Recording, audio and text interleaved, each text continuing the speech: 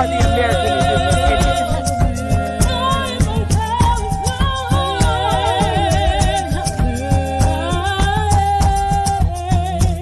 Baby.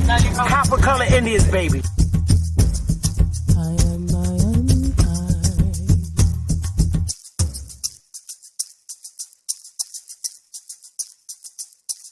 A real Indian, American Indian is me, not from Africa. Remember that. White people are scared to death right now, particularly white males. They're scared to death that they are going to lose their power in the future. And they are. But if you want to get ready for the future, if you want to be treated well in the future, treat others well in the present. African Americans here, but they recently moved here from places like Kenya, Ethiopia, Zambia, Zimbabwe, and Zaire. But now the brother whose family's lived in this country for generations, occupying space in all the locations, New York, Miami, LA, Detroit, Chicago, even if he's wearing a dashiki and sporting an afro. And if you go to Africa in search of your race, you'll find out quick, you're not an African American. You're just a black American in Africa taking up space. And we are not Africans. We are not African. Are you an African? I'm not.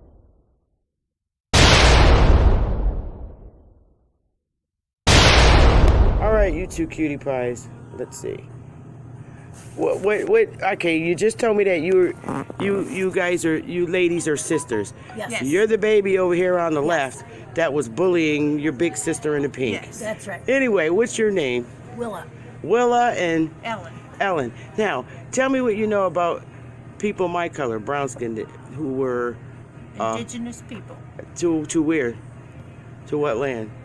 To America. All right now. States. And you know that as a little girls, right? Yes. Oh, yes. All right. I just want to thank you both. Where did you say the Indians were from? Where you are? We have Abenaki up in Vermont. Okay. And we have the Penobscot in Maine and the Mashantucket. Yeah, okay. All right, ladies. Well, I want to thank you for that. It's just good to know. Because I was born in the 60s. We were they know. Yeah, we were taught that. You said everyone should know? Yes. All right, ladies. Yes. You're two good girls, and you got to stop bullying your little big sister. Okay. Have a good day. I have got to get this. And you said you're a veteran? Yes.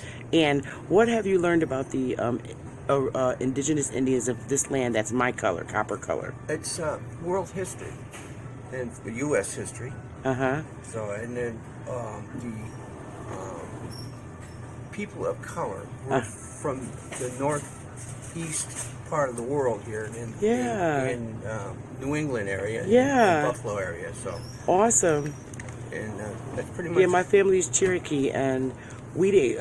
Some of us went on the Trail of Tears when they came in, and the war was over. Yeah. Some of us went to Oklahoma. Yeah. Some of us went to Oklahoma, and the rest of us that didn't want to go remained because we all fought in the war together. Right. With the British. Do you remember that? Yes. When did you learn that? In school as a little boy? Yeah, young man from high school.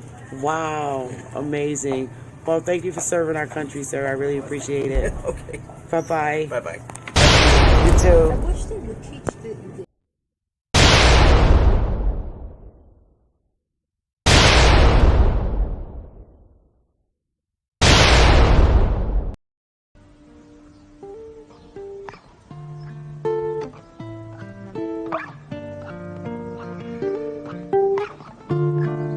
Long live Ag. Yeah. These are my memoirs. Light up a cigar, smoke up the memories as I sit and dust them off. Why do people say it's just to piss you off? Ignore them, no call button and then dress too par. Now they can't test the guards, had to defy the odds. It only get tougher back then, we thought times was hard. Told them don't write me off, told them don't type at all. To all the ones that gave up, this a reply to y'all. That wavy haired kid that you knew, been on a tear since. The crowds was lower than the laughter, now that I'm hearing the praise for staying committed to something they played with. It was always about us, it's never about who's your favorite. Took my insecurities and made my future more secure. The way we moving, it's like we really been here before. The proof is in the progress from the year before. Furthermore, we wanted to further things more. They took another route, so what you think we kings for? No angel ever said, yo, who these wings for? Ain't no champion ever said, who these rings for? So don't question what God doing, who you live for. Start accepting who you are and what you do it for. Doing less, doing more, it's really either or. Meet them halfway when one close, here go another door. Here go your dreams, what you running for. Head full of steam, cause you want it, huh? But it's in your genes, you was born a star. Yeah, damn, we done came far. The blessings soon pay off. I don't get a day off. Feel like the playoffs, they like, when y'all gon' take off? Dale got laid off, now we focused on trademarks. We just making hits after hits, no aid off.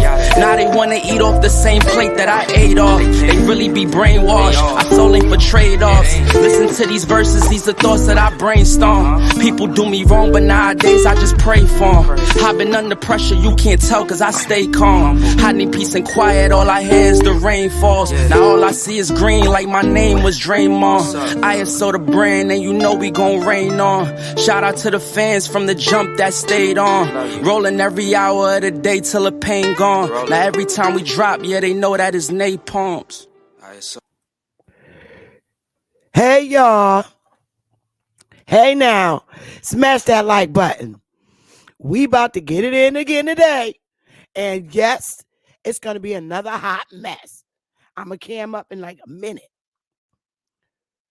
Smash that like button. Oh, y'all so sweet. Y'all already done started hitting the like button and share. Because this going to be a hot mess. And some people going to get mad. But I don't care. We got to undoctrinate our people. We do. We at war with people, as we always have been, Indian wars with our people, our own people, every day. Hey, Stephanie, Lady Libra, Alibaba, let's see, D. Allen, Mr. Miller, hey now, and all y'all shy ones watching. Smash the like button. And don't be scared to talk in the chat because it's cool. But we need to talk about this. It's because it's a hot mess. Hey, Willie, it's a hot mess. And I'm not trying to be no preacher. That's not what I'm doing today. But we got to confirm and establish officially, or at least on my channel, that the Bible was brought here. It is not indigenous to the Americas. It is not a history that our ancestors, okay? I'm talking about the American Indians. And you need to know when you're watching this channel that you have Aboriginals, okay? Aboriginals to the North American continent. You have Aborigines to the North American continent. That's totally different from the United States of America. It's 50 of them bitches. The soil is separate from United States of America. However,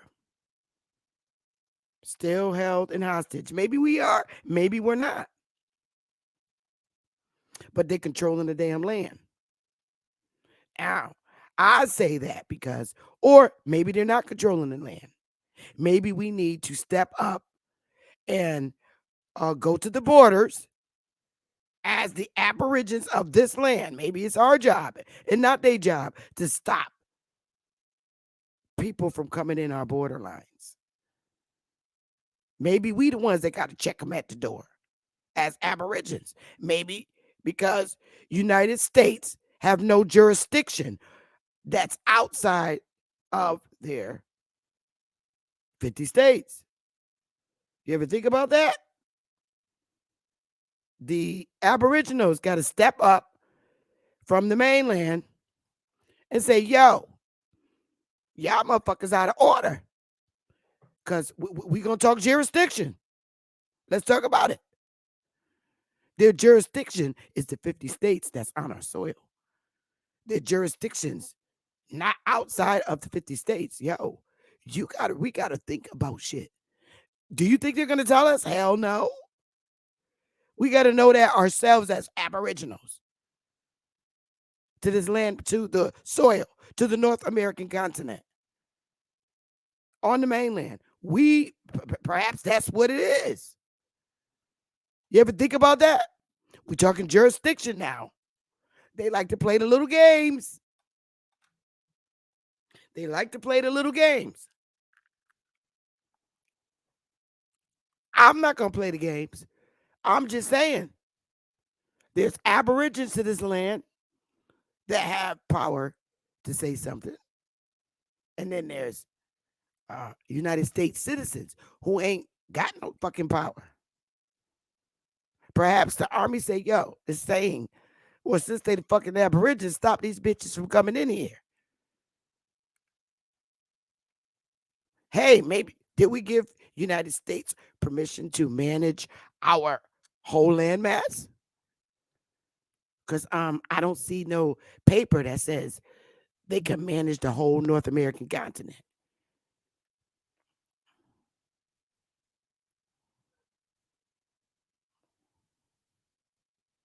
Are we supposed to step out of the United States for a quick minute and say, yo, y'all motherfuckers can't be, you can't come across the border now.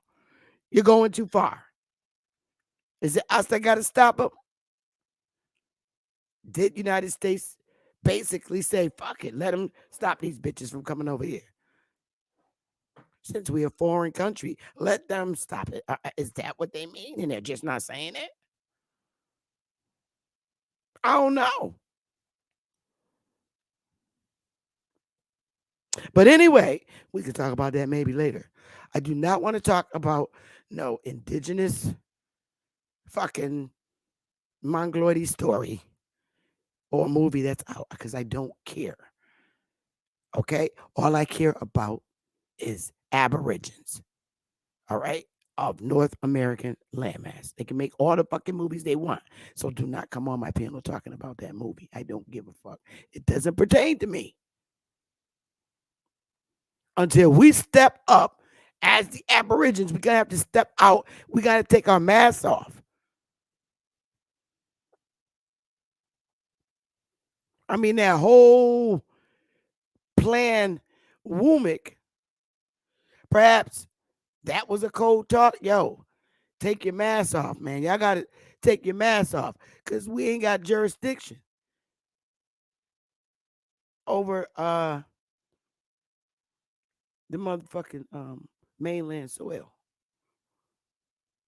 We only have jurisdiction over our 50 states and the little areas that we,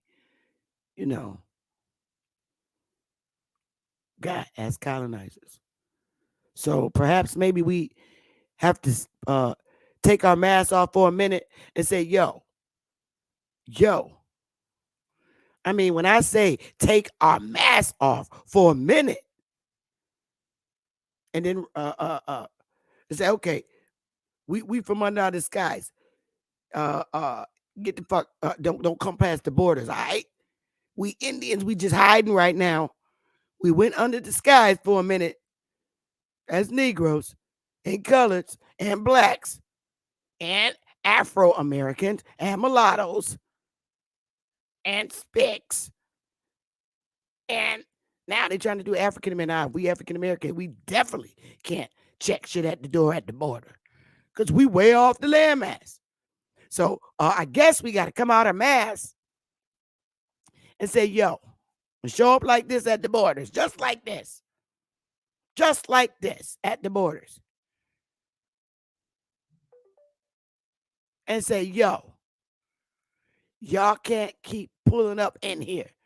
Go back and do not come back. And then when they see us, they'll turn around and say, oh, shit, my bad. Because perhaps with the United States trying to do it, maybe they're saying, yo, you won't call no shots on the landmass. We aborigines from South America.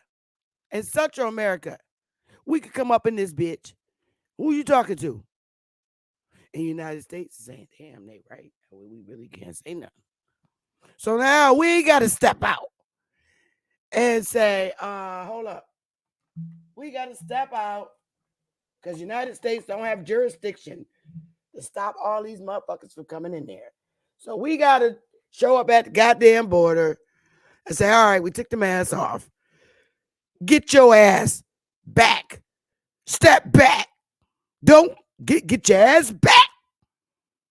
Yo. Turn around and go back. When we want some goddamn corn and rice, we'll contact you.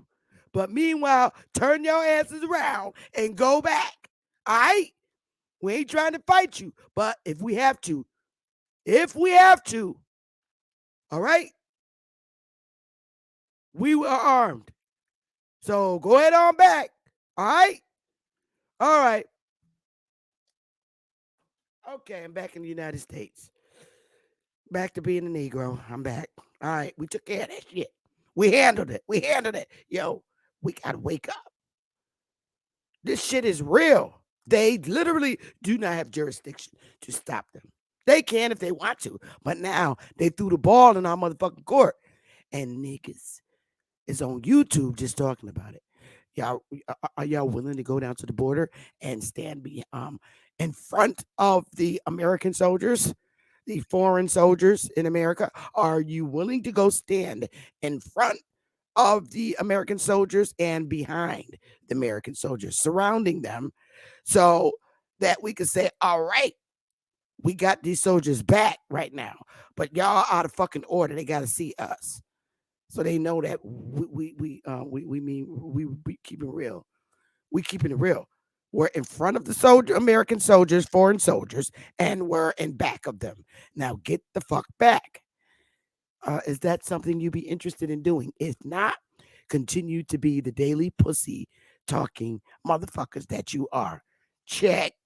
If you ain't ready to check shit at the door, you really shouldn't even have no fucking YouTube channel. For real. I'm serious. It's some bullshit. It's a jurisdiction thing. And I'm telling you this. But y'all motherfuckers don't want to hear it as subjects. Because you a subject. You really a subject in the United States. But you don't want to hear this shit. You're not first class. You're still not. And you're never going to be. But it's up to us to go check them at the door because they don't give a fuck. It helps. It works in, especially the Democrats. It really works in their favor. Now they can give out more food stamps because they think we're okay with. They think that we're completely fine with just letting all these motherfuckers roll up in here open wide. I don't think we pay the United States to protect the borders. They don't have jurisdiction of indigenous people that come through those borders. Okay.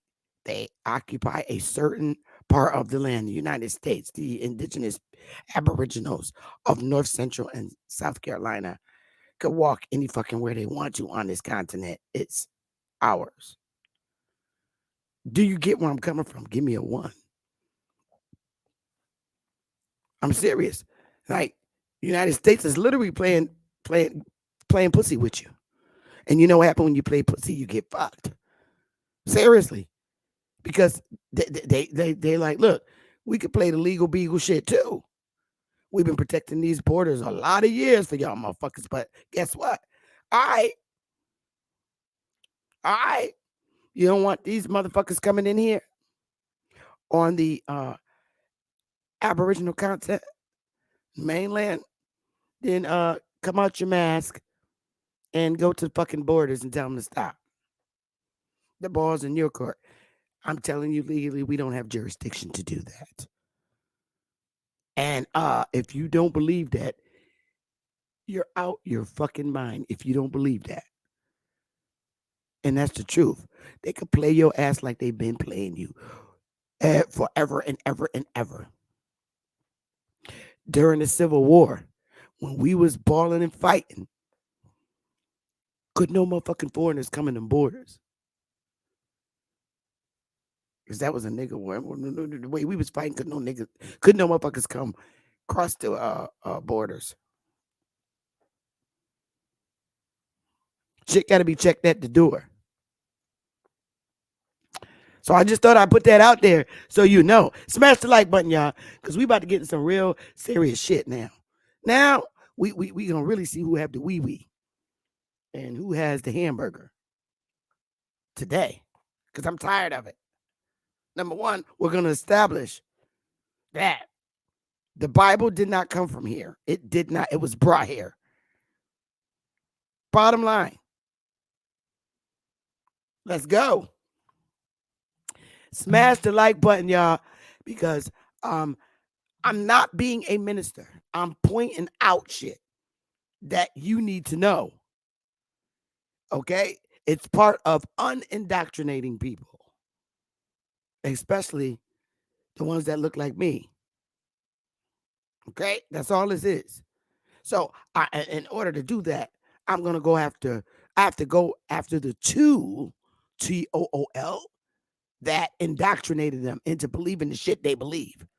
And this mainly includes all Christians that look like me, that are aboriginal to the North American continent, those claiming to be African American, which is some bullshit, because y'all dumb as hell at this point. And any religious affiliation you're in that got you indoctrinated. Okay? I do research. All right? I'm an X generation. We got some fucking sense. Okay?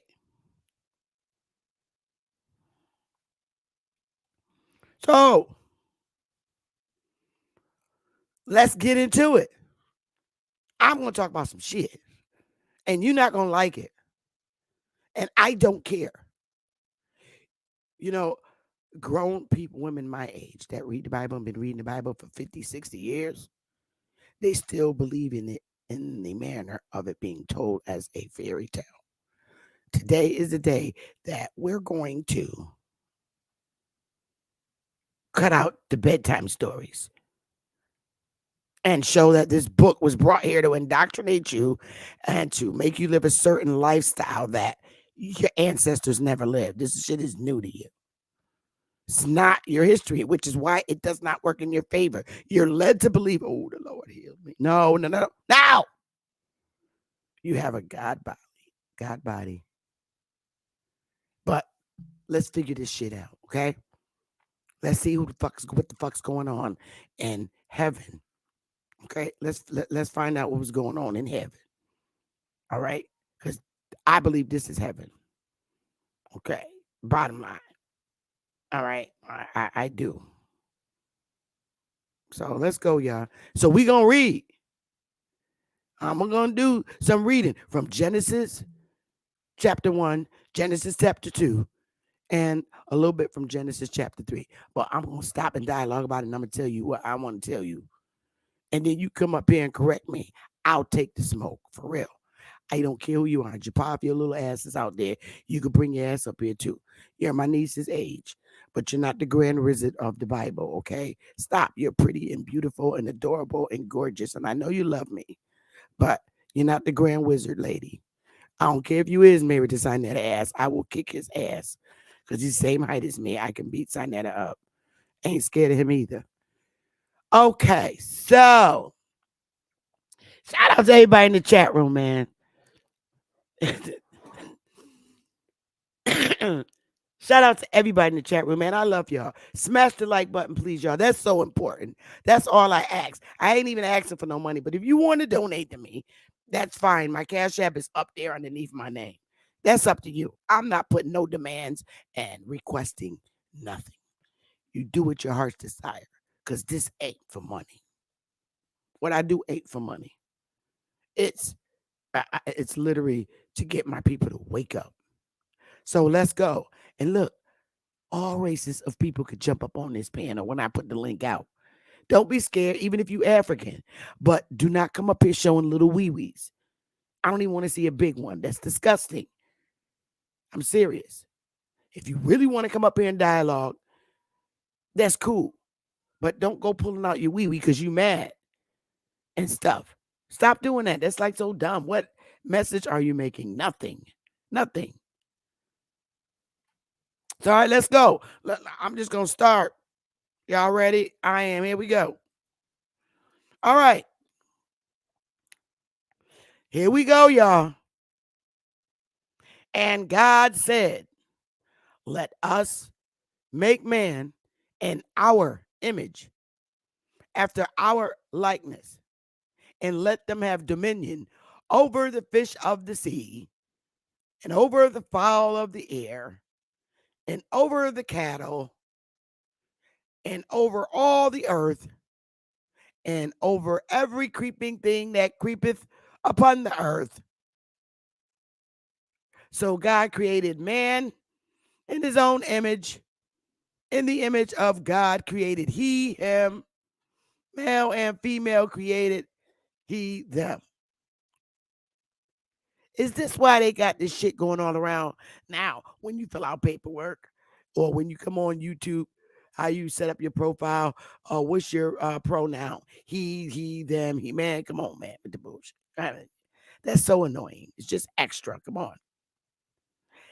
And God blessed them, and God said unto them, be fruitful and multiply, and replenish the earth, and subdue it, and have dominion over the fish of the sea, and over the fowl of the air, and over every living thing that moveth upon the earth. And God said, behold, that means look, I have given you every herb bearing seed, which is upon the face of all the earth, and every tree, and which is the fruit of a tree yielding seed. To you it shall be for meat. And to every beast of the earth, and to every fowl of the air, and to everything that creepeth on the earth, wherein there is life, I have given every green herb of meat. And it was so. And God saw everything that he had made, and behold, it was very good. And the evening and the morning were the sixth day. So now we jump to 2. I'm getting there, y'all. Just give me a minute. Thus the heavens and the earth were finished, and all the host of them. And on the 11th day, God ended his work. On the 7th day, God ended his work, which he made, and he rested on the 7th day from all his work, which he made. And God blessed the 7th day and sanctified it, because that in it he had rested from all his work, which God created and made. These are the generations of heavens and of the earth when they were created, in the day that the Lord God made the earth and the heavens. So I just read to you the generations of the heavens and of the earth. All right. And every plant of the field before it was in the earth. Wow. For every plant of the field before it was in the earth, and every herb of the field before it grew. For the Lord God had not caused it to rain on the earth, and there was not a man to till the ground. All right, because in Genesis 1, you just said you created man in your image and likeness. Now in chapter 2, you saying ain't no man to till it. Oh, I get it. So the man you made in your liking, and I'm just asking, the man you just made in chapter 1 in your image and likeness, and the woman, they're to run to heaven, right? I guess. Because now there's no man, you're saying. You made one, but not to till the earth.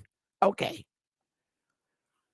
But there went up a mist from the earth and watered the whole face of the ground. Okay. So it's saying again. So you don't have a man to till the ground. But there went up a mist from the earth and watered the whole face of the ground. All right.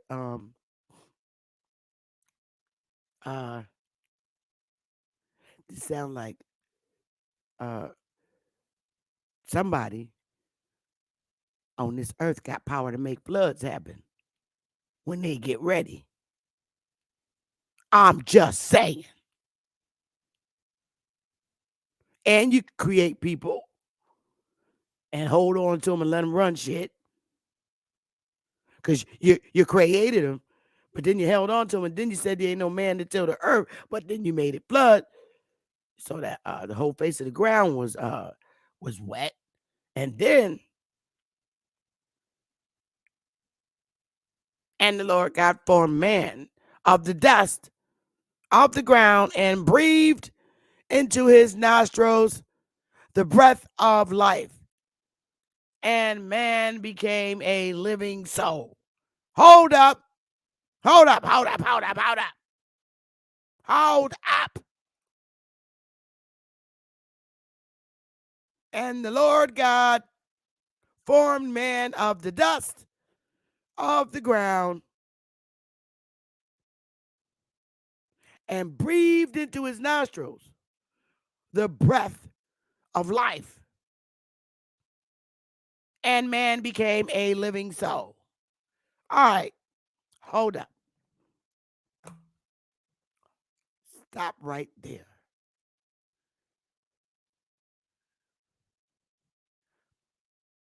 And the Lord God formed man of the dust of the ground and breathed into his nostrils. And it was at that point man became a living soul. Let's think about that for a minute. You formed him from the clay, from the ground. This is very metaphoric.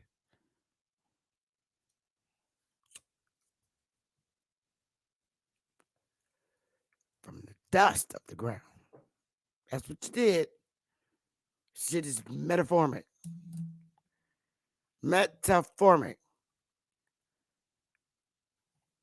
You formed a man, the Lord God. You formed a man of the dust of the ground. And then you turned around and breathed in his nose the breath of life. I could say this sounds metaphorically like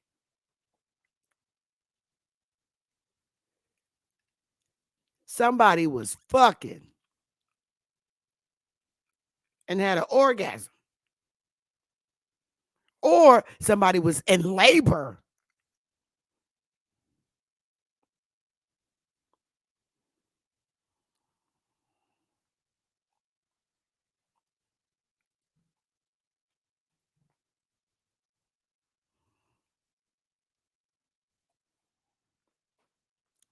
That sounds to me like somebody was fucking. What you gonna breathe in their nostril for? If somebody is coming and they breathing in your nostrils, you having an orgasm. That's what it sounds like to me. I could be fucking wrong and seeing some shit that you just can't see. Or somebody's having labor, is in labor and pushing out a baby. Because if you're pushing the baby out, and then you got to clear his nostrils and nose and shit so he can breathe. Because today, why did doctors hold your ass upside down and spank you? Or something ain't right. That's why I asked the question, is God a man or a woman? Is the woman pushing out coming from God? I mean, when you breathe in nostrils and you breathe life into him, the baby, what you gonna do? I'm you got me there. It sounds like somebody's having sex. Either you're having sex, but it had to be it had to be it sounds to me like it could have been somebody was in labor and they pushed the baby out. Because you breathed in a nostril, all of a sudden a man appears, a baby appears. And you breathe life and it's now a soul, a being. That to me sounds like somebody had a baby. I don't know.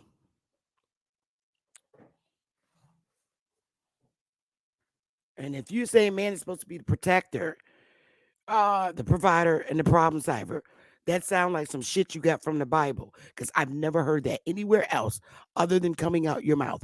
Prove it to me without using the Bible. For real. Because if that's the case, why so many bitches working and niggas babysitting? Check. I like to maintain my cool on other people's platforms.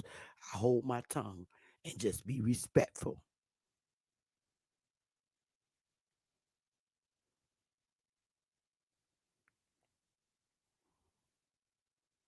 If you're a protector, your woman shouldn't have to go out to work every fucking day getting harassed by white directors talking about they want to suck your chocolate titty. So how the fuck you protecting if your ass is home and your wife out there working her ass off to make ends meet? Get the fuck up out of here, yo. Ain't no man pissed me off, and we can talk about that. I got a man, and I happen to be very happy. Ain't no man pissed me off. I'm just trying to figure out this lesson today. All I want to know is who is God. Is God a man or is a woman? Because if it's a man, he can't push out no baby. That's all I'm saying. And if you got to steal somebody's ovaries to take it in the lab to start experimenting and inserting them in men so that they can have babies, your ass need to be checked at the motherfucking dough. Hey, chief. I'm just saying. The reason why I'm asking, and we could dialogue about this. I could be all wrong. I could be all wrong about this. I'm keeping it real, but I like dialoguing. You know, I like dialoguing. Because it say this. Yo, I'm not trying to be funny.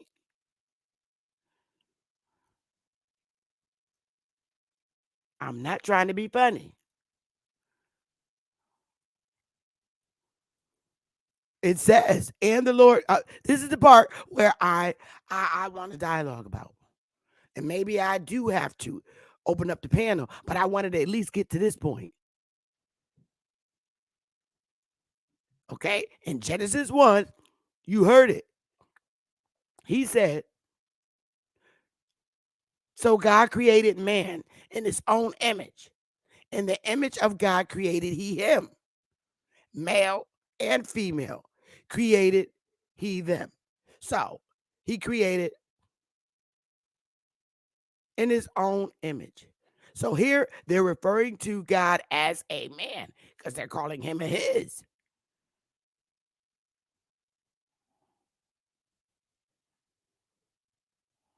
In the image of God created he him, male and female. Created he them. So he created male and female in his image. All right. So just how did you do that, sir? How did you do that? So this verse is speaking as though they're saying God as he's a his. So they're saying God is a male. Okay, that's what it looks like here. But hold up, hold up. Then you get over here and say, and the Lord God formed a man of the dust of the ground and breathed into his nostrils the breath of life, and man became a living soul. All right, all right, all right. All right, hold up. Dust of the ground. You breathed in his nostrils the breath of life. And all of a sudden, a baby came out and it's a living soul. That's the part that's confusing me. You just had a baby.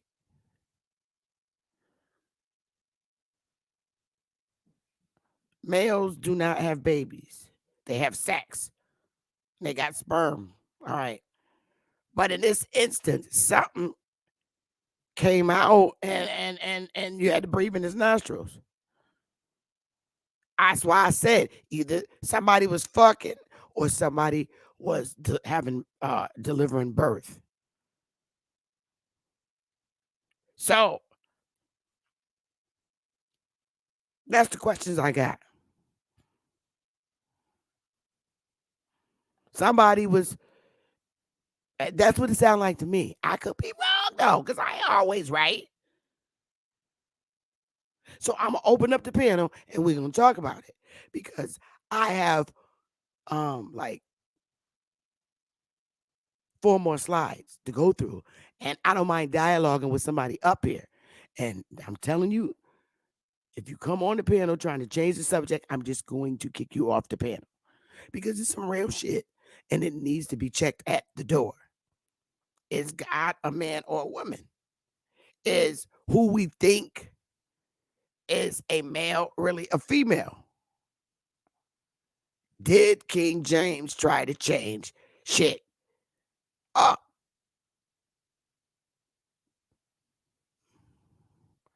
Men can't push out babies, but all of a sudden you breathed in the nostril and the damn baby came out and became a living soul. And you talking about you did this with the clay of the ground, the dust of the ground.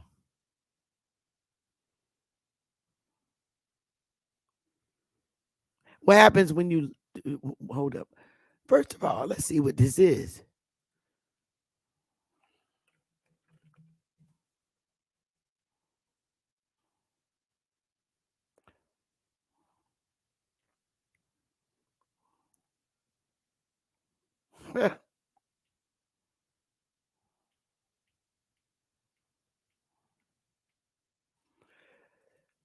Let's see what dust is. Let's go, y'all.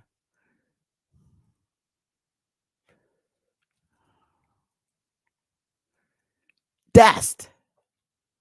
Fine, dry particles of earth or other matter, so attenuated that it may be raised and wafted by the wind, powder as clouds of dust and seas of blood.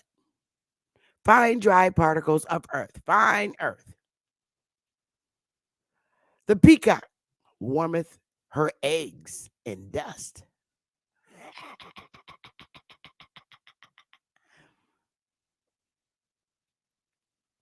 Earth, unorganized early matter, dust thou art, and to dust shalt thou return. Okay. The grave. For now shall I sleep in the dust. A low condition. He could have been fucking a low condition. God raised the poor out of the dust. Oh, God raised the poor out of the dust.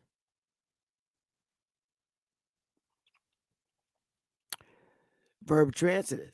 To free from dust, to brush, wipe, or sweep away dust, as to dust a table or a floor, to sprinkle with dust, to levigate.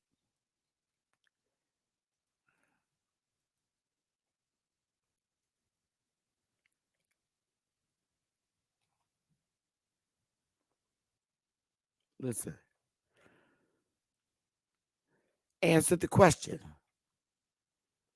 This book was brought here, and we're going to find it out in a minute. Is God a woman or is God a man? Did King James reclassify God? I'm just asking. Was there a reclassification? Because that seems to be the thing with Europeans.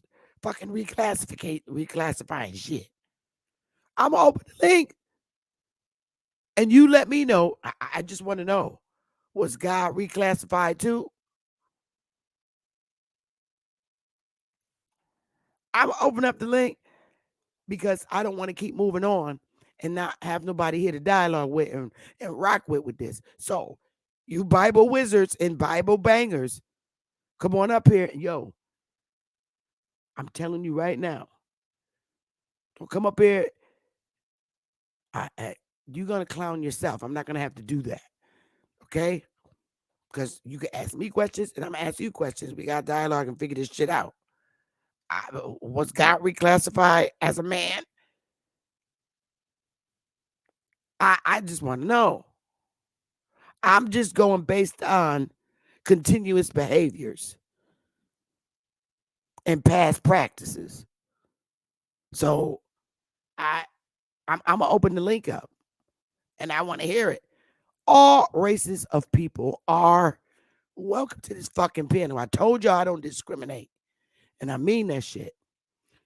And we're not going to disrespect each other because it's going to get nasty up here with this breakdown. I'm going to tell you right now. And it's going to be funny and it's going to be things to really consider. So I'm going to give y'all a little bit to come on because I wanted to read that before I invited anybody to the panel.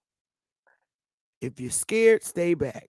If you really want to dialogue with Sister Betsy, let's do it. If not, so be it. So the link, I'm going to pin to the top. Don't come up here trying to swaddle your wee-wees because I'm not interested. That shit is nasty, man. Be for real. All right, I shall be back. I'll give you a few minutes to get up here. I'll play a little song for you and wait for you.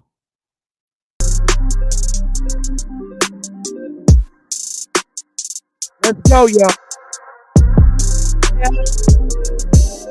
Males, white people, brown people. Time's been moving slowly, so we already in too deep. Can't get no sleep on each other, heavy teasing all day, and when the sun sets, you asking me to come through, kick it with you. Night turn to morning dew, then you feel it rushing and lose control. You don't wanna go slow, for sure. We both already know your place is my place. No, my place is your place. Let's face it, baby. You know all the places. My place is your place. My place. Your place is my place. Just face it. No one knows my places like you do. Your places like I do. My place like you do.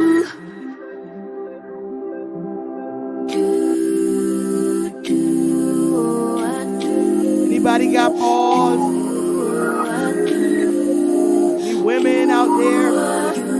Baby, don't stop. Got the key to the lock. We in our own zone. Make yourself at home. Get to know mine on the inside. You need a join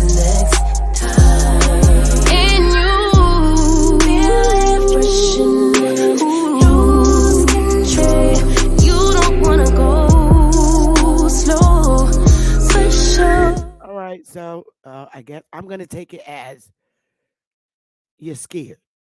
That's fine. You could be scared, but I'm going to keep going. I'm just going to keep going since people are scared, typing all this shit in the chat, but won't hit the link.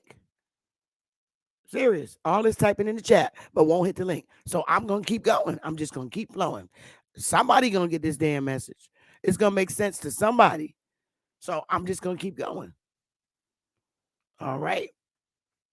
So let's move on. Because the Bible is not from this landmass.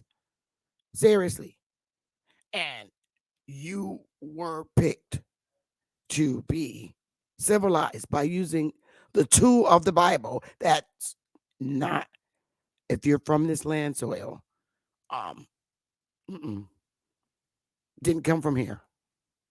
The Bible did not generate out of North America. It might print copies, but it's not from here. Somebody set up a lifestyle to live, and it was not for you. It was instituted in the United States after, the colonizers and shit. Yeah. So you being from the soil, it was shared with you to fool you into their way of life. But this is not what Emma practiced. She told you, I'll accept them, Christ, but I'm not, No, it was very hard to get our ancestors to roll with this shit. So the Baptists came up with a little something that's like the way we shout and stuff. Tell me something. As far as the slave trade,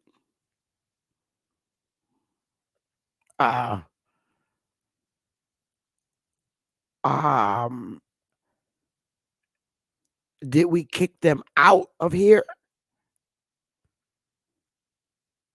Did we tell them to get out? Because it don't look like they coming here. See, people look at this picture and they be like, oh, they left out of Egypt. Nah, money crib. How about they left up out of here?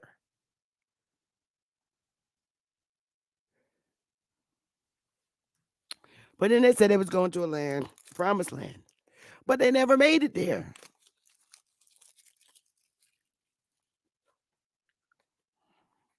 See, all your life, you were told that these people were leaving out of Egypt. How about they was leaving out of here? I don't know.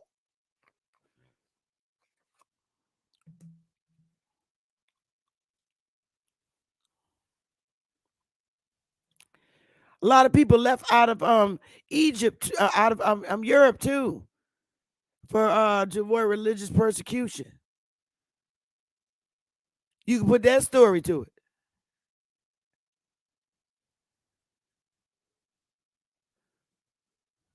You can put any story to that. Yo, a bunch of motherfuckers left up out of Europe to avoid religious persecution.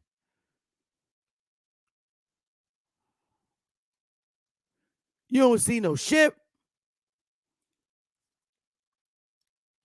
You don't see no ship.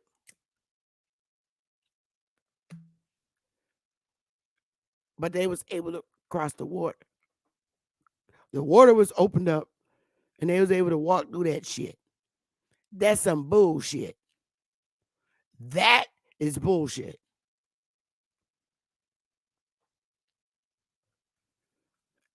And so is the Bering Strait with the little boat.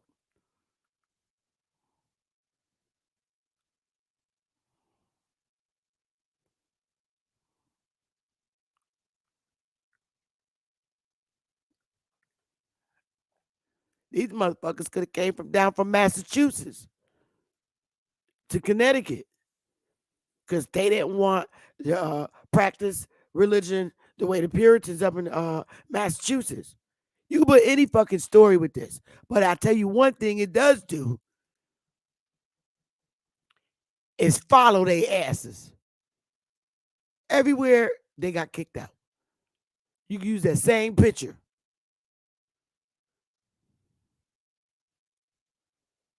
I'm just saying shit.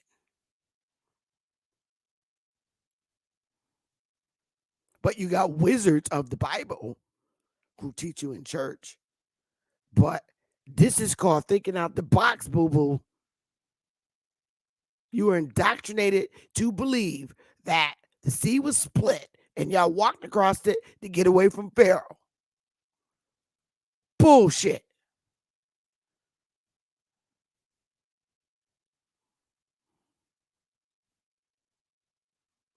Because they were slaves, right?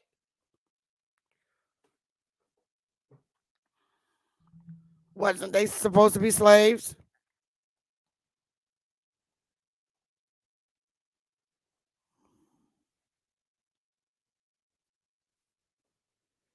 Why are you scared to come up here?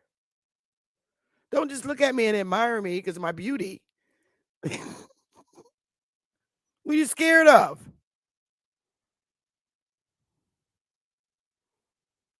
I'm about to show you. Here's some more shit.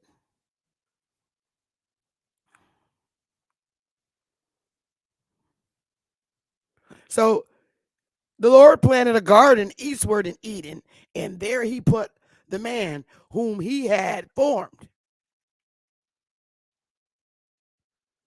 So you put his ass in the Garden of Eden. And out of the ground made the Lord God to grow every tree that is pleasant to the sight and good for food. The tree of life also in the midst of the garden. That means the middle. And the tree of knowledge of good and evil.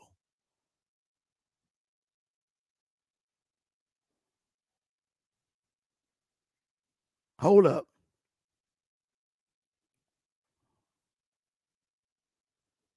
Now, he formed a man and put his ass in Eden. And then out of the ground made the Lord God to grow every tree that is pleasant to the sight and good for food. The tree of life also in the middle of the garden, and the tree of knowledge of good and evil. That's two trees in the garden.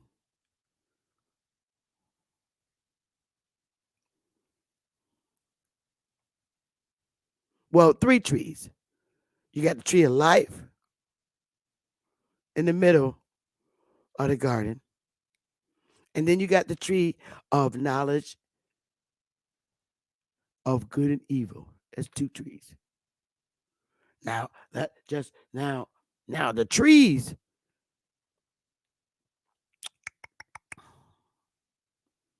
are people.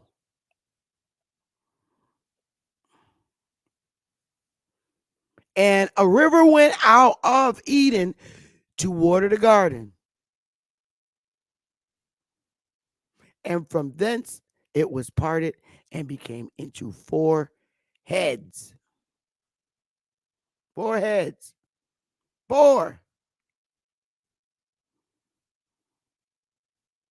The name of the first is Pison. That is it which compasses the whole land of Havilah, where there is gold. And the gold of that land is good. There is bdellium, and onyx stone. And the name of the second river is Gihon.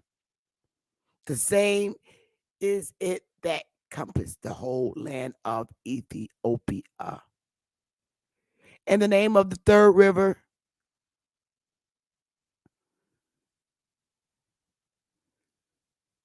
Hiddekel. That is it which goeth toward the east, Assyria. And the fourth river is Euphrates. All right, cool. Let's look at those rivers. They go the river Euphrates, Right there where Ashford is, there's the river Euphrates. Right there where it says Pratt Euphrates. Right there up at the top. Asher, and there's Assyria. So there's the river Euphrates. Okay. Then you got the Paishans, which is indigenous, over there by Havilah, and they're saying India is there. Paishan Ganges. Okay, and the Paishan down here.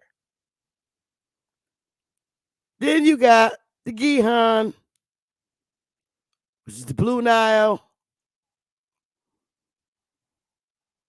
Okay.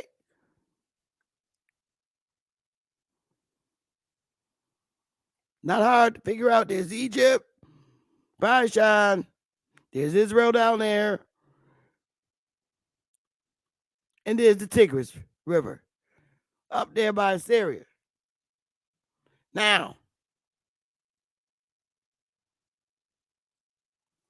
you Hebrews running around here,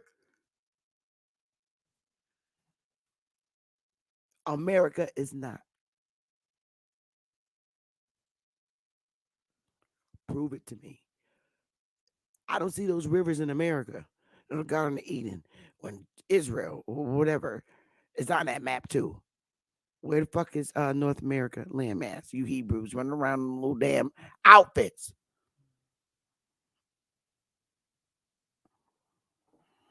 Where is that? Nothing on this map looks anything like North America. What's up with the long robes, funny robes, and the outfits dressed like superheroes with Wonder Woman bracelets on and shit? And this fucking land ain't even over here that you're representing. There's nothing about these rivers surrounding Eden. All right. Nothing that looks anything like America. Nothing down here don't even look like the Mississippi River. Cut that bullshit out. Nothing. Kush ain't from over here. Havilah's not from over here. Egypt ain't from over here. Idiots. Israel ain't from over here. Iraq damn sure ain't from over here. You see the Euphrates over there. Assyria's not from over here. And neither the fuck is India. Which is Havilah. So what are you dudes talking about? Hit the motherfucking link. Y'all running around in these outfits. Y'all need to wake up and smell the coffee. Because I looked up where all these places are today, and it's showing over in Turkey and shit and all that. Nowhere near here, but yet y'all wearing the outfits. And you think this... no. Looking at this picture should make you remove the superhero outfits that you're walking around in New York in, or everywhere y'all are. Looking at this picture should literally make you want to take off all your superhero outfits. Take off the Wonder Woman bracelets with spikes. You see Moses got on his little bracelets, wristbands on his arm. A lot of times they wore those for war. There's no weapons that your wrist bracelets that you be wearing with the spikes in them. None of that shit can't stop no airplane flying overhead and just dropping a bomb on your ass.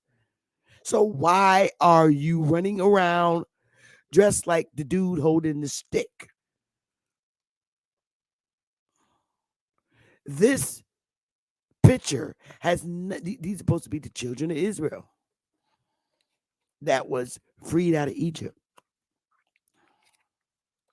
Children of Israel.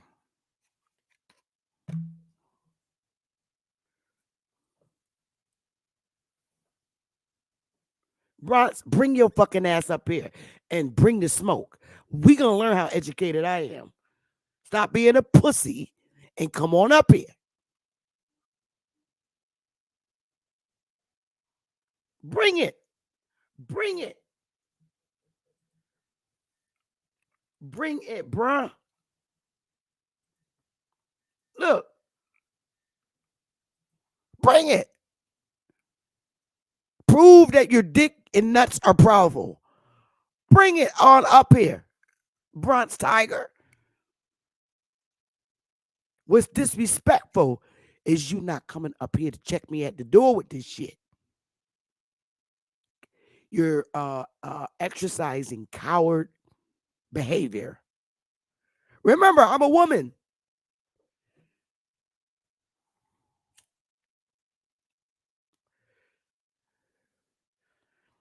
I don't need no fucking help, nigga.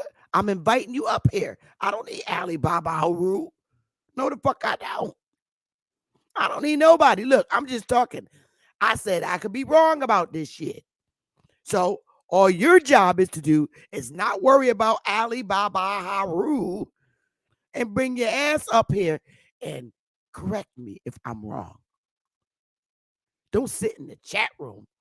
You're really making the Bible look bad right now, bro. By your behavior. If you're the male, the masculine part, why are you sitting in the chat room acting like you could be? That's why I said, was there a identity? And you're acting like the reclassification is valid, is invalid. Seriously. So why haven't you hit the link?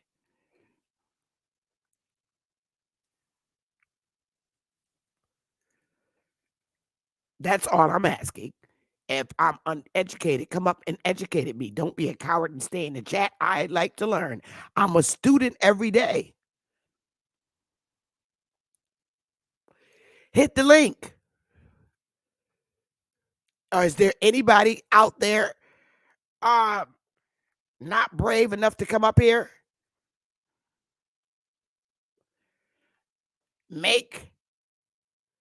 I mean, seriously, could you at least come up and confirm whether or not there was a reclassification of who God is?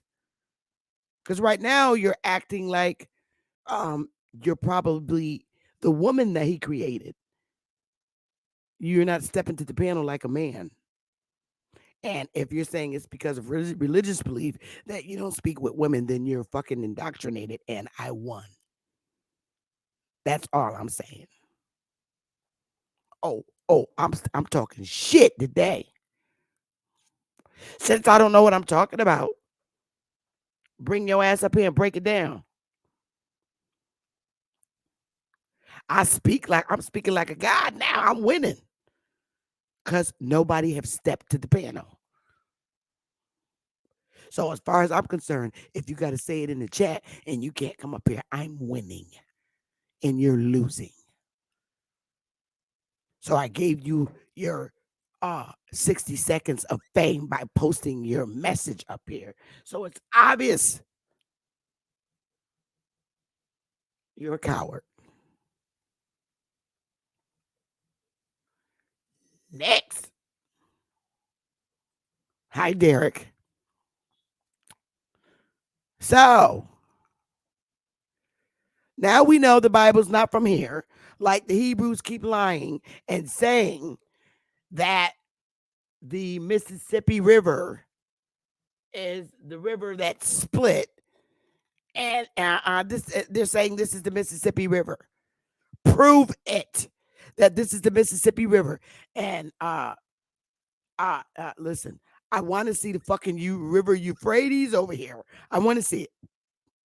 I want to see the Python. I want to see all those rivers, all four of those rivers that surround the Garden of Eden.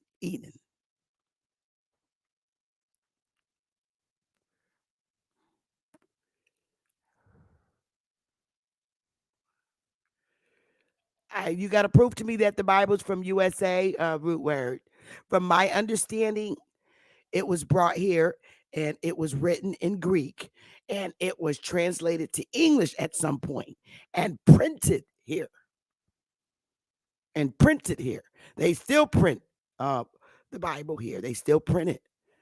They print it and they sell it. So if you got some information, root word, that you could share with me, I would love that, bruh. That the Bible is from here. I would love to hear that.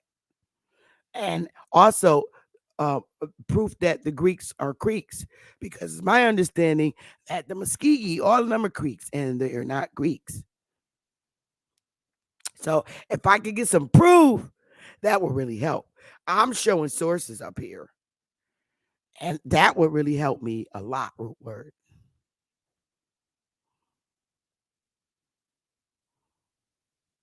That would help me if anybody brings up proof and show me. Root word, and you'd be doing share screens.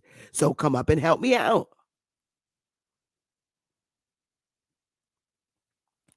It's like nobody's brave. You can talk in the chat, but just bring me up, bring the smoke up, correct me, check me at the door. That's what I want. I'm a student too. I'm putting out what I've researched and found right now, alive.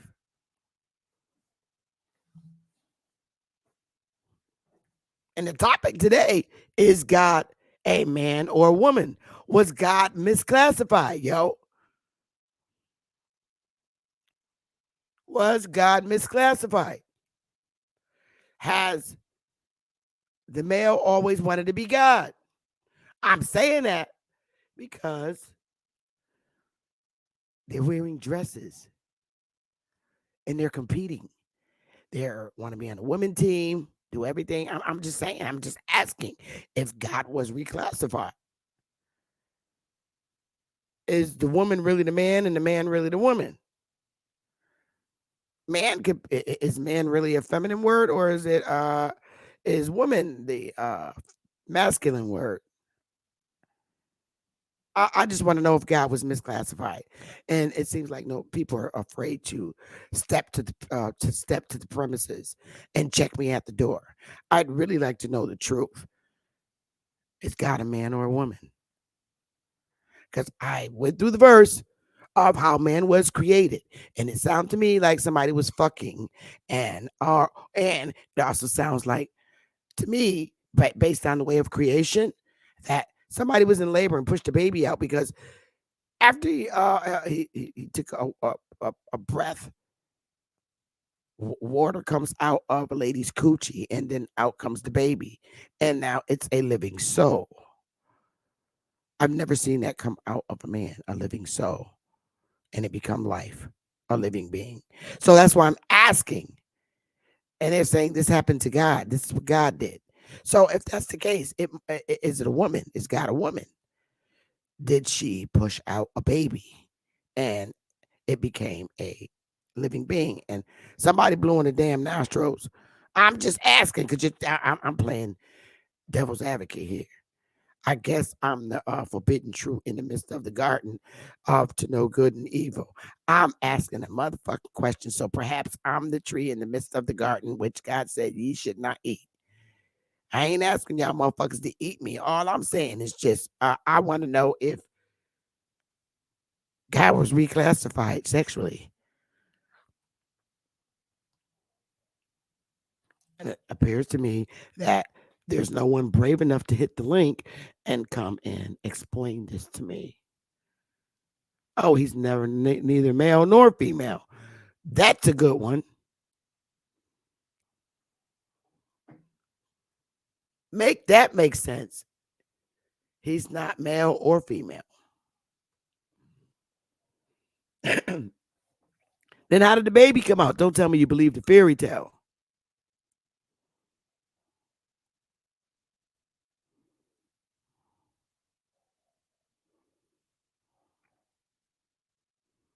I've seen women push their baby out with no doctors around, have the baby, cut the biblical cord, falls off, and you're not even supposed to cut it. So if all of a sudden got made a baby from the dust of the ground. All of a sudden, he breathed in the nostrils, and the baby came out. That seems like it was a woman.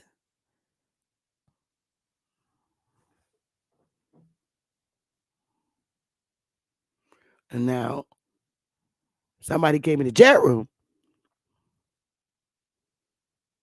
You ain't got, I don't rock with it either, straight smoke. I just talk about it just to prove them wrong, because it's the two that we have to make sense to the indoctrination of our people. That's why I'm talking about it. Straight mo. We both don't rock with the book. But it was the two used to bruise our people's heads. And it has. So that's why I'm talking about it. But it seems I've been on here for an hour, almost an hour and a half now, and no one has stepped to the podium to check Chief Bethy. Why not?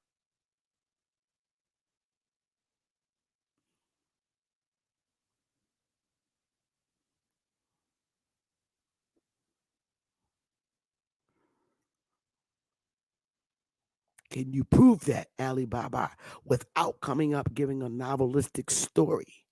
Can you get to the punchline that we are the sons of the Most High, that we don't see?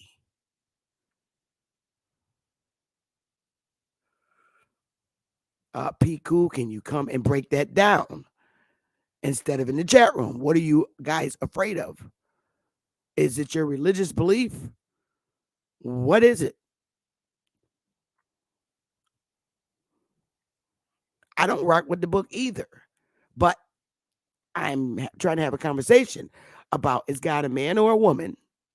Why are they competing? Obviously, there's perfect signs that they are competing. Men are wearing dresses and they're believing that they look like women and better than them. To me, that sounds like competition.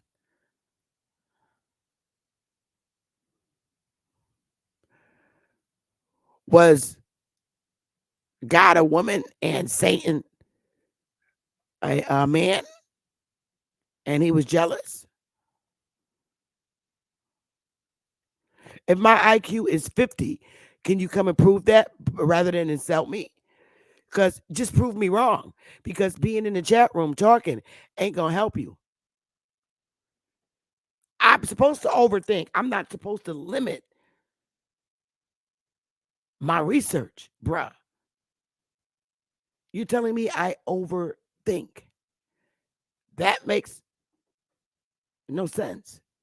Can you come to prove me? So I'm not supposed to overthink. I'm supposed to keep my research and thoughts that I'm coming up with based on what I'm seeing to a limitation and just believe what you tell me. But yet you're not bringing your fucking ass up here to prove me wrong. Now I could get nasty too. And I could be just as nice and say, oh, okay, Alibaba has a solution to this bullshit that's been taught to our people. So, I mean, don't flood the chat room and by humiliating me. I'm inviting your ass. I'm inviting you to my ass. That's all. Hey, Root, turn your camera on for real quick, sweetie, and then turn it back off. I just want to make sure it's you. I got you in the back. Nobody can see you. Just turn your camera on real quick, Root Word, and then turn it off. I can't see you. There we go. Okay, you can turn it off, boo. You don't have to keep it on. I got you. All right, here we go. Well, wow, look at these strong men that aren't pussies or punks.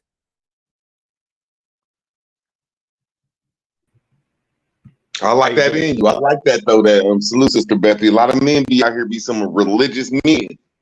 We won't stand up to the plate. I see a lot of them in the chat too. I'm just not gonna start no shit. They talk a lot of shit about. We don't know what we're talking about. We'll hit the room. You're right.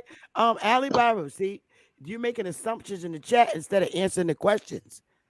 Why would you think I picked on smart children at school trying to be cool. Actually, I was one of the smart kids and I got picked on, but I was one of the different kind of smart kids. I whooped your ass and then went back to my desk in class and started doing my work. I told you I had an F in citizenship and an A in all my subjects. So then again, you're wrong. Why don't you just bring your ass up here? His goofy ass. You can't get goofy. mad. When I say goofy, I'm a little mad. His goofy ass said that the cracker found us by the river, which means he's stupid and uneducated. Yeah, I'm trying to talk about it. I mean, if I'm putting stuff out here and you don't agree with it, Allie, but the right thing to do is come and check my ass at the door instead of sitting in the chat room getting mad, assassinating my character. Come and just show that the shit that I'm showing is wrong. Like what root word is getting ready to do? To stick to your topic, I'm not gonna let you come up here and disrespect nobody on the panel. Just come up and show me what you've learned so I can see if it makes sense to me. And I'm sticking to the topic. Is God a man or a woman? Go ahead, Root. You was up here first. You got it. Hey, according to Genesis 1 verse 26, I'm in the image of my mother and we're in the image of them. Say that again, Root. I'm in the image of my mother, and in the Bible it says that God is plural. So yes, we are all in the image of them, our mothers, or the godly woman. It say that in Genesis?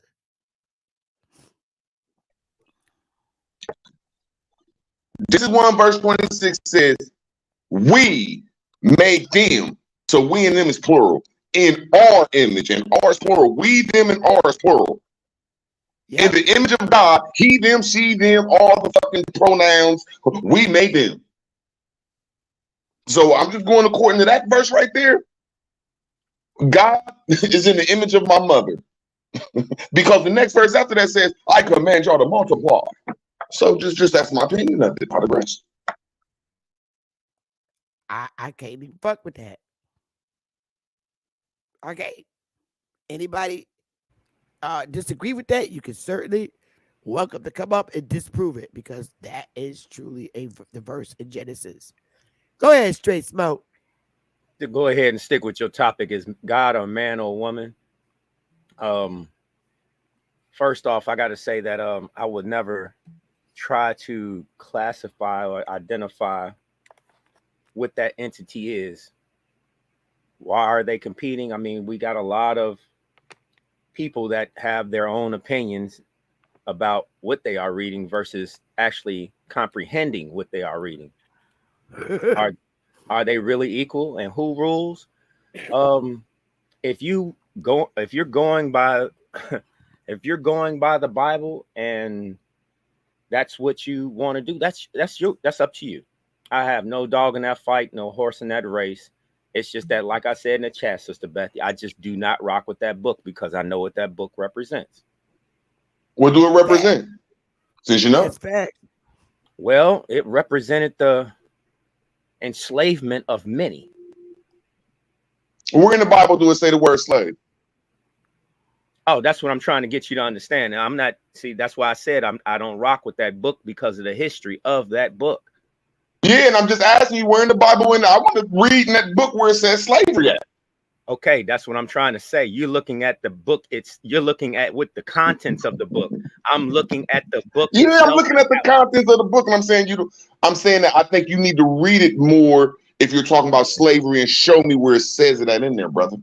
No, you're missing the context of what I'm using here. Where is my fault, Smoke? My fault, brother. What I'm saying is I'm looking at the history of what that book has done to other people. I'm not talking about the contents.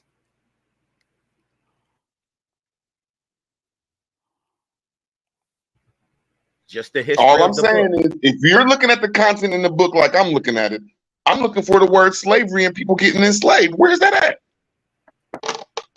Like I said, I'm not looking within the book. I'm looking at the history of the book, not with the contents in therein. Okay, what history in that book? What type of history in that book messes us up? Or is the people that's teaching us that book and the institution that's surrounding that book? That's the because I'm word giving you credit though. That shit is evil, man. But I just can't say that book says anything about God or that other stuff everybody be talking about. It's talking about a woman. I understand what you're saying, and that's why I said I don't rock with that book, because I know the history of that book and how people use that book. Okay, I agree with that. And I can say that the book ain't all the way there. So it's like a bike. If it's a vehicle to take you somewhere, it's missing 6 books. So it's missing a back wheel and it's missing a goddamn a chain. So I mean, you're not convincing me though that book is fake though. I'm not. You get what I'm saying? That's all I'm trying to say. Is you're not convincing me not to look into that book.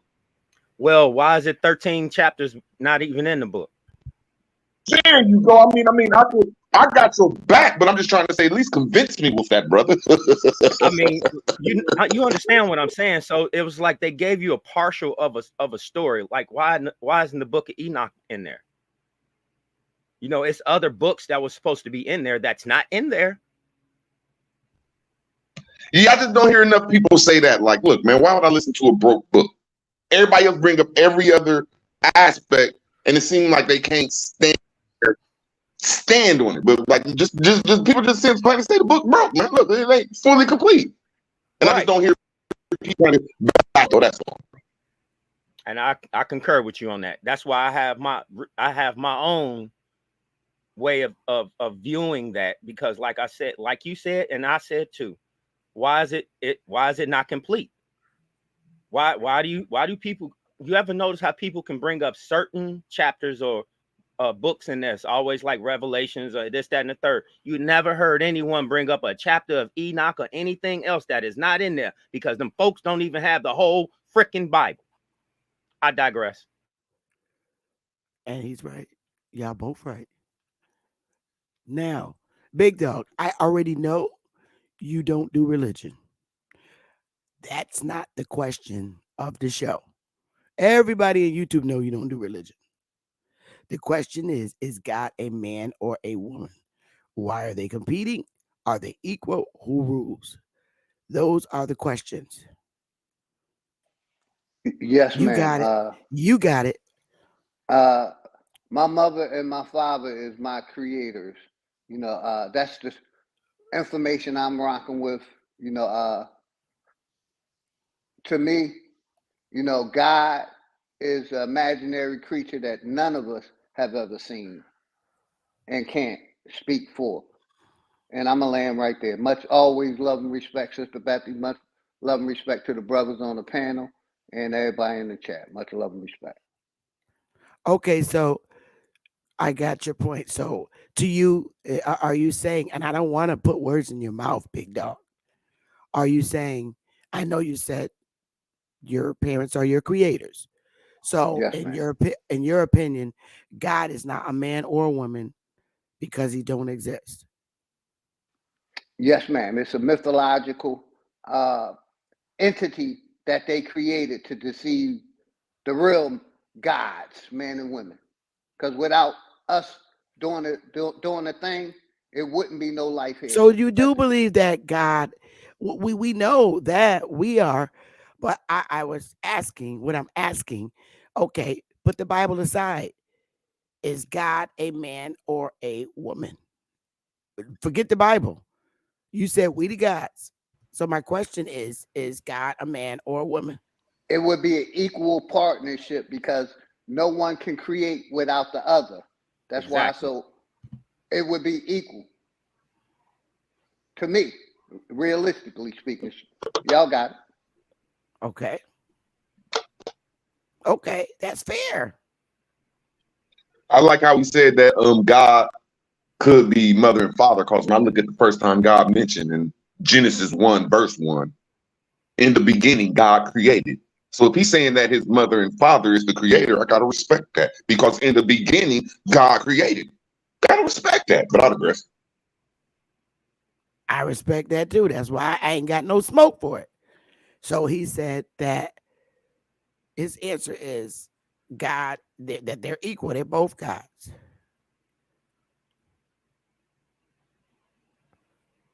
I can't. But Sister Betty, it's kind of hard to separate the mythology from the reality, but it's not really hard.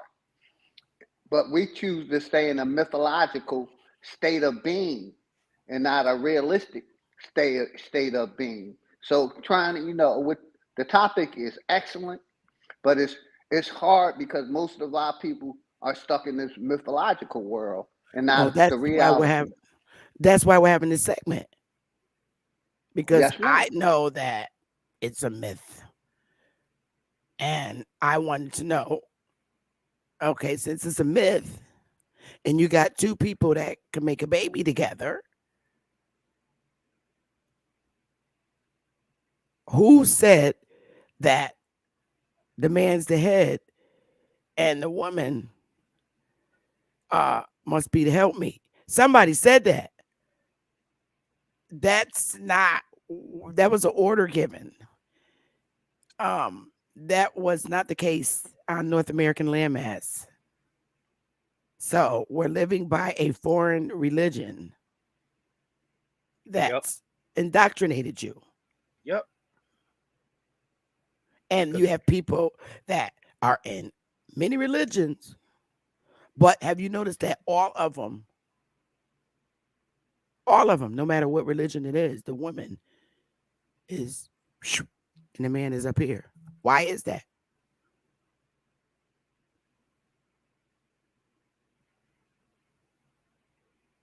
Like I said, I can't rock with it because every religion, the woman is a helpmate of some manner.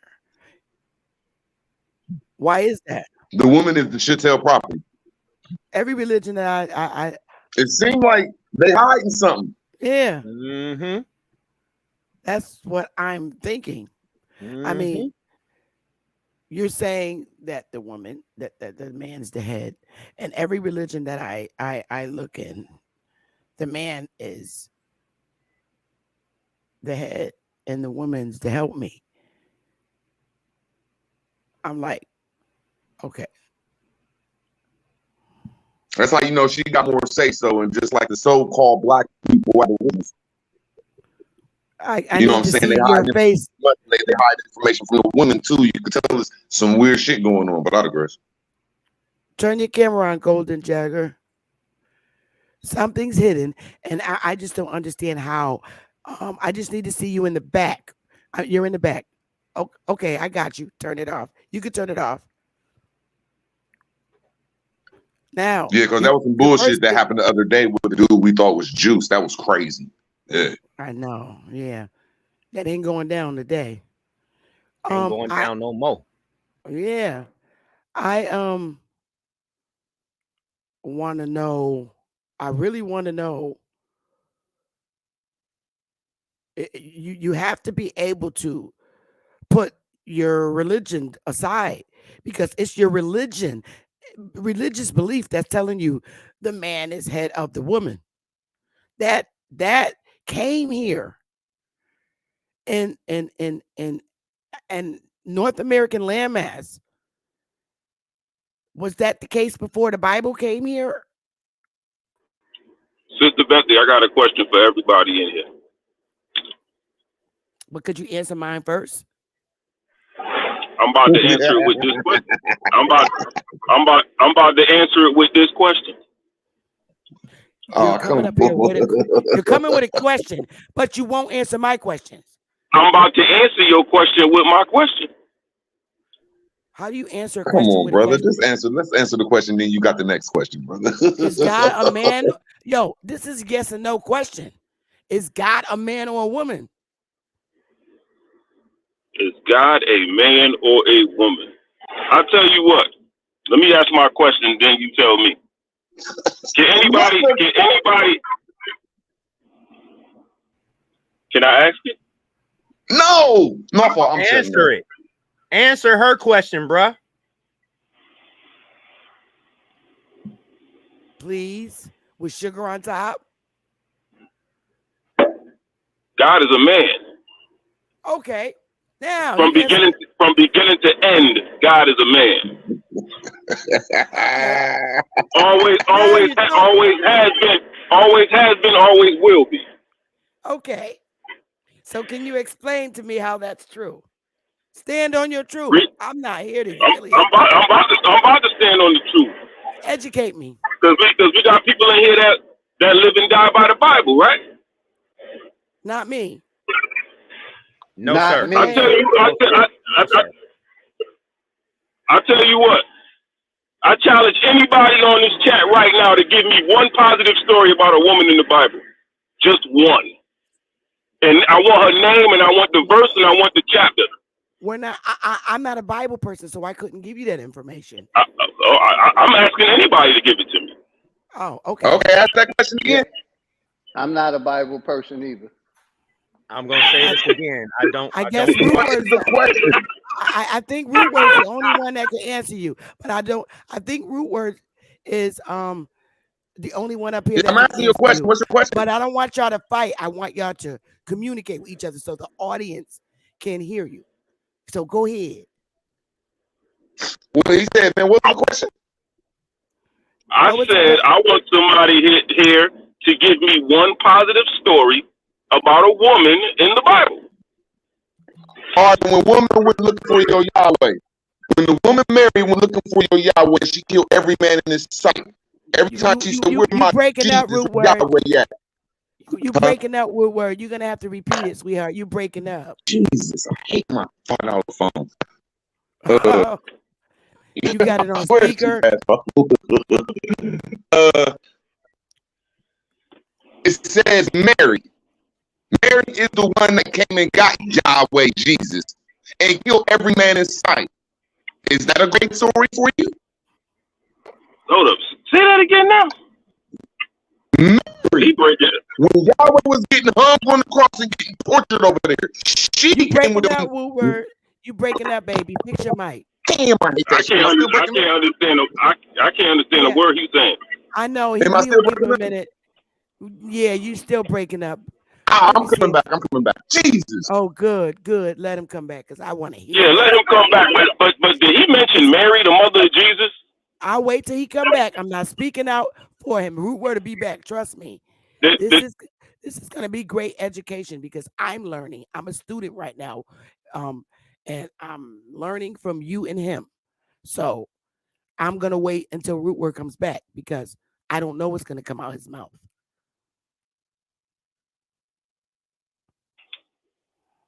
Hi, Master If Root Word was about to talk about Mary, Root Word better. Hey, Ma, I see you. I see you, Chief Betty. Thank you. Hey. How's your dad? Everybody good. There's a lot I want to, yeah. Everything is good. All is well. For real. Okay, good, good. That's good, sweetheart.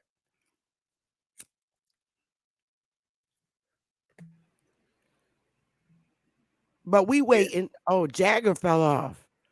Damn, what's wrong with these people's damn internet connections? Invest.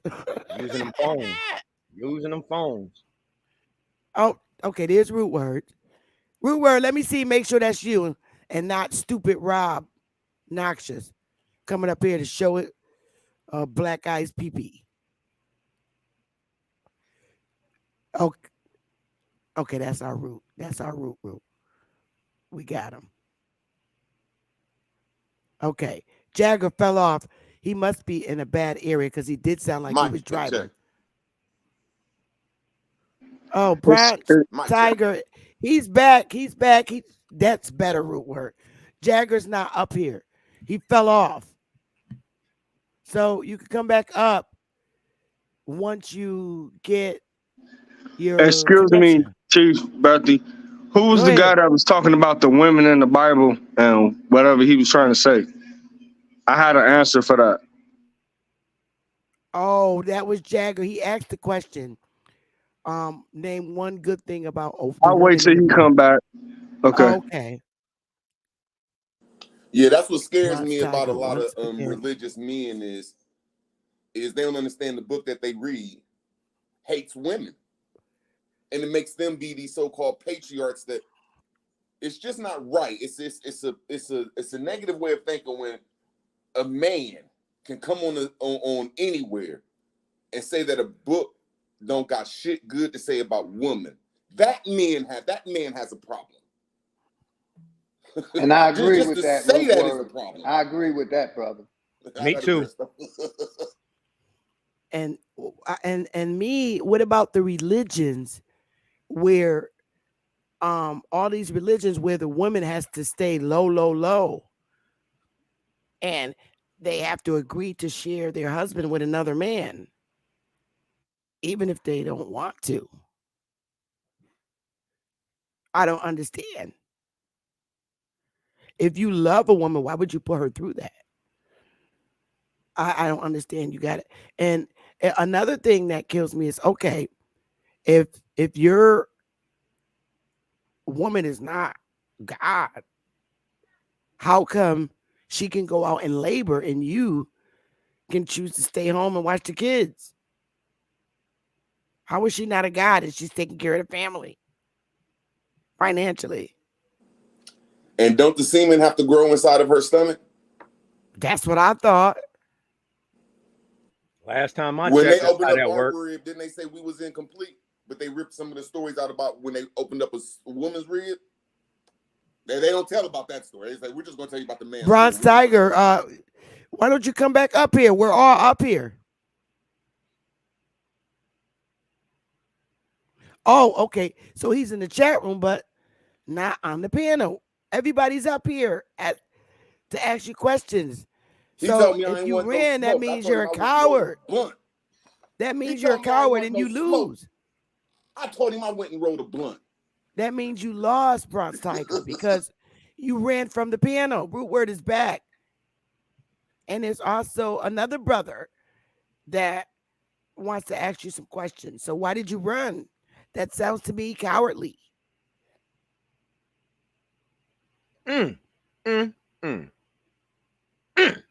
We're not giving you no smoke because we're not Bible thumpers. But Root Word has questions for you. And he just was getting ready to give you the smoke, but you ran. So at this point, if you're just staying in the chat, that means you lost. Because everybody in the chat room, and I'm not going to, did he lose if he can't come back on the piano, but he's in the chat? Did Root Word win? I'm going to put a 1. 1 means yes. Yes, ma'am. Because you ran. He won.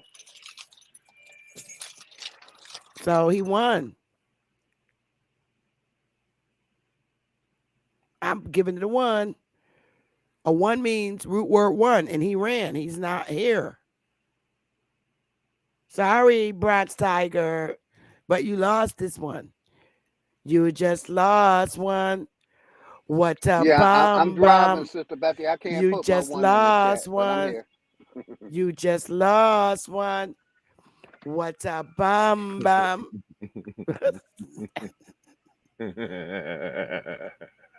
Anybody can come up here. You got smoke for Root Word. Come on up, because he's ready. I can only learn from Root Word. I don't got no smoke. He answered my question. Straight Smoke answered my question. Big Dog answered my question. Oh, I got to ask Master Shine. I'm here, Ma. What's up? Is God a man or a woman?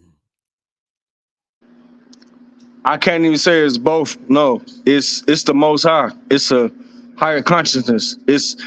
We all tapped into it. It's so great. It's like it's not either or. It's us, and that's how wonderful. Like if we want to make it a one thing, no, God said He want us to be happy. He want us to live. You just said God is a he. We're made in the likeness. You just said God is he. You just said God is a he. Excuse me? I just said God is a he. You gotta listen to the Most High he. I said it. I said it. He. That's I said it. I said it. All right, brother. That's okay. That's great.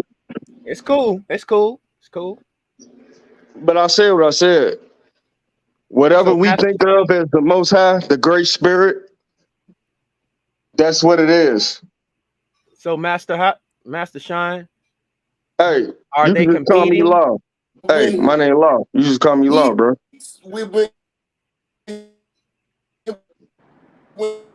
Your phone breaking up, bro. Yeah, you It might breaking be up me. bad. What I was going to say real quick, but nobody has seen. But when he told us to do something, God. Hey, Lo. You broke up, Root Word. We didn't hear what you said. It was like doing the same thing. Are you moving around? Yeah. Now you sound perfect. And Sister Betty, and in reality, nobody has seen God, but we know we have seen our mothers and our fathers and our ancestors. But in reality, no one have seen God that they talk about in the Bible because it's never been seen by man. So they can't say it's a man or a woman in that mythological story because no one ever seen it. Am I right? Okay. Absolutely right. Bronze Power, you lost. I mean, what you said? Oh, here he come. All right, we're gonna give this another try. Golden Jagger, turn your camera on, love. Let's Okay, get it. you can turn it off. I can see. I can see you. You can turn it off if you want. I can agree with Big Dog Philly, because what you're in essence saying is that, and show me in any of these books anyone that has actually seen what they're writing about. That's all I want. I see what Big Dog is saying. Checkmate. Ain't that how they say checkmate? Checkmate. I'm gonna start dropping some bombs. So Jagger's back. I don't know how long he's gonna have his connection, but his question, the root word was, you already know what the question was, right? Root word. I apologize. No. So ask the question, Jagger. Why? What's up with your microphone? I said, what? Can you hear me? Now we can. Yep. Can you hear me? Yes. Panel to give me a positive story about a woman in the Bible, and I'm still waiting on an answer. When Mary went and You got to go to Proverbs. Proverbs talks about the wisdom. No, not you, Master Excuse Shine. me. This is between my fault, Chief. My fault. It's between. You got to mute. It's between him and Root Word. Go ahead, I Root like Word. how You we can came with the respond. verses, but I'll go look the verses up. When Mary went to retrieve Jesus or Yahweh, whoever you called it, and she went and fucked and killed a lot of men. That ain't a great story when she went and saved her child. The one that she made with the angel. You talking about the same Mary that laid down with the angel and made Jesus while she was Where in the Bible while she was married? Where she made something with the angel? When she was married to Joseph? She never was married. Was she married to Joseph? Where's the verse at for that? She wasn't married to Joseph. She wasn't married to Joseph? No, she wasn't married to Joseph. That's why she left and said, I wish you would stone me because I'm not under your law. And he said, you're right. I can't be stoned. I mean, she can't be stoned. You're making shit up. What Bible are you reading, bro? I'm reading from the same Bible you is, and you can't say Joseph and Mary was married. They were married. What Bible are you reading? Verse then, what Bible verse is that? Oh my God. Yeah, all right. Just tell them where the verse is. The way to dispute that is just tell with the verses that they're married. That's all.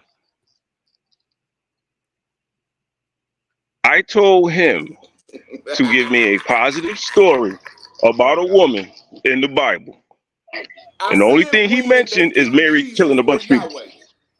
That's positive. No, she killed her didn't kill baby. A bunch of people. She was getting her son. Whichever you call him Yahweh or if you call him Jesus. She said, look, I'm going to get my baby. That ain't great, bro. Yeah, because a lot of chicks be leaving their kid in the hospital because they can't raise them and shit. So that was very positive. I would like How for is that Jaguar positive? to go ahead and give the Bible verse that says that Mary. Because she went and got her baby compared to the women that just drop them off and leave them at the hospital so they could go in foster care. So she said, fuck that, I'm going to get my baby. That's very positive of a woman to do. He didn't tell you what Jaguar, scripture that was. You just repeating what he said. No, what do you mean you didn't tell me what scripture it was? What scripture is he reading from, Sister Bethy?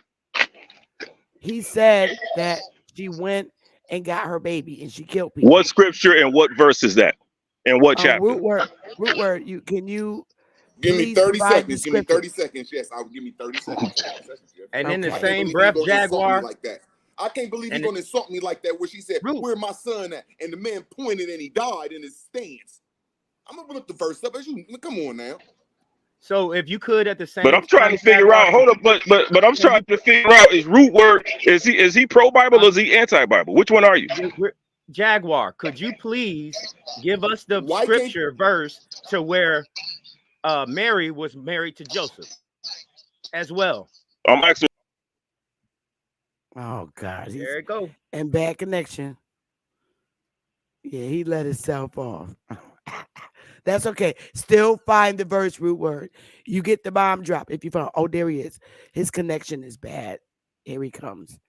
He got to stay in one spot because I he's just want to losing see his connection. Bible verse that he's saying that Mary and Joseph was married. I want to hear that verse too, as well as root word. Yeah, he's in a bad area. I would like to see that verse. Root word's looking for his. Because last time, if I do remember correctly, what man is going to allow his old lady to get impregnated by okay, never mind. Let me leave that By an alone. angel that, from what I remember, an angel visited her and said, in thy womb, Yeah, he was in that womb, all right. He was getting busy. He humped her and she liked it. And he said he put it in her.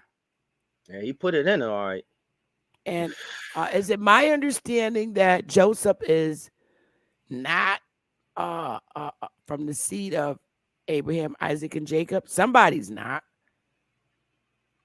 Where did Joseph come from? Let's get that understand. See, that's what I'm saying. This That's big what dog I'm asking. These are questions. But see, in the church, me and you be troublemakers. We'll be troublemakers for asking these questions. I just want to know. Since everybody knows what they know, let's go ahead and let's see what you know. Because I'm gonna stand on mine. I don't know. I don't know. I don't know where he came from either. Hey, Ma, Chief Bethy. Huh? Chief, may I say something? Oh, yes. Go ahead, baby. Yeah.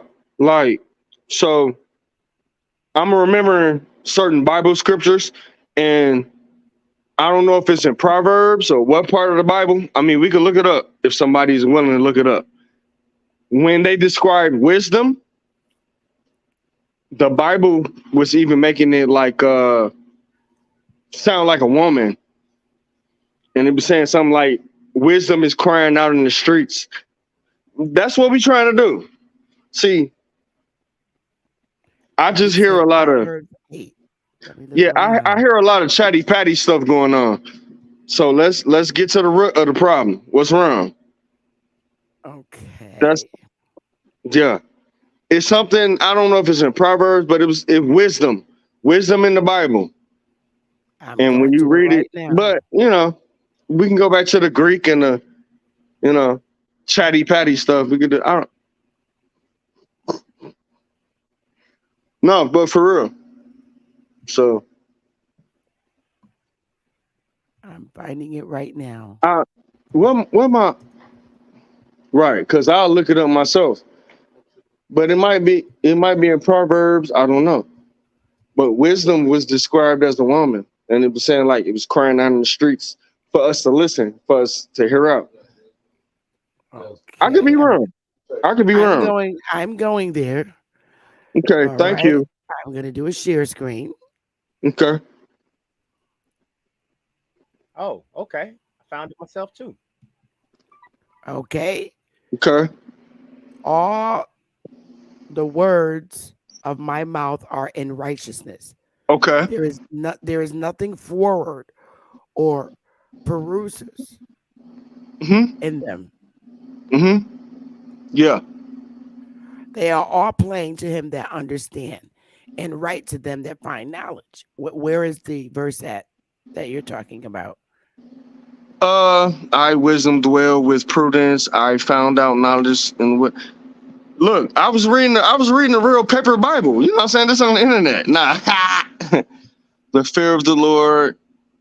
Okay, where you at? They are our plains. It's somewhere in there. And yeah. So no, well, nope. My ultimate question. Okay. The Trinity, right? Nope, you're going off the No, let me do it. Come on, Molly. No. We're No, gonna we gotta stick stay right here because I brought. Oh, you went to the etymology. Yeah. I'm not in the etymology. I'm in the King James 1611 King version. James. Yes. So I'm I looking don't for know. It what was you something. It said. was saying something about wisdom. Oh She's my crying God. down the streets. It didn't say she or just, but it was like the mother and spirit. It was, Can the chat help me with what he's talking about? Where's yeah. the If verse y'all, in the I Bible? know it's somewhere in there. I say it properly. My name. All right. Until somebody in the chat could tell me what verse to look up, I'm not gonna be standing up here looking for verses.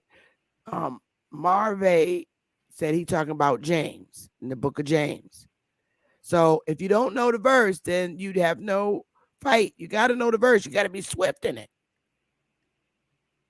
So why don't you look for the verse and then give us the verse and we can pull it up? That'll be helpful. Root, were you ready?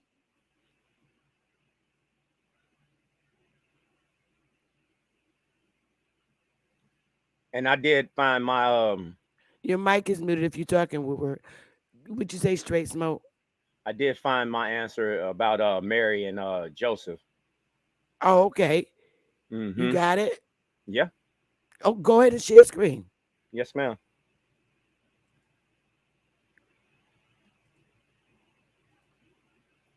I'm going to drop bombs. There you go. You got it. The Bible mentions that Joseph is called the husband of Mary, who gave birth to Jesus. Matthew 1:18 reads, his mother Mary was pledged to be married to Joseph, which describes the background of their relationship. The same Greek verb used in Luke. Some copies of the Bible read Joseph, to whom the Virgin Mary was betrothed. Matthew 1:18 clearly states Mary and Joseph were still betrothed, but she was pledged to him. They was not married. There you go. There you go. They're not married. They're not married.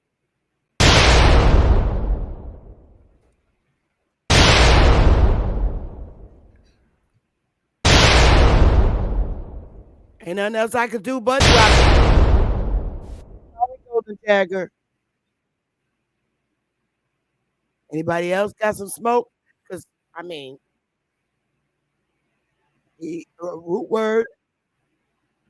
Oh, did you find your first root word?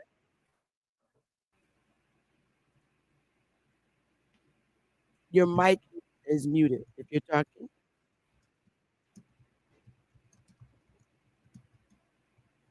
Root word.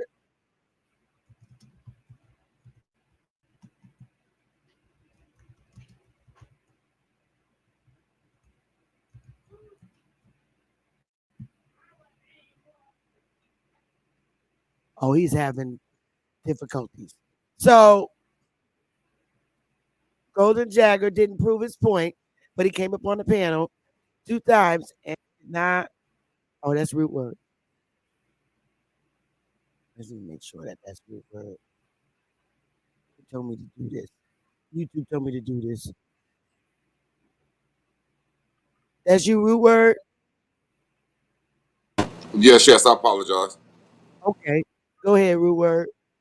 No, I'm You still got looking for my verse though. I'm close to it, but I'm just still like, cause it says specifically words when she pointed, he died. I just can't exactly find that verse, but I'm looking for it. But he still okay. ain't proved that Mary and Joseph is married. There's no proof of that, and it's proof that Mary is a different lineage than them. Them two different lineages there from Yep. Mary and King David, and I think I belong to Mary, but I digress. Yep. So I I I showed that this area is not in America. I don't see it here in America. They're saying that this sea is the Mississippi River. But the Mississippi River is not surrounded by the four that they're saying in the book. There's no river Euphrates in North American landmass. If so, please, I stand corrected. I stand corrected.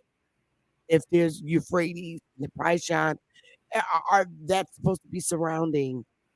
And so Caremio's story don't make any sense to me. How are you guys Hebrews? And again, if you're looking at this picture, you were indoctrinated that they crossed this water and came to the promised land, but they never made it to the promised land. They were in the wilderness.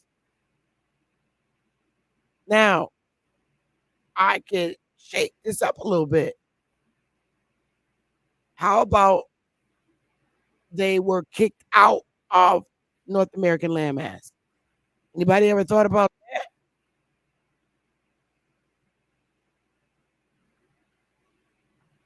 Say that again, Sister Bethy. I'm looking at this picture, and everybody was indoctrinated through the movie that the river split. Moses put a damn stick out. This is why it's mind-boggling me that adults, grown adults, that can read and comprehend back in the 70s, I hope, believe that this river split open and they walked through it.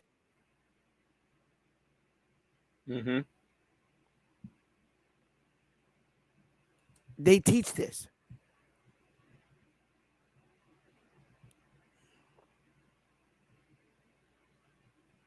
Okay. 1:20:33. All right, I'll come back to you found your answer, Master Shine. I'll come back to it. I see it in the back. So is this us kicking them out of North America? Root word. Because they're saying that this right here is the Mississippi River. Okay, who is they saying that they kicked out of North America?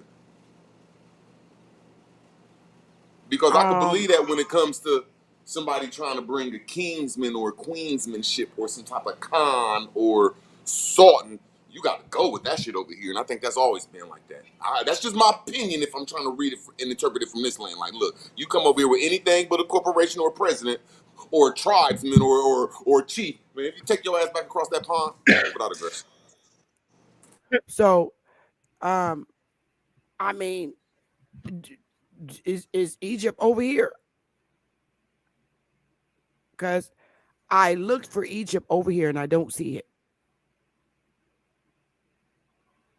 I don't know, Sister Bethy. There's a lot of strong points to say there's a couple Egypts in the world. And one might be pointed in America. Because that's where Right. the four rivers meet. And there ain't no four rivers over there in the Africa's Egypt. There's four Right. rivers that meet right over Cairo, Illinois. I mean, we meet right at the Cairo, Illinois, not Cairo or Cairo. It's Cairo, and it sits right over the real city, Memphis. Mm-hmm. And it's surrounded by a garden.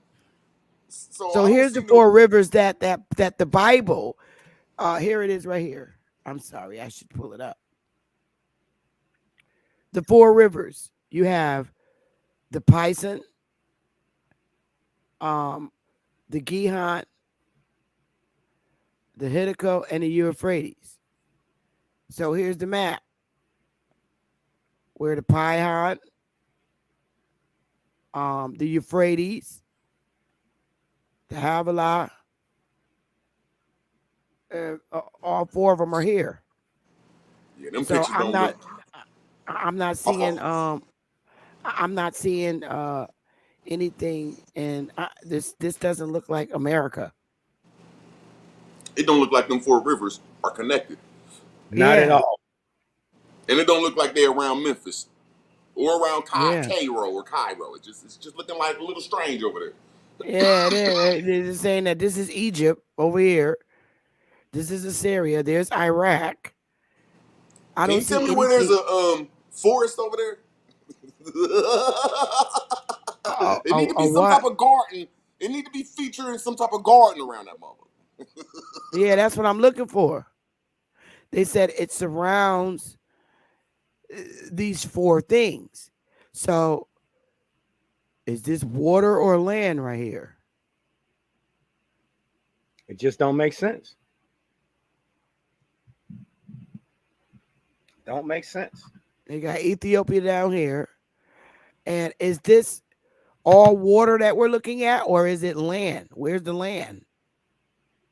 It's showing all rivers. Let me see if I can find another.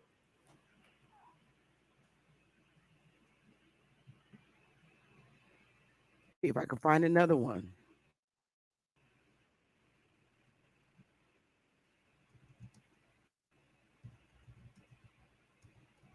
Here's one.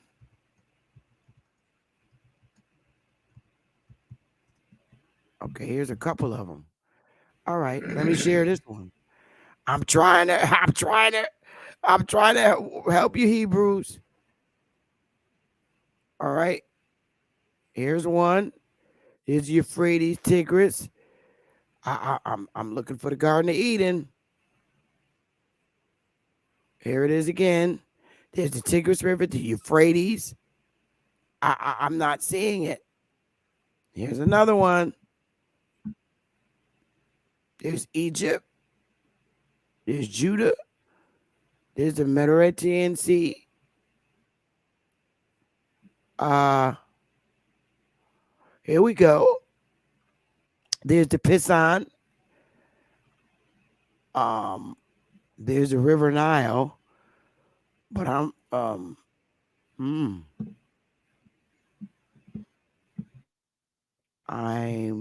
not seeing it.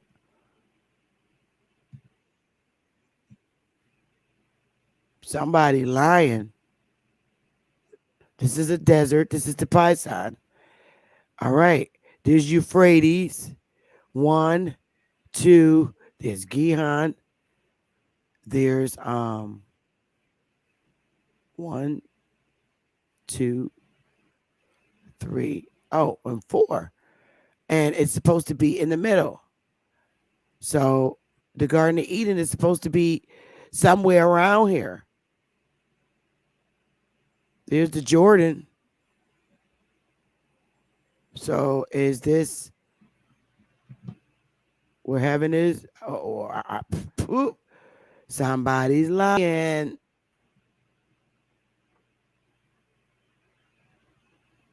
It just, from my interpretation, all them rivers got to meet at Cairo, and they got to all sit over Memphis. Just my interpretation of the story. There you go. They can't be 300 miles over there and 700 miles up and 600 miles away. It's just they all got to fit right there. Just my opinion of the story. Master Shine, man, you got to fix your internet connection. I can't. It's the last time. Is this what you was referring to, Root? How they got the image of the United States over the same massive area that you're talking about? I didn't hear you, my brother. I apologize. My mic, I got $10 mic. I said, you see in the bottom left-hand side of this image here, it shows the United States over the land of what they're saying where this all taking place from. Is that what that's your interpretation of this, correct?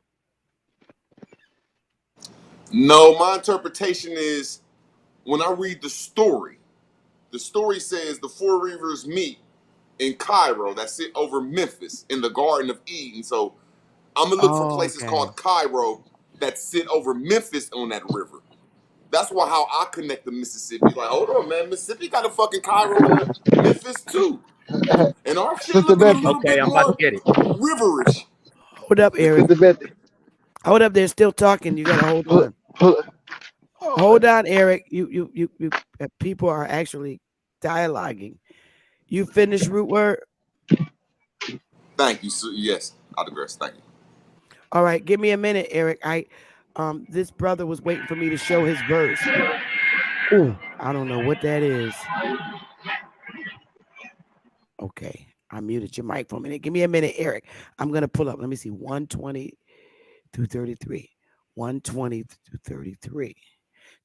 20 through 33. Okay. Chapter Proverbs 1:20. Let me go to 20. All right, Master Shine. You got it. I'm here. What's up? You said you here's your verse. Wisdom cries out, she uttereth her voice in the streets. She cried in the chief place of concourse, in the openings of the gates. In the city, she uttereth her words, saying, how long, ye simple ones, will ye love simplicity? And the scorners delight in their scorning, and fools hate knowledge. Turn you at my reproof. Behold, I will pour out my spirit unto you. I will make known my words unto you. Because I have called and ye refuse, I have stretched out my hand, and no man regarded. But ye have set a knot on my counsel, and would none of my reproof. I also will laugh at your calamity. I will mock when your fear comes. When your fear comes, and desolation and your destruction come as a whirlwind, when distress and anguish comes upon you, then shall they call upon me, but I will not answer. They shall seek me early, but they will not find me. For that they hated knowledge and did not choose the fear of the Lord. They would none of my counsel. They despise all my reproof. Therefore shall they eat of the fruit of their own way and be filled with their own devices. For the turning away of the simple shall slay them, and the prosperity of fools shall destroy them. But whoso hearketh unto me shall dwell safely and shall be quiet from fear of evil. So that sounds like in your point of this, Master Shine, I read your whole verse. So can you explain? Yeah, I was like, yeah. So is that your way of saying that woman is God, or what? Yeah, I was looking at your title. What's your title again for this conversation? Is God a man or a woman? And you said there's a verse. And I just read your verse. So what? Now, can you explain? I just read the whole thing for you. I was trying to say, like, the Holy Trinity. I don't think it's the Father, Son, and the Holy Ghost. I think the Holy Ghost is probably a woman, because that's how I feel when I'm with a woman.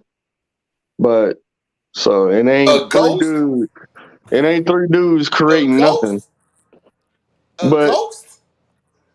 Yeah. Hold on, a ghost. Hear the word you're saying, the Holy Ghost. I see why women ghost you. That's what's up, brother. You see how women what? I see why Men women turn would go. straight to slander. No, Turn no, straight to no. slander Like when they can't this is answer a why question. I you asked him a trying to. simple question that he said that the What? Holy Ghost is a woman.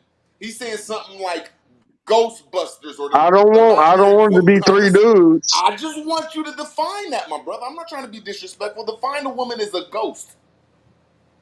Oh, come on, man. Come on.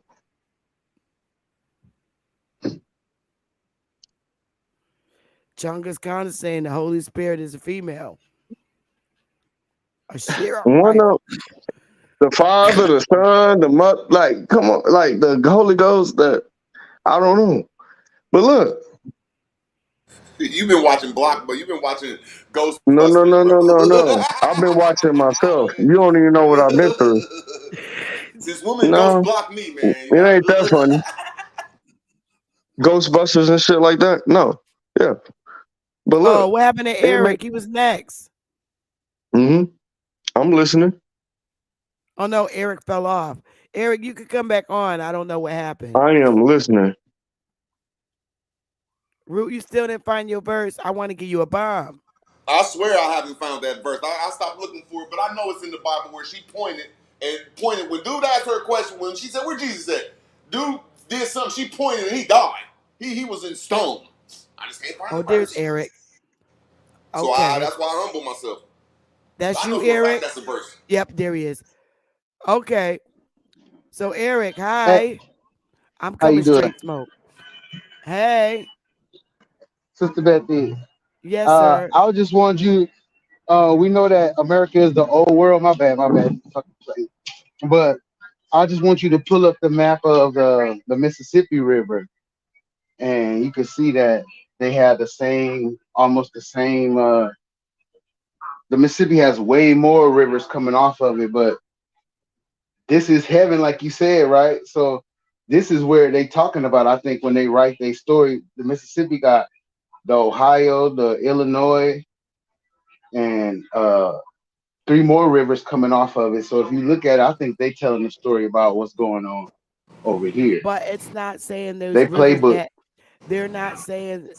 Only reason why I'm saying it is because a lot of our people are going by the King James Version Bible, and I understand the story about the Mississippi River, and that it's a possibility that that's what they're talking about. But in the Bible, it's pointing to Euphrates and things of that nature, and I don't see a Euphrates River over here, so that's why I'm questioning. Okay, why are you believing this in the King James Version Bible if none of those rivers are over here? I think the Not terminology is like you, the hijack. not you.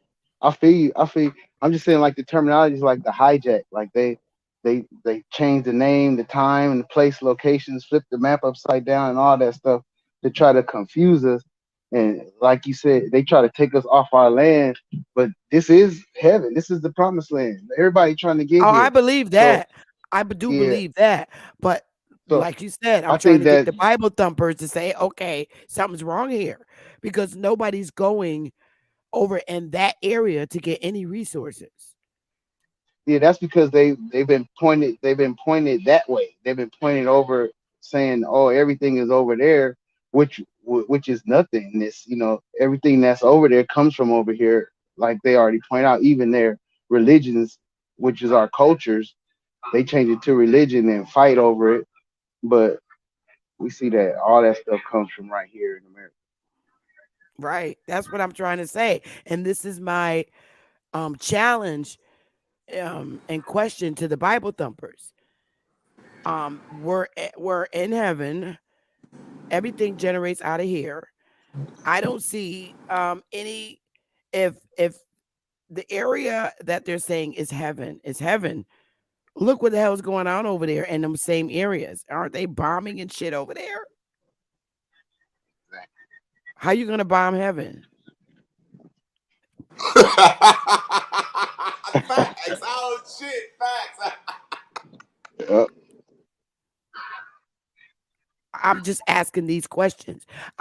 This is me fighting against our people that are indoctrinated. I'm trying to throw things out there to undoctrinate them. And when y'all because look at that map, my fault. I thought you was done. no. Go ahead, Ruwer. Which map? Pull The up that map you're looking Mississippi at, it though. says La Center. Ooh, It that, says La Center. And if anybody ever Wikipedia La Center, the so-called European, I gotta remember his last name, Stokely or Stoke, something like that. He said this is the center of the universe when they so-called rent up on them lands. So when we looking the at naval. Cairo, Illinois, we ain't just looking at the full spectrum of Egypt, because Egypt had East Egypt, West Egypt, South Egypt, North Egypt. So that's the center of Egypt right there. It even says it in its autobiography of that city. When the so-called white people came there and the developer named Stokely came there, he said, hey man, it's the center of the universe. So That's let me that's ask you this. Wikipedia easy. So let me ask you this, root word. Were these names here before the Europeans came here? Like Cairo, Illinois. Before the Europeans came here, were those names there already? I doubt it. I Like, doubt that English. But I know that Cairo over there is called Akunta. Its real name over there ain't even Cairo. It's Akunta. okay, so these names, okay.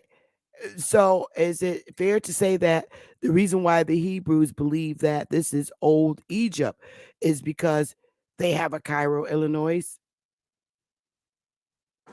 I don't know. I don't know how to. I'd like to sit down with Hebrews and just ask them some questions, but I don't see how they even Hebrews Yeah, if they this don't is come from. I don't know.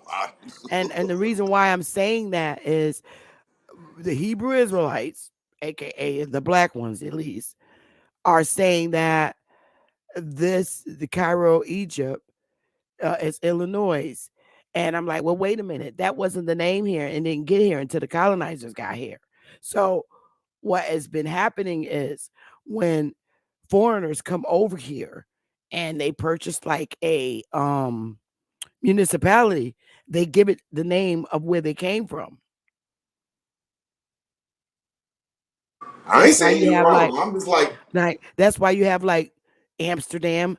That's over in what Dutchland, and where the Dutch came from. You got all these names wherever the colonizers came, and they wanted to make it a new home, their new home.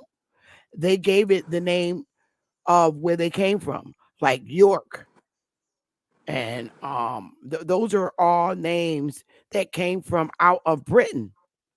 Charlestown. That wasn't the just name know the of real the name of town. Britain is Anglo. The real name of Britain is my fault, Al, Al, Alba and Alba Long and the Albions. The real name of that place until the 1800s was Alba. So I wonder where England was at until the 1800s. I wonder where Great Britain was at until the 1800 imaginary lines English came around. I digress. That's why root word. I was asking if look, this is why I be looking at these pictures. Leave that up. Straight smoke. You're fine.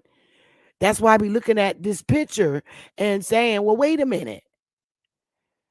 Are we kicking their ass out of here?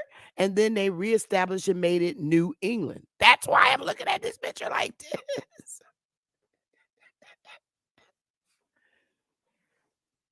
That's a hard story for me to So interpret. I'm like, say, was this New England? Was this England? And we kicked them out of here. And then they started naming because they were kicked out of England and they came here and started giving it the names where they originated from.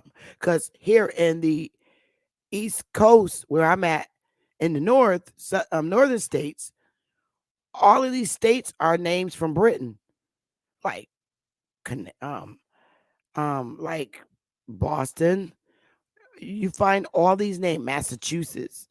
Some of these names, they all coming from like New Britain, like the local municipalities. Middletown, that's not a Indian name. They changed them and named them the towns that they came from, the Europeans. So that's why I'm having a hard time believing that. And oh, is this that Mississippi River that you're talking about, straight smoke?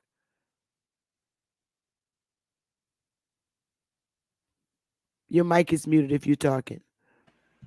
I have pulled up the Mississippi River, but it to the guy's thing about it is there's no, it's not a lot of real rivers that really connect to it, so to say. I think a lot of those was like man-made. The majority, like maybe in the 80 to 90% ratio. Yeah, it's some sick shit going on over there.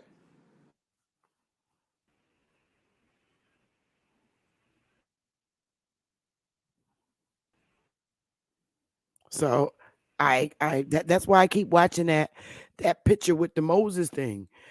Is that when they got kicked out of England, or is that when we kicked them out of here? Because it's crazy.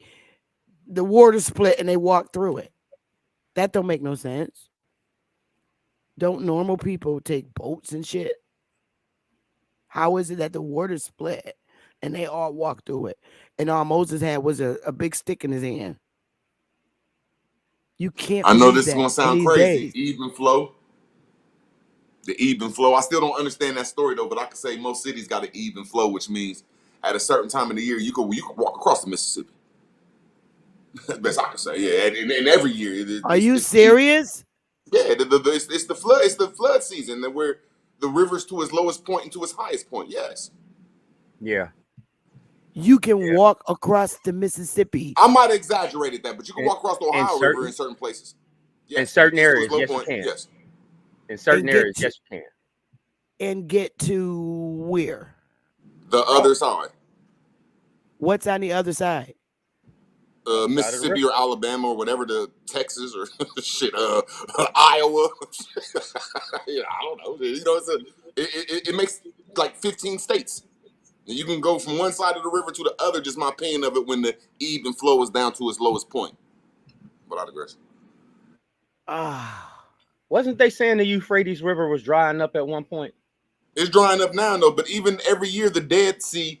I hate putting it over there, but the Dead Sea and the Black Sea, so called, it disappears. Like you could walk, like it disappears. Like it goes somewhere. I don't know where it go. Then it comes back. I don't know. Shit. So, okay. So this right here, all right, is what reminds me of where so-called Moses went up to Mount Sinai. What y'all think about that? I ain't got no. Remember, he was supposedly went up to Mount Sinai to get the 10 Commandments. And this is in Utah. This is where they keep all of our fucking records. That's deep as hell. So I'm like, why is there an office on top of a fucking mountain with cages and storage cabinets? This is where they keep all our records, census sheets, and every goddamn thing. The Mormon Church granite vaults. Yep. And who deemed them to be the record keepers?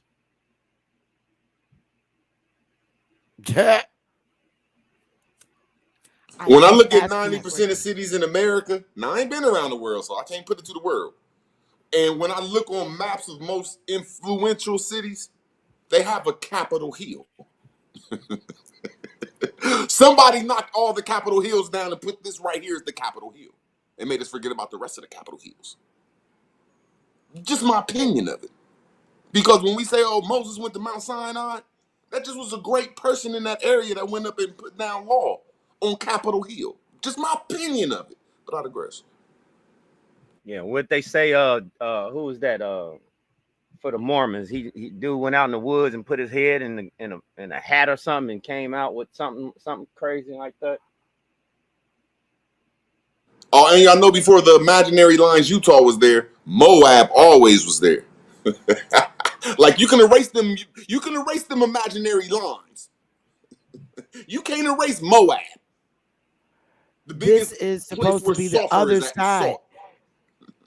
This is supposedly be the other side of the Mormon church, which freaks me out. Can y'all? Oh, wait a minute. I got the thing down. Wait a minute. Goddamn. Share. Where am I? Where'd it go? Here it is. Look at it sitting on top of that mound. Look at it sitting on top of that old foundation, that mound. Look Why at the mound does it? under there. But hold up, it looks like the Ku Klux Klan's hats. Facts. Facts.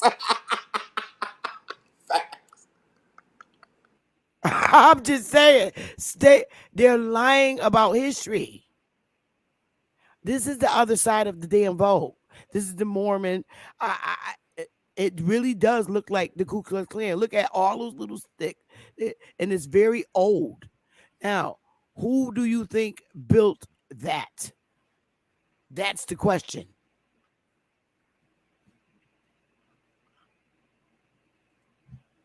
I think that old shit been here if it's sitting on top of a mound. I could be wrong. Just exactly. Yeah. Exactly.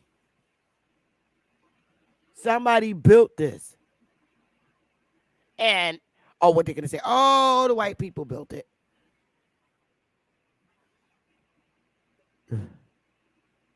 The Mormons. This is the Mormons.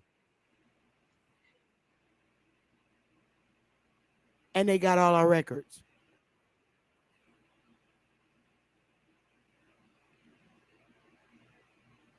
I think I got it. Sometime. Oh, let me stop share screen. You got what, hon? You said who built it? Yeah, who built it? So this is what they're saying. Under the guidance of Brigham Young, construction of the Granite Temple began in 1853. The construction took 40 years and much of it was completed by hand.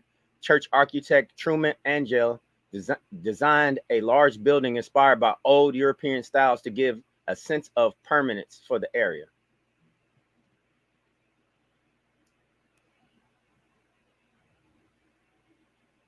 U.S. Mormon leader and founder of Salt Lake City in Utah, Brigham Young. And Brigham Young I thought, is this a white guy or a black European? Let me pull that up for you as well. Because I'm reading the story. I did a whole segment about the Mormons, and it sounds like black people because the way I'm gonna go look. Let me just go look for the slide that I did. But you pull your thing up. Go ahead. I did a whole thing on the Mormon, and the dude got killed. They killed him in the Mormon church out the window. He jumped. Wait a minute. I'm gonna go get it. I'm gonna look it up. Something ain't right. Somebody's lying.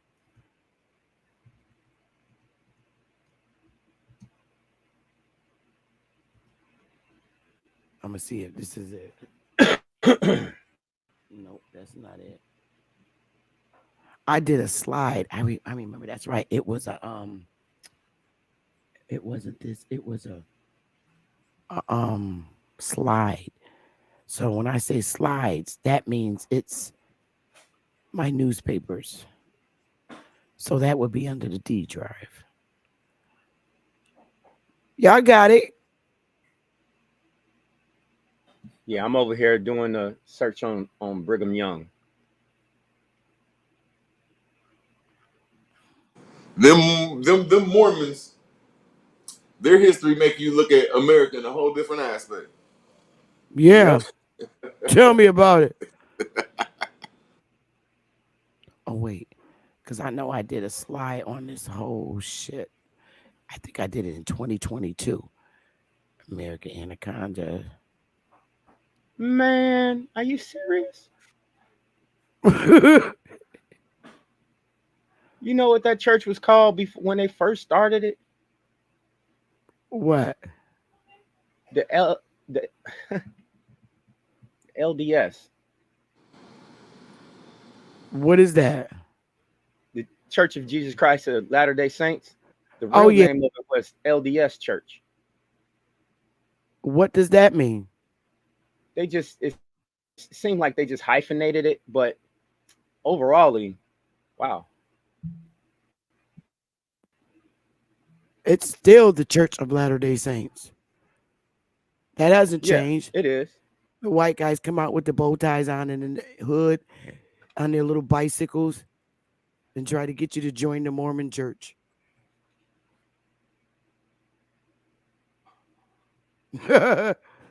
Damn. This What? man, when somebody in the chat had said that Brigham Young was getting it all, this man had 56 wives. See, they're polygamous. They have many wives. He instituted a ban prohibiting the priesthood on black men, black African descent.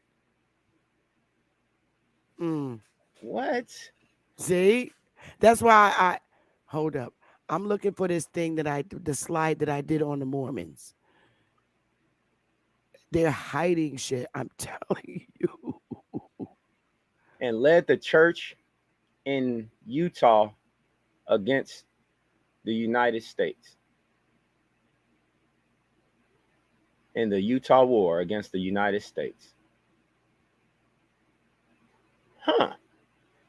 Now, why would you want to have go against the United States?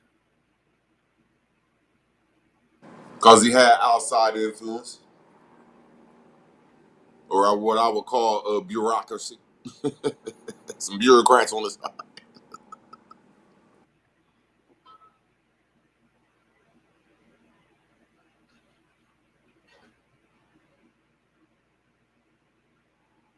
Just like when I be looking at the so-called old world, if that's the right word to put there, I just take away the streets and the roads, and I put rivers there. And these churches,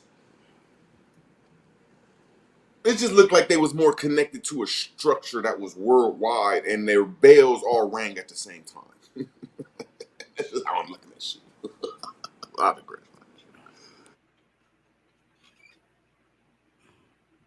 Nah, hold on, man. Then you got to look at all the tops of these buildings, man. They all had some type of electrical, metal, copper shit on top of them. Then when you look at all these buildings, 90% of churches, any ones that's big anyway, shit. I mean, even the big ones in the hood, they got a negative side, which is a tower, a positive side. Then they got that big ass circle thing in the middle. It's just like something missing out these institutions before they instituted dogma and religion in it. And they all sitting next to rivers. It's just something mysterious that's why when I call it a silent age, I think, or the silent era, I just think them people really didn't know what was going on. They tricked us. Who? If I would have to say, I would have to say the Vatican put in the first trick because that money ain't come into the 1900s, in my opinion, as a stronghold or iron fist. So it was the Vatican or the people that had us taking these buildings away from us and misinterpreting what these buildings was and giving it a different history, like you said. Without aggression. Wow. What happened? So during this war between the Mormon Church and the United States, the Mormon Church killed a whole bunch of people and then blamed the natives. I told you gonna find a lot of stuff. But it was proven otherwise that was not that was not it. They wow. This event was called the Mountain Meadows Massacre. That's not it. Why can't I find it? Now, see, if I wasn't looking for it, I'd be done found it. They did that in most states. And a lot of people don't like to admit that there was a whole bunch of, I don't like to call the word Huguenots or employed people, but they took out the witches. They played witchcraft. You know, witch is just as a feminine word for wizard. So, It's you a know what I'm saying? They what? took out the witches. They took out the Oh, smart ones, the elder women. You know, they took them out. But they keep saying it was my opinion of how I interpret it. They keep saying they want to just say they beat all the men. Nah, man, we had a lot of women that had say so around here. A lot of women, like the Congress, but not the Congress, man. Shit. oh, I think I might. I think it's in here. Municipality original of the South more shutdown Alabama Indians. So in essence, they used slave labor to build that church. Them churches was already here, and Big Dog Philly, the one who got me into it. I think the guy's name is Alan. Philly, I just forget it though, but I think the dude's name is Alan. The first church in America, the first black church anyway, it was an old mechanical place. Them buildings wasn't built; they was repurposed just on the interpretation of the stuff I'm reading that Big Dog Philly presented. But your mic, low, Chief. I think it's on mute.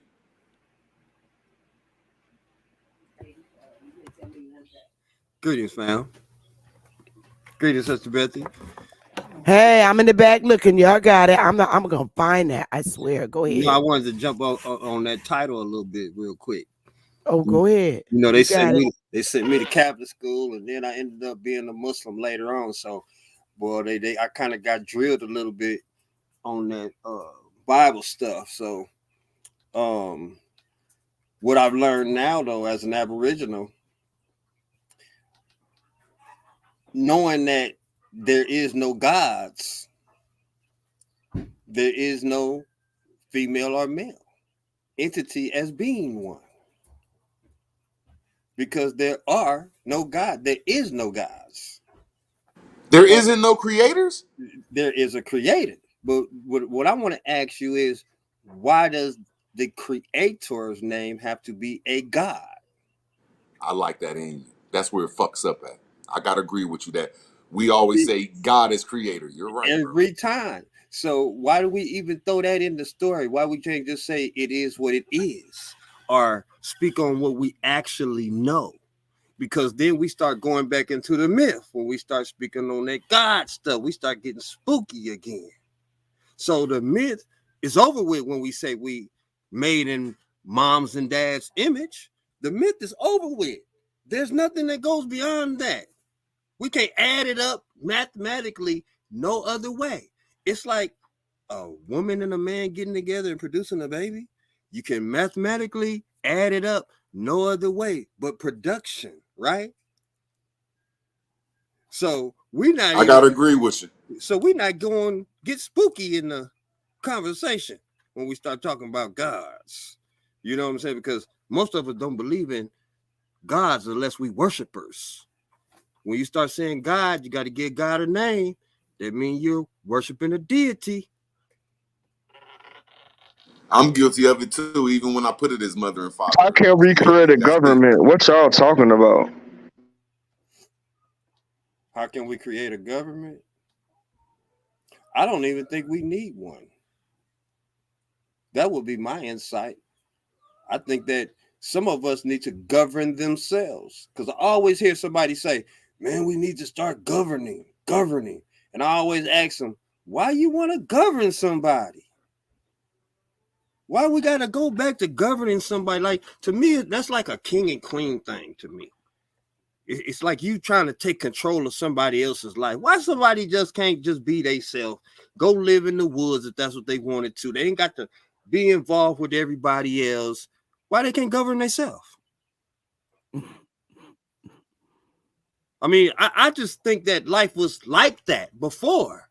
Like Sister Betty was saying earlier, there was a life before all of this stuff we see right now. So we always go right back to living European. I don't care what we do. Every single time, we find some kind of way to go right back to thinking European. That word God, I get that. I like what you were saying, but like Chief Betty taught me how to create my own 501c3 I already have my LLC and stuff like that going. But Say that she one more did a time. She class, taught you what? She taught you what? taught me how to incorporate Never mind. myself. I'm glad you said she taught you something. I'm glad this community can teach you something. And like it taught me. Yeah, no, that's where I'm coming from. Oh yeah, we still learning. For sure. Every day. So that's why I respect this and what's going on. And yeah. No, I'm not trying to make it about me. I just we really trying to have a real talk. Like what we gonna do? What we on? And I still have my father in my life. So I only understand man talk. Let's talk. Even if you feel like I'm doing something wrong, you can be like, hey, bro. But I like where y'all going with it. So I'm like, how do we govern ourselves? Are we thinking about being our own government? Because I don't need the Illinois driver's license. I need the nigger tribe driver's license. But see, they scared of us doing this. Most definitely. You know, I asked that question. I think we need to stick to our finances like we getting taught first, bro. Oh, I found it. Oh my God. I always ask the question, why and how do we let them be in authority? Why? Why are they the ones to make up the best decision? Because we don't have our own DMV. No. It's only because we don't take control of ourselves. Yep. I had said this once before, Chief Eagle Eye. Once we get back to the land and making and forging and building our own stuff, that will relinquish any entity from having governance over us. Correct, my brother. And I think if Sister Bethy and the person she taught and 10 others of us learn how to get whatever she taught, I think that'd be a powerful unity in different states. If we form our so-called entity like that. Everybody got their own separate shit, but it's still formed as one. Yes, sir. Yes, sir. That's what we need to be doing. Since we are the scholarly people that know, because we know the rest of them don't know we know right now, right? So now that's action. That's us taking action upon what we know. So, you know, I'm with that. My brother Word, I'm with that, dog. The meeting is coming, man. I'm be ready to meet all y'all, man. Okay, all right, y'all. So my audience likes for me to read them stories. So I finally found the Mormon thing. So I don't know if you guys like bedtime stories, but we're still on the topic. And I'm going to read this because I did this. I knew I could find it. I just didn't know I just didn't know where it was, but I got it now. Y'all ready? You know, we never got to why they're competing, Sister Bethy. Oh, yeah, we didn't. After her stories. We'll do that. Go ahead, Sister Bethy. We listening. Well, this is the death of Joseph Smith, the founder and leader of the Latter-day Saint movement. This is the Mormons. And I thought it was an interesting story, being that this is supposed to be a church. So Joseph Smith, the founder and leader of the Latter-day Saint movement, and his brother Hiram Smith were killed by a mob in Carthage, Illinois, United States on June 27, 1844, while awaiting trial in the town jail. As mayor of the city of Navajo, Illinois, Joseph Smith had ordered the destruction of the facilities used to print the Navajo Expositor, a newly established newspaper created by a group of non-Mormons and others who had seceded from the church. The newspaper's first and only issue was highly critical of Smith and other church leaders, reporting that Smith was practicing polygamy and claiming he intended to set himself up as a theocratic king.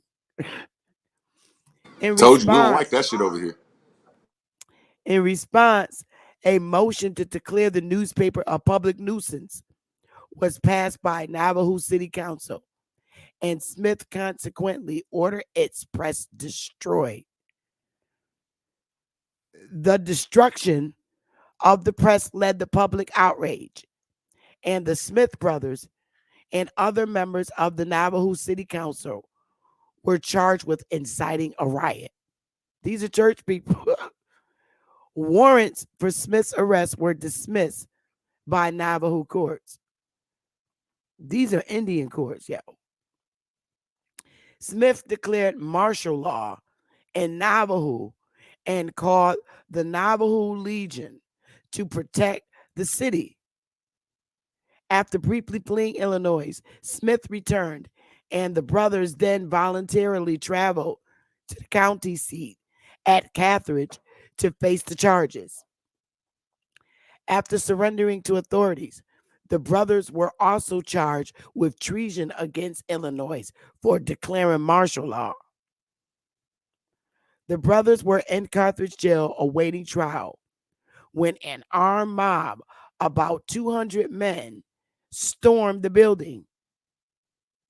Their faces painted black with wet gunpowder. Hiram. Why were their faces painted black with wet gunpowder? Black folks. This is this shit that they be trying to hide. Let me get it right. Somebody came on. Shit. The fuck keeps falling off. Oh, that's root word. Is that your root word?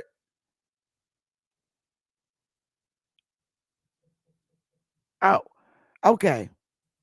Let me get back to this story. Y'all, this story is bugged out. Let me get rid of this. This story is a hot mess. Damn, root word, you better not fall off no more. Okay. Let me see. Where the fuck did the martial law? The brothers were awaiting trial the brothers were in the Carthage jail awaiting trial. This is all going on in the Mormon church when an armed mob of about 200 men stormed the building, their faces painted black with wet gunpowder. Hiram was killed almost immediately when he was shot in the face, shouting as he fell, "I'm a dead man, Joseph." After emptying the pistol with which he tried to defend himself, Joseph was then shot several times while trying to escape from a second-story window and fell from the window as he died. 5 men were indicted for the killings, but were acquitted at a jury trial. You know any brown people that get acquitted for this shit? At O.J. the time Simpson. At the time of his death, Smith was also running for president of the United States, making him the first U.S. presidential candidate to be assassinated. His death marked a turning point for the Church of Jesus Christ of Latter-day Saints. And since then, members of the Latter-day Saints movement have generally viewed him and his brother as religious martyrs who were murdered in cold blood. Followers of the Latter-day Saint movement, or Mormons, began to move into Hancock County, Illinois in 1839.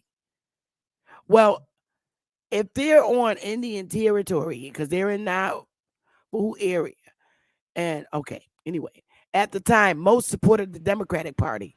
Here we go. After the Mormons' expulsion from the neighborhood state of Missouri during 1838 Mormon War, Joseph Smith went to Washington, D.C., and met with President Martin Van Buren, seeking intervention and compensation for lost property. Van Buren said he could do nothing to help. Smith returned to Illinois and vowed to join the Whig Party. Most of his supporters switched with him, adding political touches to the social suspicions in which the Mormons were held by the local populace. Several of Smith's disaffected associates in Hancock and the city of Navajo, Illinois, where Smith was mayor, joined together to publish a newspaper called Navajo Expositor. Its first and only issue was published in June 1844. Based on allegations by some of these associates, the newspaper reported that Smith practiced polygamy and that he tried to marry wives of some of his associates. Oh, he was a hoe. The Expositor further reported that 8 of Smith's wives had already been married to other men. 4 were Mormon men in good standing who in a few cases acted as witnesses in Smith's marriage to his wife. At the time they married Smith, typically these women continued to live with the first husbands, not Smith. What? Some accounts say Smith may have had sexual relations with one wife, who later in her life stated that he fathered children by 1 or 2 of his wives. The reliability of these sources is disputed by some Mormons. In response to public outrage by the Expositor, the Navajo City Council passed an ordinance declaring the newspaper a public nuisance, which had been designed to promote violence against Smith and his followers. They reached this decision after some discussion, including citation of William Blackstone's legal canon, which defines a libellous press as a public nuisance. According to the council's minutes, Smith said he would rather die tomorrow and have the thing smashed than live and have it to go on, for it was exciting the spirit of mobocracy among the people and bringing death and destruction upon us. Under the council's new ordinance, Smith, as Navajo's mayor, in conjunction with the city council, ordered the city marshal to destroy the Expositor and its press on June 10th, 1844. How is he? Is this an Indian? Because isn't Navajo an Indian area root word? I think so. I know for a fact that it's not a European word. It's not European. Right. I remember it called the Navajo Indians. By the city marshal's account of the destruction of the press type was carried out orderly and peaceably. However, Charles A. Foster, a co-publisher of the Expositor, reported on June 12th that not only was the printing press destroyed, but that several hundred minions injured the building very materially. Smith's critics said that the action of destroying the press violated freedom of press. Some sought legal charges against Smith for the destruction of the press, including charges of treason and inciting riot. Violent threats were made against Smith and the Mormon community. Thomas C. Sharp, editor of the Warsaw Signal in Warsaw, Illinois, a newspaper hostile to the Mormons, editorialized, "War and extermination is inevitable. Citizens arise one in awe. Can you stand by and suffer such infernal devils to rob men of their property and rights without avenging them? We have no time for comment. Every man will make his own. Let it be made with powder and ball." They talk about shooting. And this is the jail he was in. I'm not going to read all this, but if you want to look at this, is the gun. The smuggled gun used by Smith to shoot Willis, Boris, and Gallagher. Y'all can have this. And this is the door in Carthage jail through which the mob fired there is a bullet hole in the door. See the door? They bust in there to kill him. And hit by a ball. Smith fell from the second story window. Look at this, is him falling out the window.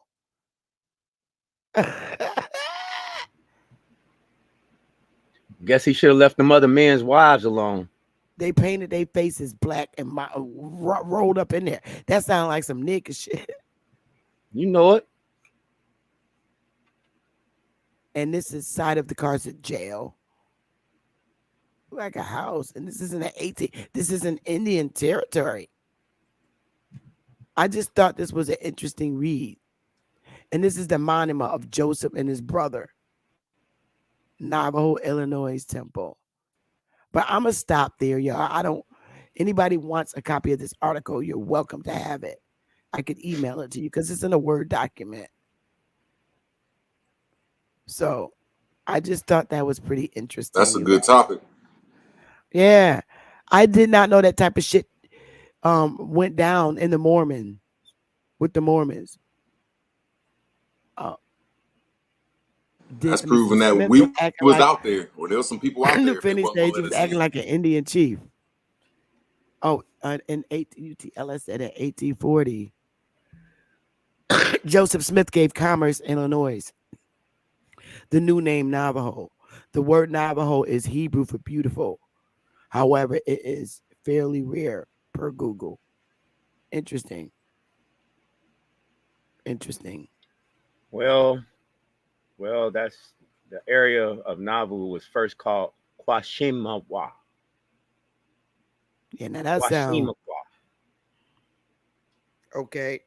Named in honor of a Native American chief whose headed a Sauk and Fox settlement. Straight smoke me right for it. You know I'm gonna go. I don't know about that Joseph Smith naming nothing, my dude. That was a Native American land, bruh. Because I can't think. I mean, if you're in Aboriginal territory up there in Navajo, Illinois, come on. That sound like a mob of niggas. And why they got to paint their face black? How about they would just war paint people and went up there and just mob their asses for being on their land. Oh, Smoke is cheering something. Hold up. There you go. Go ahead. You got it, Smoke. Yeah, the area of Nauvoo was first called Quashiquam, named in honor of the Native American chief who headed a Sauk and Fox settlement numbering nearly 500 lodges. By 1827, white settlers had built cabins in the area. So guess what? You wanted Those was niggas. Them was niggas. You tried to come now over there they're with that separating polygamous stuff, trying to take people's wives. Bro, we're going to shoot you. And he married some of them that was already married. Right. That's some whole shit. You going to try to backdoor me, my dude? And they was his associates' wives. Mm-hmm. So my thing is, all right, damn, they made it very clear with the separation. They said white settlers came in there. So if they were white settlers that came in here, what color was the other people? That was us. You came to our land. You came to our area in Illinois. Thought you was gonna do something, and you got what you was looking for. Did this dude just say Joseph Smith was an Indian? Queen Topaz, you could come up and explain, sweetheart. The link is at the top. She said Joseph Smith was an Indian, and we have the proof. The damn Mormons put lies out about all of us because they wanted to keep our land. Oh, that's interesting. Please come tell me about that. Queen Topaz, hit the link. It's hit to the top because I always read that story and it is one-sided. I didn't hear the other people's side of it. Like, but why did they? Okay, Queen. What? Oh God! Could you hit the link? Why did they separate him as a white settler then?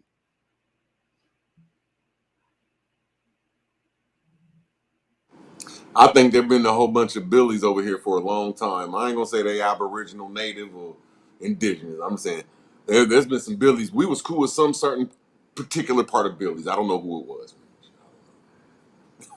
Or maybe they was our slaves. Or something. We gotta admit that there was some Billies over here, man, that we fuck with, man. I don't know what it is. I don't know who it was.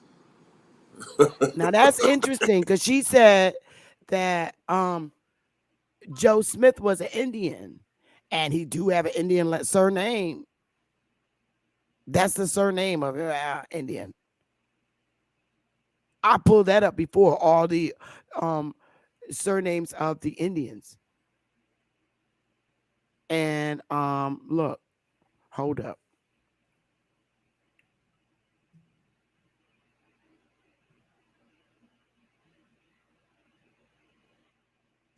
My opinion of it, if you was a Smith back in the day, you was dealing with smiting and smutting and knowing how to deal with iron and shit like that. Though you was a Smith. Look, man, go get dude, man, and go forge something.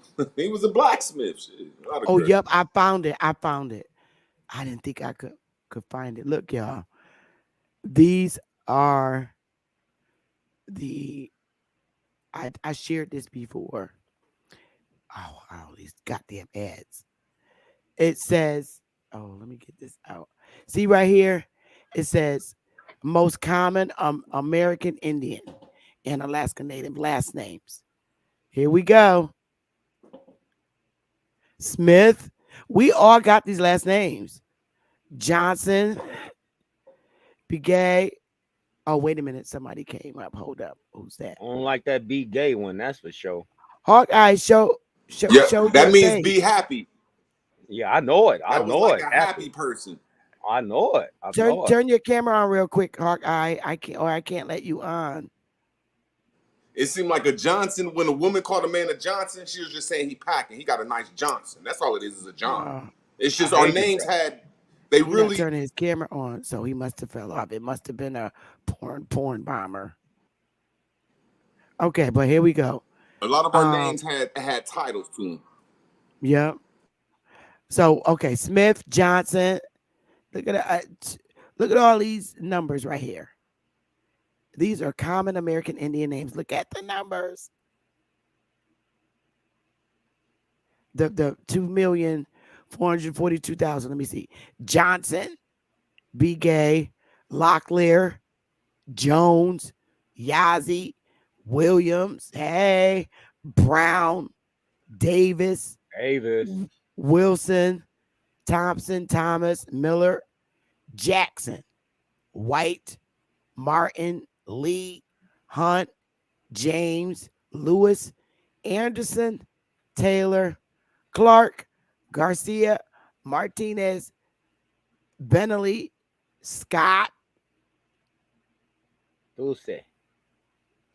I don't know who that is. Dulce. Hold up. Oh, that's Ali Bamu. So Ali Bamu, turn it on for me in the back real quick, because they'll even try to use Ali. Let me see if that's my boy. Yes, it is. Okay, you can turn it off, honey. Okay, turn your camera on. I want to see if that's my boy, Hawkeye. Turn your camera on. I can't let you on, honey. All right, I'm going to go back to reading the names. You can start with Nelson, Sister Bethy. Okay.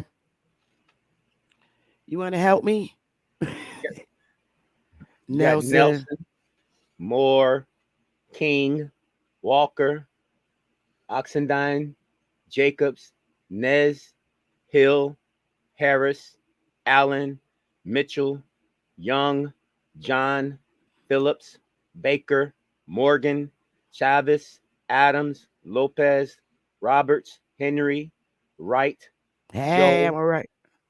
Morris, Long, Parker, Carter, Reed, George, Richardson, Robinson, Cook, Green, Campbell, Hall, Evans, Edwards, Chi, Collins, Harrison, Stewart, Rogers, Stevens, Jim, Ward, Charlie, Chavez, Russell, Howard, Sandoval, Sanchez, Gray, Bell, Black, Bennett, Sam, Wood, Murphy, Turner, Cooper, Watson, Ross, Peterson, Spencer, Curley, Foster, Brooks, Hernandez, Harvey, Rodriguez, Lowry, Sanders, Henderson, Gibson, Cummings, Butler, Peters, Perry, Marshall, Cox, Willis, Bailey, Tom, Bryant, Soul, Harjo, Hunter, Barnes, Gonzalez, Fisher, West, Francis, Hamilton, Graham, Freeman, Paul, Bullard, Hayes, Fox, Weaver, Boyd, Woods, Price, Hicks, Grant, Wells, Sampson, Dixon, Wallace, Jordan, Frank, Patel, Billy, Flores, Bigay, I know some Billies. I know a lot of Pierce, names. Go ahead. Bahi, Queen Andrews, Mother, Stone.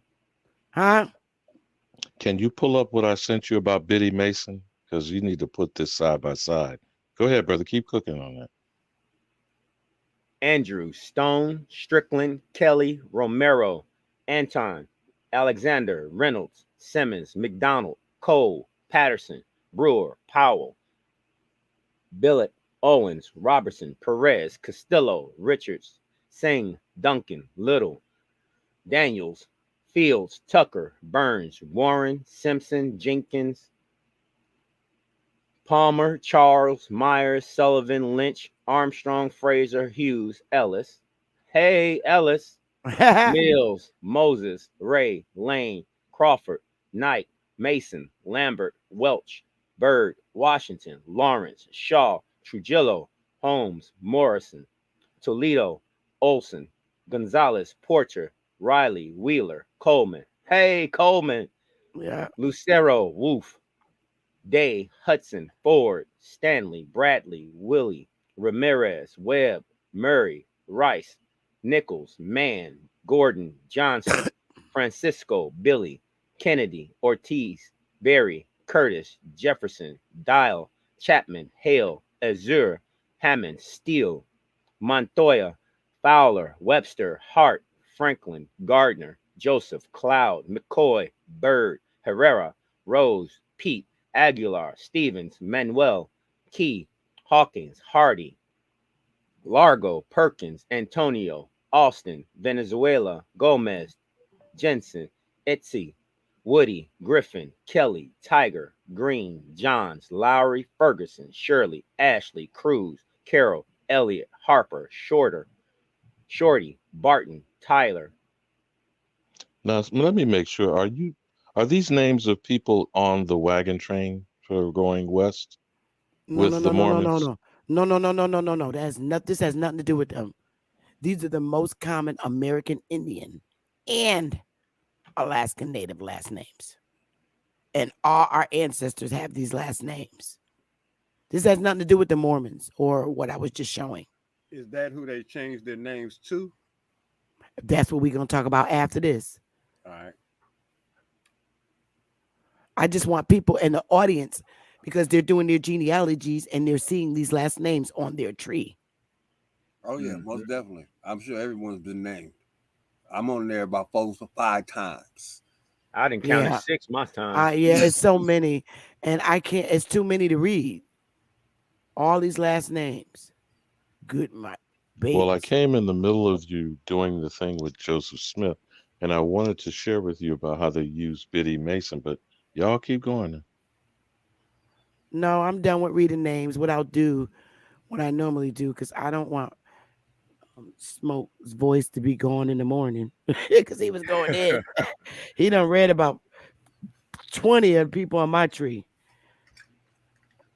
All right, there it is right there. So did you email it to me?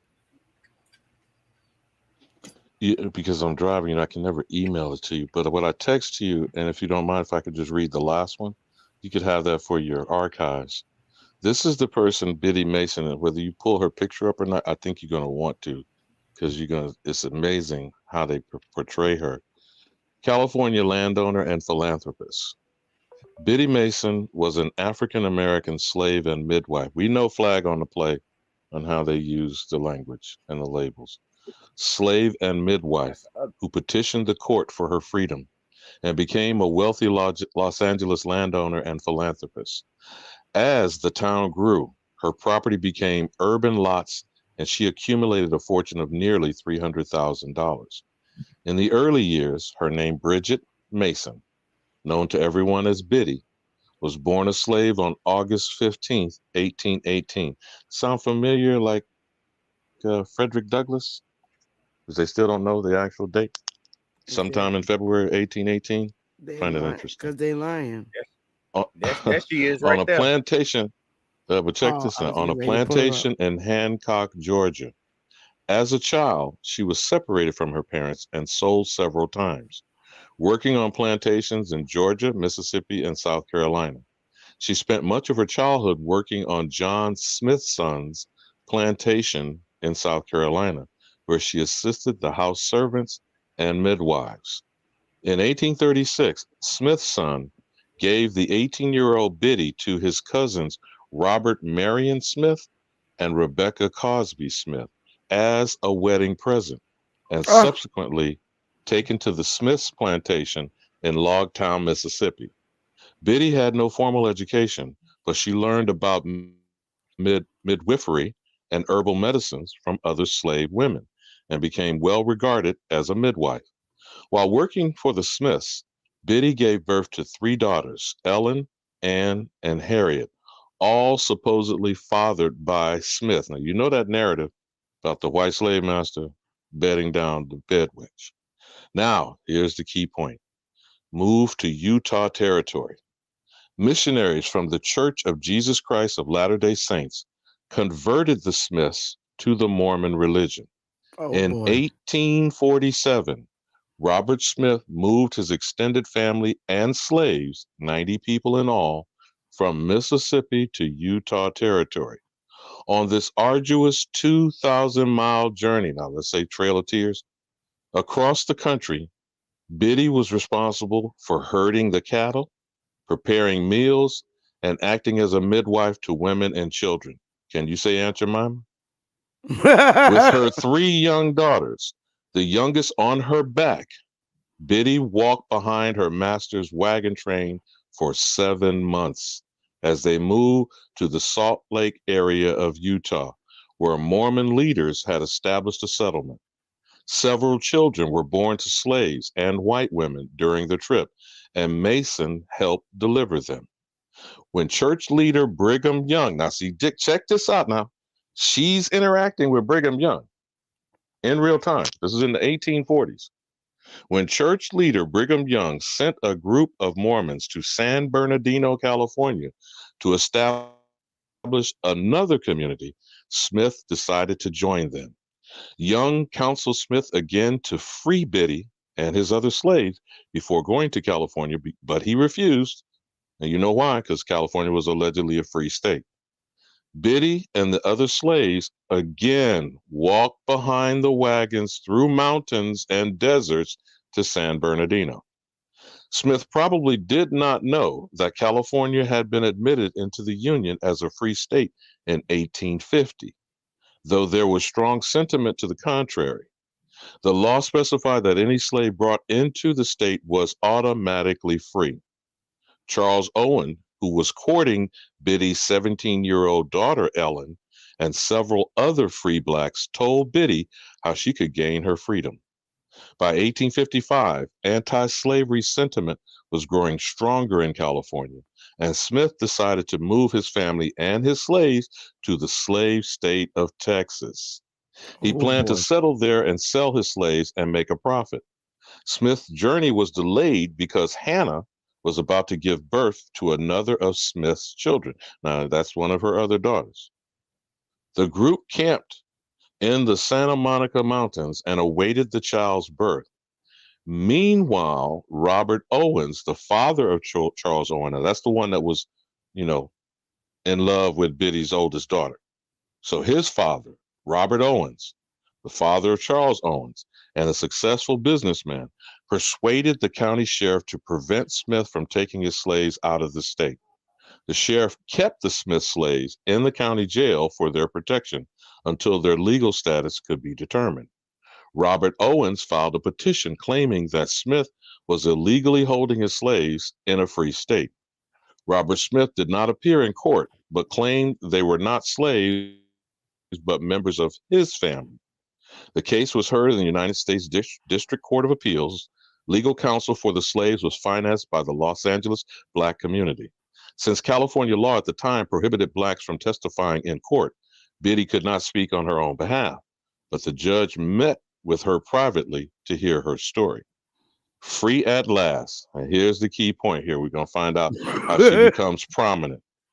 On January 21st, 1856, Los Angeles County District Judge Benjamin Hayes granted the petition and gave Biddy her freedom as a resident of a free state, as well as the freedom of the other slaves held captive by Smith. Biddy's 3 daughters and 10 other African American women and children, all of whom had been held as slaves by Robert Smith during their 4-year residence in California. Biddy had no legal last name as a slave. After emancipation, she chose to be known as Biddy Mason because Mason was the middle name of Amasa Lyman, Mormon apostle and mayor of San Bernardino, California. She had spent many years in the company of the Amasa Lyman household. Her life in Los Angeles. Biddy moved to Los Angeles, accepting the invitation to live with Robert Owens and his family. Her daughter, Ellen, soon married Owens' son, Charles. Biddy began to work as a nurse and midwife for Dr. John Struther Griffin, a Los Angeles physician who had become interested in her court case. She quickly became well regarded as a nurse and midwife, assisting in hundreds of births to mothers of all races and social classes. She also gained a reputation for her herbal remedies. Dr. Sabi. Biddy earned $2.50 a day, a good wage for an African American woman at that time. She also gave her services to those unable to pay. Saving her money and living frugally, she soon became financially independent. After working for 10 years, Biddy had saved $250. Now, check this out, Queen Mother. On November 28th, 1866, she bought 2 lots bounded by Spring, Fort, 3rd, and 4th Streets on the outskirts of the city. 2 lots with $250, Queen Mother. She bought 2 lots, becoming one of the first African-American women to own property in Los Angeles. On one parcel of her property, she built a clapboard house, which she occupied until her death. Biddy initially used the land for gardening and built some small houses to rent for additional income. She continued to rent accommodations for the next 18 years. When she was 66 years of age, she sold part of her land for $1,500 and built a commercial building on another parcel. Mason rented out storerooms on the ground floor and lived with her family on the 2nd floor. Over the ensuing years, this enterprising ex-slave acquired several more lots in Los Angeles. As the town developed, most of her early investments became prime urban real estate and formed the basis of her considerable wealth. In 1872, Biddy and her son-in-law, Charles Owens, founded and financed, now check this out, Queen Mother, the first African Methodist Episcopal Church, the city's first Black church, and she donated the land on which the church was built. Her neighborhood developed quickly, and by the early 1890s, the main financial district of Los Angeles was 1 block from Mason's property. Due to her shrewd investments, Mason was the wealthiest African-American woman in Los Angeles by the late 1800s. She spoke fluent Spanish and was a well-known figure downtown, and dined on occasion at the house of Pio Pico, a wealthy Los Angeles landowner. Let me pause there for a minute. Like that name, Pio Pico. You know how those Spaniards did down there with that conquistador hybrid, belief in themselves and stealing them land patents? See, we got a different thing when we're talking about California, Arizona, New Mexico, those sort of border states in the Southwest. There's a different flavor with how those Mexicans, Texicans, and Spanish conquistador descendant children would go around and establish these supposed Spanish land grants and patents. We definitely got to research that. But here's the final wrap up her later years. The area ultimately became the Central Commercial District of Los Angeles.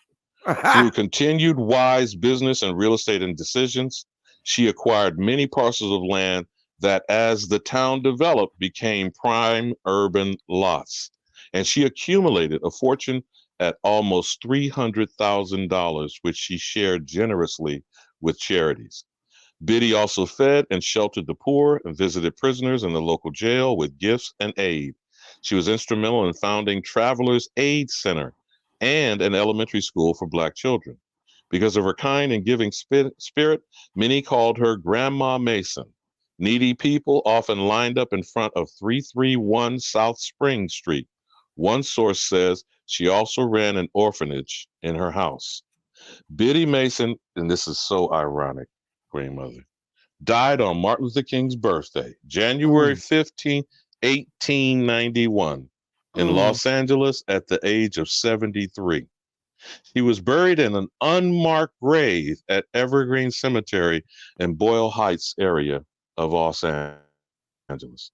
Nearly a century later, her accomplishments were finally given due respect when a tombstone marked her grave for the first time in a ceremony attended by Mayor Tom Bradley. You remember Tom Bradley?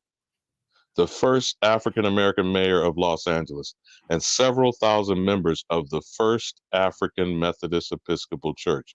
One quick side note about Tom Bradley, people may not know, it's a little fast fact.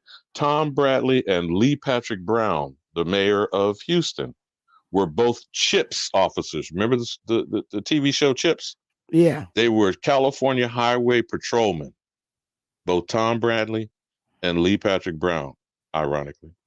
Lee Brown also was the chief of police in the Atlanta child murders, by the way, where they blamed Wayne Williams. A year later, November 16th, 1989, was declared Biddy Mason Day in Los Angeles. The next day, a new mixed-use building called the Broadway Spring Center was opened on the spot where Mason's homestead once stood. The site includes an 8 by 81-foot memorial wall dedicated to Mason that includes a collage of her original frame house. Biddy Mason Park has been established on South Spring Street in Los Angeles, California. Her grandson, Robert Curry Owens, a real estate developer and politician, was the wealthiest African American in Los Angeles at one time. Did you see that photo? If you could pull that up, because I'd love for you to put her picture up if you don't mind. We had it up the whole time you was reading. He just took it down. Well, because I'm on another screen to be able to read the article. You see her photo? Yeah. And that's the American Indian squaw. And I know. I'm like, wait, in the beginning when she was little, what happened to her property? What do you mean by what happened to all her money from when she was little? Yeah. When you're saying when she was little, or are you saying when she was because just they didn't beginning use African. developing her else? Secondly, she didn't come from no damn Africa. Remember I told you they claimed in the narrative she was born on a plantation in Hancock, Georgia. So we may have to do some kind of like independent genealogical research on that. That's Indian territory. I got you. But the wrap up at the end of the article was her direct descendant, great-grandson, was an Owens. Remember the alleged Charles Owens, which we're to presume was a white man? I doubt that, but just for the narrative, you know how they do. And the reason why I bring this up is like I've been telling you about the Killers of Flower Moon, how they're using these white men like Leonardo DiCaprio and Robert De Niro is playing in this movie, how they use them to marry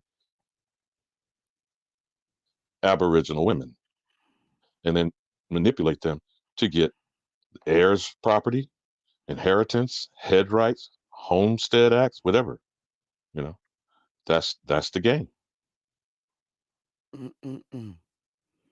But I was hoping that you and I told Empress Holbert too. You know about Mary Ellen Pleasant?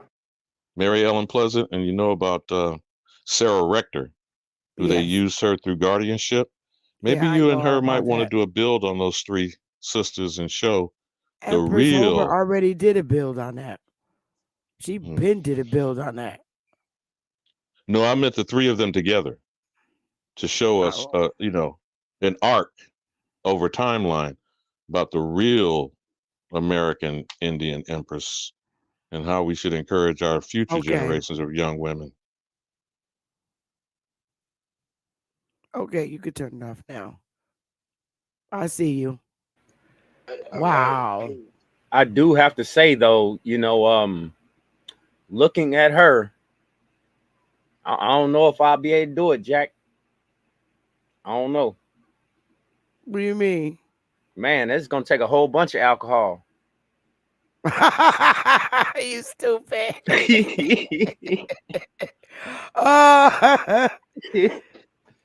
Yeah, she do look a hot mess. But remember how they created the Mammy character and Aunt Jemima. Oh, Put on that headdress or that bandana or that kerchief, and she was a herbalist, a midwife, whether you want to call her, you know, a doula, etc. You know what I'm saying? Yep. Did you see that picture of Aunt Jemima, and she's standing there, and they took that picture of her, but her left leg was shackled to that stove. Did you see that picture? I was gonna ask you, were you gonna say to the stove? She was shackled to the stove. Man. Yeah, I think sister, the elder right there was just like what was it again? Coach Mary back in the day too.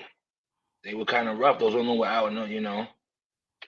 Well, Stagecoach Mary. You know what they call them though? They call them frontier women. Yeah. Frontiersmen, frontier women, the pioneers.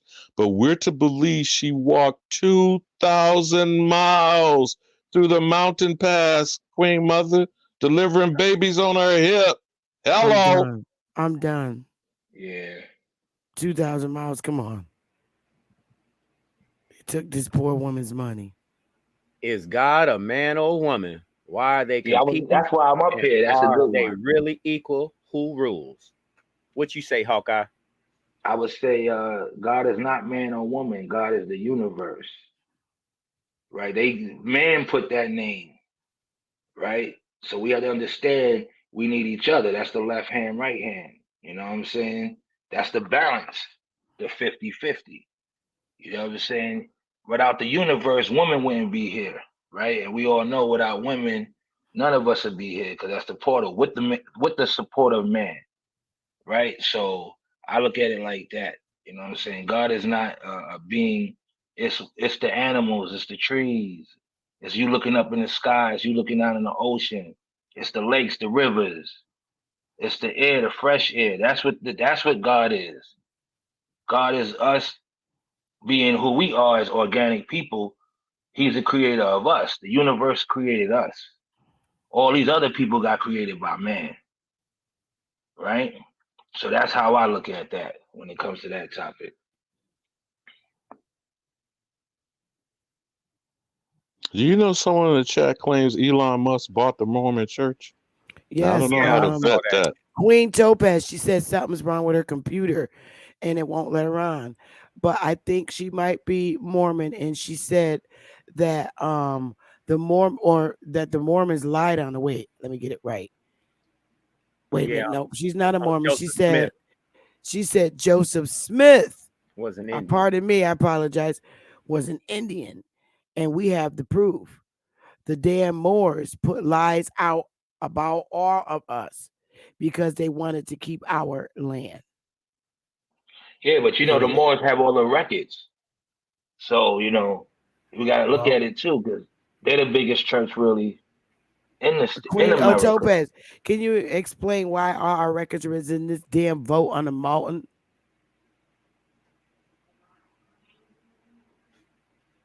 The Mormon. I'm done. Who does that? I'm about to find that Elon Musk thing on that. We gotta look at it too. These are the same people. He ain't that far from them. You see what I'm saying? That could be a deal, another deal that they making to be down with a certain party. We don't know. You know what I'm saying? We got to know all these wealthy people. Yeah, they buying into shit and doing all this because they're gearing for the new.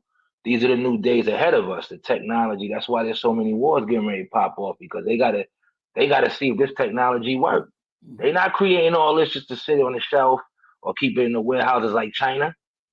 See, that's the difference. People like China, man, please. America and these Western nations and all of them, they want to test their shit. They not making all of this shit to say, hey, we made it. It's good. Now we got to go test this night vision. We got to go test these missiles, these bombs, these new planes, new submarines, these droids, these all types of robotic AI, drones. All of that shit got to get tested. See, people in society don't realize it. But they, on another level, when you know, all this has to get tested. This is how corporations come around. You got your stock investors now, IPOs come out. This is how they stay wealthy. They not making stuff and just keeping it in the garage or in the factory, like, yeah, just saying we got it. Now we got to know this shit work because now the next step after that is control population and making money, right? Whatever they do, it's all about money. You know what I'm saying? They're not doing it to save the world and this and this and that. Okay, I got to go ahead and debunk that Elon Musk claim real quick. Elon Musk did not buy the church. He did not do that.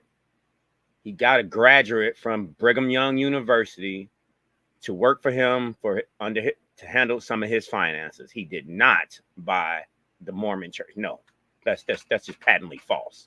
No, sorry, no. Now, what did I say? Look, see, now for him to go to the Mormons, that means something. Out of all the people in the world, you going to the Mormons to handle your finances is more than that. All right, that's what I was saying. What I'm saying is that he didn't go to the Mormons. He selected somebody that graduated from Brigham Young University. I understand what that university is. Mm-hmm. And he took a graduate from there that's in actuality a finance person to help him with his finances with Twitter, or what do you call it now? It's X or whatever it is. Yeah. No, I feel you. I got you. I hear you, brother. Yeah. Right. You know what I'm saying? As far as like buying Brigham Young University and all, he ain't do none of that. He just got a student of theirs. But you got to know, once you're working with one of them, they involved. See, they ain't like us. They got what you call a culture. It's discipline, it's law. If that person is still saying he's a Mormon, best believe he going back to the head Mormon. He going back to the people. It's like an Amish. They ain't living like how we living. See, that's what we got to understand. Everybody ain't living like how we living when it comes to forming a community and building something. And they not living like how we living when it comes to the consciousness, the maturity. You know what I'm saying? Us being who we are and not savages. But when it comes to that, that's why they got to always break us down and bring us to a lower level. Because once we unite, that's it. It's over. You know what I'm saying? And it doesn't have to be unite like we all get along. It's uniting to where we have control and say on where we getting our water, our food, how we want to do with medicine. We don't got control with none of that. What education we want to teach our kids. You see what I'm saying? It's the lifestyle. Everything comes back down to lifestyle. Hey, Hawkeye, just to reiterate with what you were saying, and you say that as far as us having no control over certain things, in actuality we do. And it starts at home. Exactly. If we start putting our minds and our faith into our children and our grandparents, our aunties, you see what I'm saying? Family. Yeah, I want to say everything else. What you saying is individualism. No. See, yeah, I mean, your household could have that. That doesn't mean everybody else. That's why it has to be a group thing. That's what separates curriculums, a religion, because it's something that's based on what you do. It is whatever. But if me and you say, if all of us in this channel and on this path is saying we good, and whoever's in the community is good, and the other conscious community is good, that's still not our people. As far as a group, it's numbers. It's saying, you know what I'm saying? Right. So what I'm looking at is like, it's not so much in the each one teach one. It's more so in the each one show and direct, because most people do not know how to go out and till up the dirt. Yeah. They don't know how to forage and find the edible. It's not hard though, vegetables. brother. I'm sorry. See, this is it's not hard. The thing is, we got to start going to the people who got the skills. So we trying to get the green thumb. We got to go to the sisters and those who was around their grandmamas and their great grandmamas and doing it, and they know because things get passed down. If we want to go to some carpentry, this and that, we got to go to them brothers who got the skills, them sisters that got the skills. If we trying to get into the medicine, holistic, whatever, you got to go to the people who know that, right? And then you got to My ask brothers, yourself too. We ain't trying to. You don't want to be with I'm everybody. sorry, Hawkeye. I So didn't want to yeah, break go your on. wisdom. I wanted to say thank you straight for trying to do due diligence and debunk. But if Absolute Lee would come up on the panel, the comment straight is for an undisclosed sum, Musk is now the owner and CEO of the Kirkland Temple, its visitors center and museum. Now, I do not know if that's attached to the Mormon Church or one of their, denominations. Give me 1 But second. Let me pull it. and so people in the chat, I don't bring this chat forward to do more of spreading dis or misinformation. It would be preferable, not to say that you are not telling the truth, good brothers and sisters. Hit the link and bring the documentation forward so that we can speak on things with some facts and not in error. That's the only thing that I'm suggesting. Now, the issue of Elon Musk or Bill Gates or any of these obsquatulating crackers, it is a known fact that Bill Gates is buying hectares. Do you even know what the size of a hectare is? That's some new shit they In done the made up for that man. multitudes of tens of thousands of hectares, not acres, hectares. What is Okay, a hectare? there 1 are hectare? land parcels in Australia. One ranch is larger than the state of Texas. Any of you brothers ever see the movie Quigley Down Under? Yep. No, Do you you're remember right. that scene It when they took were days. It riding took on? days. It What did he took say? days. When do we He said get it to the take. ranch? He said it's He 2 said, days we've been riding over it. yeah. He said, yeah, it's another day. I think it took like the 3 days. No, to get to the house. You're right. To the main part. Now, Yeah. bruh, that's one tract of land for one of squatulating cracker. Yeah. And he was ruthless, right? He even had the military shook a little bit. He hired him because he could shoot a long gun that would reach outside of rifle range and Yeah. kill aborigines. Yeah, to kill aborigines, man. And then when he Now, found out what's the what he was difference there in that for, ruthlessness than what Robert De Niro is going to play in this movie, Killers of the Flower Moon? This yeah, I heard talk cracker about it. organized other people to kill the Native American imposter that they use to replace the American Indian. You feel me? Who you said is playing that role? Who's playing that role? Robert De Niro is playing William King Hale. And his wife is black. Well, excuse me, y'all. His wife You're is talking about in Aboriginal. real life. You're talking about in Yeah, in real real life. life. His wife is a melanated woman for years. They've been together 30, 40 years type shit. Who would know, right? The Italian stallion. So, again, this white South Afrikaner, an actual African with a K, Elon Musk, or Charlize Theron, or Barack Hussein Obama. These are African Americans. Yep. What bearing do they have on the American? I want to go back to what you said real quick, Alabama. What you said about what did Bill Gates bought? He bought a what? He's not He buying is acres.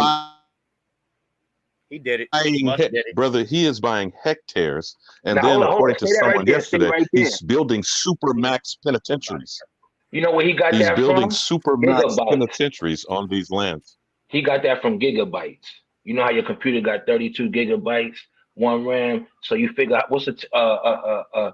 When you have a terabyte, that's 100. That's what 100 gigabytes is 1 terabyte. Am I correct? Yeah, That's but what he about did. a petabyte? What about a petabyte, straight smoke? Now he did that with the land. We talking So about somebody, in that retrospect that you said, Ali Mamu, we're talking about server speed now. Storage-based server Now, speed. when you're buying up that large tracts of land, when Cook with Apple is building solar farms the size of like Rhode Island, okay, one of the why he's smallest states. Go ahead, brother Cook. No, I was going to say, why he's buying the land, everyone, and don't look at me crazy, because they're gonna make artificial cities and worlds. Okay, and that's where people are gonna be living. Just so the Queen Mother knows, we are still in the topic of is God a man or a woman? The white man to himself is God. But go ahead, brother. No, I'm peeping what you're saying about the solar power stuff too. So we buy land and we have solar power because we could just generate energy. That's just where my man went. That's dope. Yeah, of course. And think about it, they could build a whole city. The solar power. Once the sun touches anything in that city, So it's what we gonna automatically build? charged. So what are we gonna build? They. Who is they? Who are they? So Well, the y'all want something? Come on. So the whole thing about this is you have to look at it's called a G20 city. Okay, those are 15-minute cities. That's what everybody's the new lick that everybody's coming up with, and those things is I'm sorry, those are C40 cities. C40 cities. These are those 15-minute cities. You've heard everybody in the last year talk about this. Yeah, we live in them. We live in them now. There's everything in your neighborhood. So we can't let it go over our heads. We're living them now. In your neighborhood, there's a supermarket, this, that. That's your little city. If your neighborhood don't got it, then you ain't in that city yet. You get everything you need in your 15-minute city. That's why it's called a 15, 20-minute city. Now, if you drive out to do your thing, but you can go shopping, people ain't shopping for certain things you order now. But if you could go out your home and you can go boom, boom, boom, boom, and be back home within a half hour, 45 minutes, and you done did a couple of rounds. You done went to a couple of stores. Anybody who lives in the cities up north, y'all know, and it's going If that's down south true, now. if that's true, I learn something every day. Damn, I just learned that shit. Yo, Root. Queen Mother, Salute, can Ali you see Babu. Salute, Isness in the Hawkeye. chat? Can you pull up that link she said in response to the Elon Musk thing? I got it already pulled up. I swear I Absolutely, can, man. or I Come would, Ali on. Babu. I swear I can, or I would. Come on, Cam. Hit the link, bro. I mean, come on, man. Don't just cast satire and throw a rock and hide your hand. He's claiming in his next statement, the Mormon Church's secretive $100 billion fund grew its Tesla stake by 3,500%. He didn't buy it, but the Mormon Church bought stake in Tesla. And then Isness responded, it is true about Musk. Can you draw that link up, Chief Morning He's doing Thunder? it smooth. He's doing it. He's running the market smooth. Ain't that it, Isness?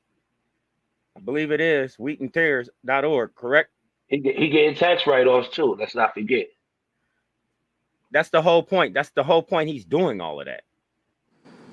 Facts. That's why I gotta respect when somebody says somebody was teaching somebody on here, and I don't know if they like to be called a teacher, but facts. I want to say this thing, right? Everybody knows Tesla ain't make a profit yet. So then you ask yourself, how is he so wealthy? He ain't rich. He's wealthy. We gotta stop saying. Pause, Hawkeye. How many hundreds of billions of tax dollars are piped and funneled in SpaceX, Tesla, and what else do we not know? Well, yeah, exactly. Now, hold on. I'm going to show y'all what he's doing. What he's doing is he didn't get no profit yet off of Tesla, right? That's supposed to be his big thing or whatever, right? So what he's doing is getting the stock shares up, right? He's selling some stocks. You got to cash out because the market has to come down to go up, right? To go up, it has to come down. To go down, it has to go up. That's how the markets work. Now, what he does, he goes to the bank. He doesn't spend that money. He tells them, "Hey, I'm taking this out early. He gets equity of his stocks, man. He doesn't even take care. He gets equity from his stocks. But Hawk, how is this an example of the God complex? The Mormon Church is using a secret $100 billion fund, according to Absolute Lee, and increased their interest in Tesla by 3,500%.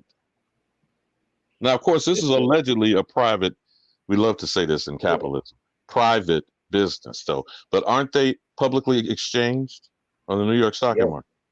Are they not funded by Indians, not taxed money? Yep. The Mormons Where's the definitely running get tab that. and how much has been sunk into this white supremacist Afrikaner?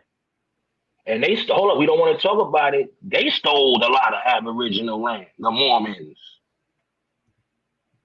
Okay, we want to be like, oh yeah, the church. They're one of the churches who was doing all that wild shit.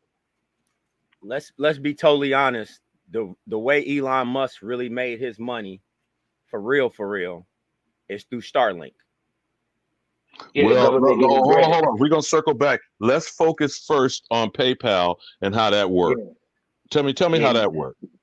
He made PayPal. He created PayPal e-commerce. He created the whole e-commerce industry. If people don't know, all right. He made it how to did where that help? How did that help Bezos become Amazon?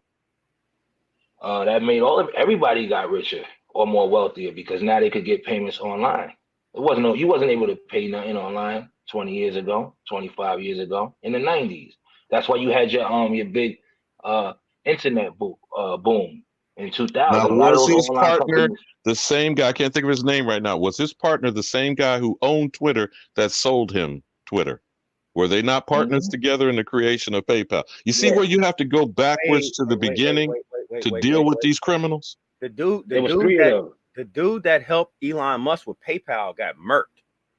Yeah, that's one of them. The other guy was three. That's why I said it was three of them. Right. But Tim Cook relinquished Apple a long time ago.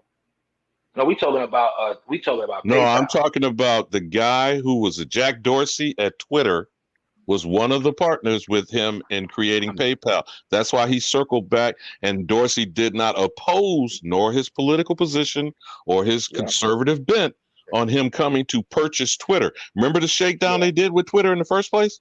Remember all the shenanigans they pulled on that?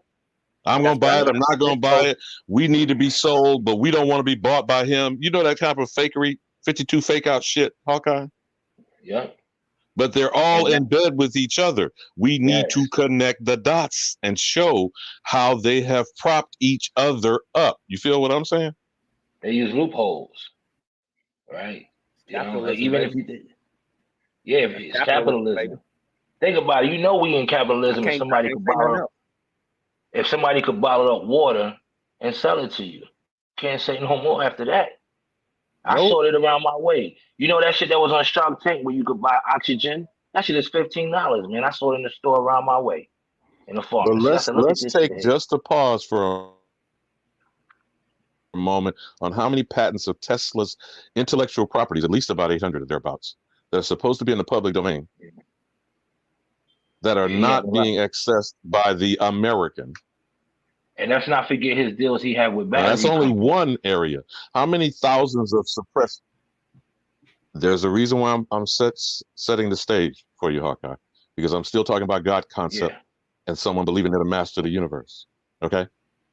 These suppressed technologies in the thousands, possibly tens of thousands, that have yet to make it to the public realm. That's not counting this alien shit that you hear them talk about on Ancient Aliens and all this other kind of crap. Okay? These are actual technologies of American invention and origin. And who is the only American? Us. And it is building the enterprise, the engine, I-N-J-U-N, the engine of the global economy. And we're broke. And the only thing positive about being black is being in the black, and black motherfuckers ain't in the black. Hello? Make this make sense. It's rough. But this is what they do. You're black, caught up in blackness, you're evil and decadent and inferior. But if you're white, you're pure and chaste and godlike in your omnipresence, omniscience, and omnipowerful. Who taught you that shit? The Doctor of Discovery? Convert or die? I'm still talking about God concept here, okay? So this is the white man's God, is it? And the black man's the devil. I don't know. Straighten me out. I'm just nigga. Well, we see it on the currency. Or we were the savages, remember? Well, think about it. If we're not trying to follow their way of life, What you gonna call somebody who don't want to fall in line? You gonna call them all the worst things. So that's how you know. You know, when we was civilized, we was looking at them like it's reverse psychology. That's the number one thing they study and do. Psychology. Never forget that. So if they That's why they don't reverse talk the about it. psychology, they have replaced you in what fashion? Now, we still talk about the God concept Every because way. it's worldwide doctrine of discovery, convert or die, correct? Yeah, they Correct. made us the devil So and they they playing beat God. Kunta Kinte into a Christian Negro Toby to do Yep, what? and now he's a devil. Yep. Right? We Well, became devils once we got into their religion and followed them. But before that, we was just gods who they worship. That's what it is. You know? well, I would really like to see, which I know we're not going to see this, because they're only going by, they're only following the league of the niggas that put the shit out, the African American shit. So they call that respecting their wishes. But I didn't never wish that. And I didn't sign up for it. What I really like to see is these foreign here 50 states governments prove that they got me and you from Africa. Where is the proof? Where's the proof? When you ask the Pan Africans, they fucking say, "Oh, just take a blood test." Okay, Queen Mother, and the question you're asking, that would mean in the actual state government records, each of the 50 states would have proof of what? Slave documents, Correct. They should slave have it. property, citizens considered indentured servants, and or transition into citizenship. Because really, remember, we keep going back to this, and I think we're going to have to break it down eventually. Yeah. The Let's do Naturalization Act of let's just do 1790 that now. Let's just do it required, now. yeah, well, did it not require you to be a state citizen first? At least a Correct. resident of 1 or 2 years, Which right? year? Wait, which year? 1790, the Naturalization Act. And I Oh, still yep. have There yet to you have go. anyone show me proof of what court system and where these people put applications in for citizenship and prove themselves not to be an alien enemy. And God knows, for me, the jury is still out on their moral character. Okay? The three fundamental requirements: state residency for a year or two. I think that's now been expanded to 5. Prove yourself not to be an alien enemy. If you still have dual allegiances, is that not the definition of you broken that requirement?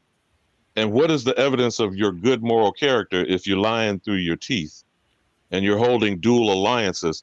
That makes you a traitor by definition, doesn't it?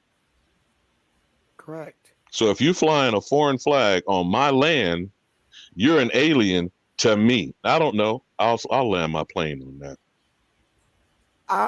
All I'm saying, and you're right, 1790. We didn't go through that process. And where is my slave master? I went way back in my genealogy, no slave master. How did my family own land? And they're supposed to be Africans. Exactly. Same here. My family had a tobacco farm. We still got the land. Still got the land. I'm trying to figure it out. So, at what point were we Africans? No history of slave ships. Don't give me the story about DC burning down, because You know when we was Africans. Don't give me the story about the DC records burning down. When the You know Brits when came we over, was when the British came over here and supposedly burned down Washington DC, and all the records got burned up. When they came to do that, we weren't citizens. you know So now what's your story? We weren't citizens, but we had our own farmlands. So when the Brits came to burn down the DC records, they weren't burning down our records. They was burning down United States citizens' records. We weren't Queen citizens. Mother, remember we talked yesterday about federal jurisdiction. How did federal jurisdiction enter into quote unquote Native American lands? We know flag on the plate over here. How did they do that? Who? Federal jurisdiction. Uncle Sam. How did Uncle Sam insinuate himself, the federal policy, into American Indian life? Remember, 2005, Ruth Bader Ginsburg, Cheryl Well, we v. know Oneida Nation, that doctrine of Cherokee Nation discovery. versus Georgia. Yeah. So how did federal jurisdiction insinuate itself into the land of the American? Through Well, that book. Through that book. They came with that book. but what I'm saying is, even DC, the federal government, that's just to have jurisdiction over their 50 states laws to make sure that they're not in violation of the U.S. Constitution, which is the 50 states. It has nothing to do with the mainland. So, in the backstory of the Killers of Flower Moon, like I told you, this created the FBI from this single case of the Osage Massacre. They insinuated themselves under treaty relationships of the nation of the Osage was the reason the case was given to the Bureau of Investigation on a federal level. You understand what I'm saying? That's yes. the camel's nose getting in the tent. Then once the camel's hump and his ass is in their tent, how do you get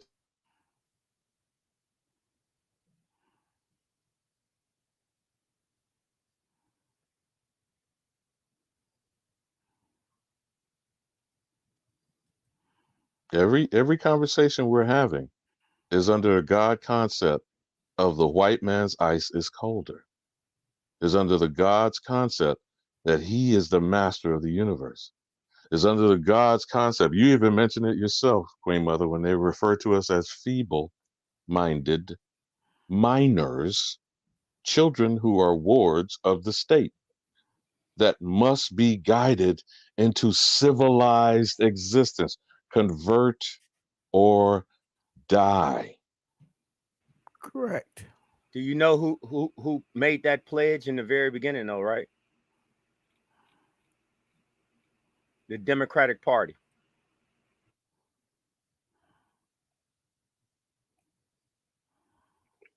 Facts. That's Now, why they now had to when you pledge say, allegiance. hold on. When you say that, again, we must start at the beginning.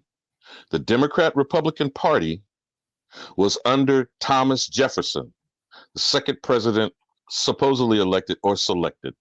The Whigs, the Federalists, and who else was in existence as this transitioned with the Democrat Republican Party until Andrew Jackson, the Indian killer, the parties were severed into Democrat and Republican. You feel me, brother? That's Yes. 1824. So we're talking barely. Remember I asked you this, Queen Mother? These squatulating bitches weren't even grown. When Thomas Jefferson asked for the Non-Intercourse Act to be implemented that was passed in 1790, that was 1809. So for less than 20 years, the Democrat-Republican Party was from Thomas Jefferson to Andrew Jackson. Then Andrew Jackson in 1824 had the most votes, but did not get the presidency. Came back in 1828 and was reelected in 1832. He's known by the nickname Indian Killer. The Indian Removal Act is of 1830. From 1830 to 1865, over the next 35 years, what happened under the white man's God concept of manifest destiny? And I'm going to convert your black ass by killing the Indian and saving what? For who? The man. Kunta. You are now Toby.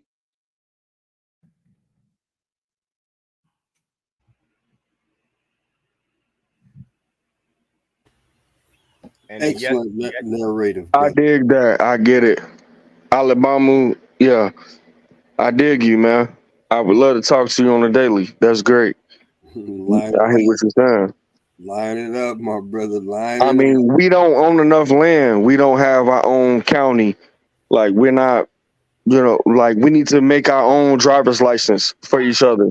We need to make our own identification for each other. We need to make our own county for each other. Our own. So now we're accountable to each. Like, if this is what we want to do, this is what I see Chief Bethy is trying to point us to. Not trying, she's doing it. So that's because I'm tired of hearing about the Django stories and the white man and the color purple and what. Hey, Let's Shine. keep it going. Yes, Shine. this is Master Shine. Yes, we don't have our own. We don't have enough land. What I'm gonna say I to you, need this is gonna I sound need y'all if y'all my elders, I need y'all to give me a driver's license. okay. And this is how we have to think. Hold on. Just what you saying that on this DMV thing, okay? My man, I haven't had a driver's license in 32 years. I get that. I get that. And that's right. You Yeah. don't need Okay. one. You I have don't an need international too. Yeah. And that Moore shit don't work, bro. And I'm a Moore. Yeah, it's not about that. It's business. Right. It's not about no Morris. Nothing. No. Now, I'm not trying to be disrespectful, my brother. I'm with you. I think we should do a lot of things, Yeah. though. But the actions If I you done seen understand, everybody else do, just 30 seconds. The actions I seen everybody else do, just the best plan is what I heard you and Sister Bethy doing, trying to get y'all right first and trying to organize like that. But I get you, though. I get you. But this is what we gotta understand too as a people. See, the system was working fine. The system was made for us to be working on an individual level, and these people could come here and still have their groups because they foreigners. You see what I'm saying? They got their own pecking order in their community because life is all about pecking order, no matter what. Right? It's always gonna be somebody who's got a little bit more than somebody else. But what they did was make us, because everything you said, Sean, you could do that now on an individual level. So that's on your family and your circle to do. But for as a whole, it's going to be hard because we don't have military. We don't have resources. It's more than just land, brother. You got to have resources. Okay? You got to understand economy. Because if you just got land, you're going to have a whole bunch of cats sleeping on your land, not doing anything. You got to have law and order, man. And See, you some know of how these that stuff. settler, I get that. shit I is get that already part. working. But you know that settler shit is already But y'all working. talking about problems still. I thought we was talking about solutions. Hold on, young brother. Hold on. To be appropriate in solving something, it's like a doctor. You can't misdiagnose a patient and hope to give them effective treatment. You feel me, young brother? So it might sound like we're Yeah. lamenting and mourning or whining or complaining, which we are not. But whether it sounds that way or not, until the accurate condition is described, you can't implement appropriate response. Okay? That's first.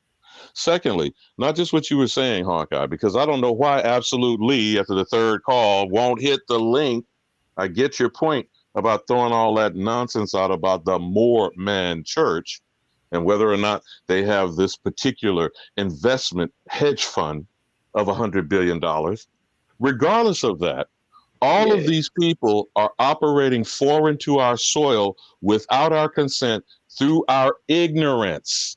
Until the only American declares their American status that is de facto and de jure by this law, Constitution, our Aboriginal law and government that we've been displaced off of, and international law, which we know we have access to through UNDRIP and ADRIP, until we set ourselves 10 toes down, as you young people like to say, solid standing on our square, we cannot check them in their activities. We could be redirecting much, if not all, of their ill-gotten gains back to our authority and control. But until we get our collective head out of our ass and think accordingly, you cannot expect a person's behavior to change when their mind is messed up. Would you agree, young brother?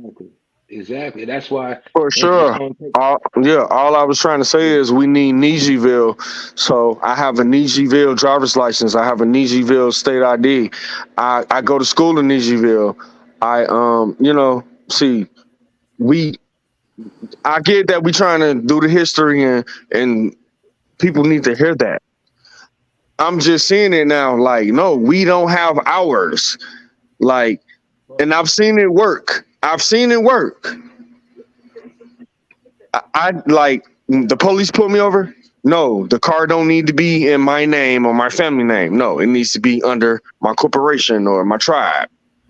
I need my license to say, yes, I am an indigenous aboriginal of the Wyatt tribe. Whatever. Okay. Okay, hold up. Because guess what? Hold up. Guess what we do? Guess what we do? Hold on. I'm about to bring it home. Guess what we do?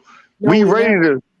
A lot of my generation, we ready to cheat and lie on our significant other. But guess who we don't lie and cheat to? The United States, the government. They know everything. They know our credit score. We don't even it get heavy. I want to talk about consumer all right, laws. no, we're not gonna talk about that because that's not the topic. Yeah, I Anyway, know it ain't topic. I get it. all right, but anyway, let's go. Is that you? Is that really you, Smoke? I wish a motherfucker would try to imitate me. I swear. Okay. Yeah, they be Hey, fucking. shout out to the channel, to the panel, and to the chat, man. Peace, Power to Smoke. the motherfucking people. Who that is up there talking about some consumer law? Yeah, that was me. What your name is, bro? Lawel, shine. Okay, we're gonna have to get into that sometime, but right now I got a question concerning the Okay. nature of the subject matter, which is man God, is woman God, or is it all the same? What kind of consensus did you niggas come to regarding that? Right. Okay, before y'all go Salute to you, into Smoke. it, Salute, Smoke. salute, Smoke. Before y'all answer, y'all better think when you talking to Smoke. But let me do this real quick and then we can stop. Okay. Is this a big black dude or is it a mongoloid? I was wondering where you was going with this pick. I need you to blow that up a little bit, though. It's up on the bit. I can't blow it up. It's on an overlay. Yeah. I can blow it up on my screen. Yeah, I'm leaning toward that being a nigga. I was zooming in on that, but that Negro looked like Rosie Greer. Yeah, he look like a nigga. Queen Latifah. What was up? He look like a nigga, be sister, bitch. Okay, I'm just playing. I'm just playing. So okay, because I'm about to tell you who this is. So y'all say it's a Negro, right? Right? Do he look mongoloid at all or anything? Look like a nigga, right? I wouldn't say he's Asiatic, though people want to talk about All the right, let me Asiatic ask you black this. man. If But you go was a ahead, census taker and you stopped at his house, what racial classification you gonna put based on what's on your picks that the commissioner give you? What will you That's write some down? Negroid features I see on screen. Okay. Yeah, you just got regalia on. That's all. Okay, so that's an Osage Indian right there. And remember, okay, so since you said that, God, I wish you the Osage. Now, remember, I'm having to discern from white demographics, documentarians, etc. They said the Osage Nation was revered by Thomas Jefferson, and it went from the Ohio Valley to Canada to Missouri down the Mississippi River. Now, you please explain that to me, Queen Mother. Make this make sense. I have to believe it because I mean, me looking at his legs, his feet, his arms, his whole body, that ain't no fucking paint. That is what we call a Negro. A big one at that. Hell yeah. You'll be hard pressed to find a mongoloid or a mongrel or a mestizo to come He in that looked type like of some dude. yeah. Shit, he looked like some dudes that you just throw on And some you see jeans the and a red paint baseball on his cap. hand. You see the red paint on his hand. You That see ain't the paint, that's war. blood. That ain't paint, bro. Yeah, I got you, bro. He just came Even fresh got it back on his from feet, hacking him man. up something. Who, George Foreman? There you go. He do look like Big George, don't he? There you go. Evander Holyfield, et cetera, et cetera. But when you start looking at the backstory on this Killers of the Flower Moon, Queen Mother, they ain't gonna show nothing but with that little paltry ass tribe you keep putting up. Them Hatachus or Watchachus or powwow. Yeah, you motherfuckers. the people that they're trying to say were our fucking ancestors in South Carolina. Not. They can go ahead with that bullshit. Not having it. Come on, Sister Betty. You know that's what they want you to believe, just like everything else. You see now, what did you let's call get it? This because I want to Ali hand it Mama? over to Smoke. After this, I want to hand it over to Smoke. The purpose of the schools was to strip Indians of their cultural traditions and teach them the skills necessary to function in American society. Pratt keyed this belief with the saying, "Kill the Indian, save the man," in order to justify his reasons to assimilate the Indians to the white culture. Name that And man again, Sister I'm Betty. just That was gonna the General say Pratt. that General Pratt, correct? keyed this belief with the saying, "Kill the Indian, save the man," in order. This is what they did to our people. That's why y'all Negroes now. In order to justify his reasons to assimilate the Indians to the white culture. Remember, these are military generals. These are military generals who came hand-to-hand combat, face-to-face with the fierce, wild nigger Indians.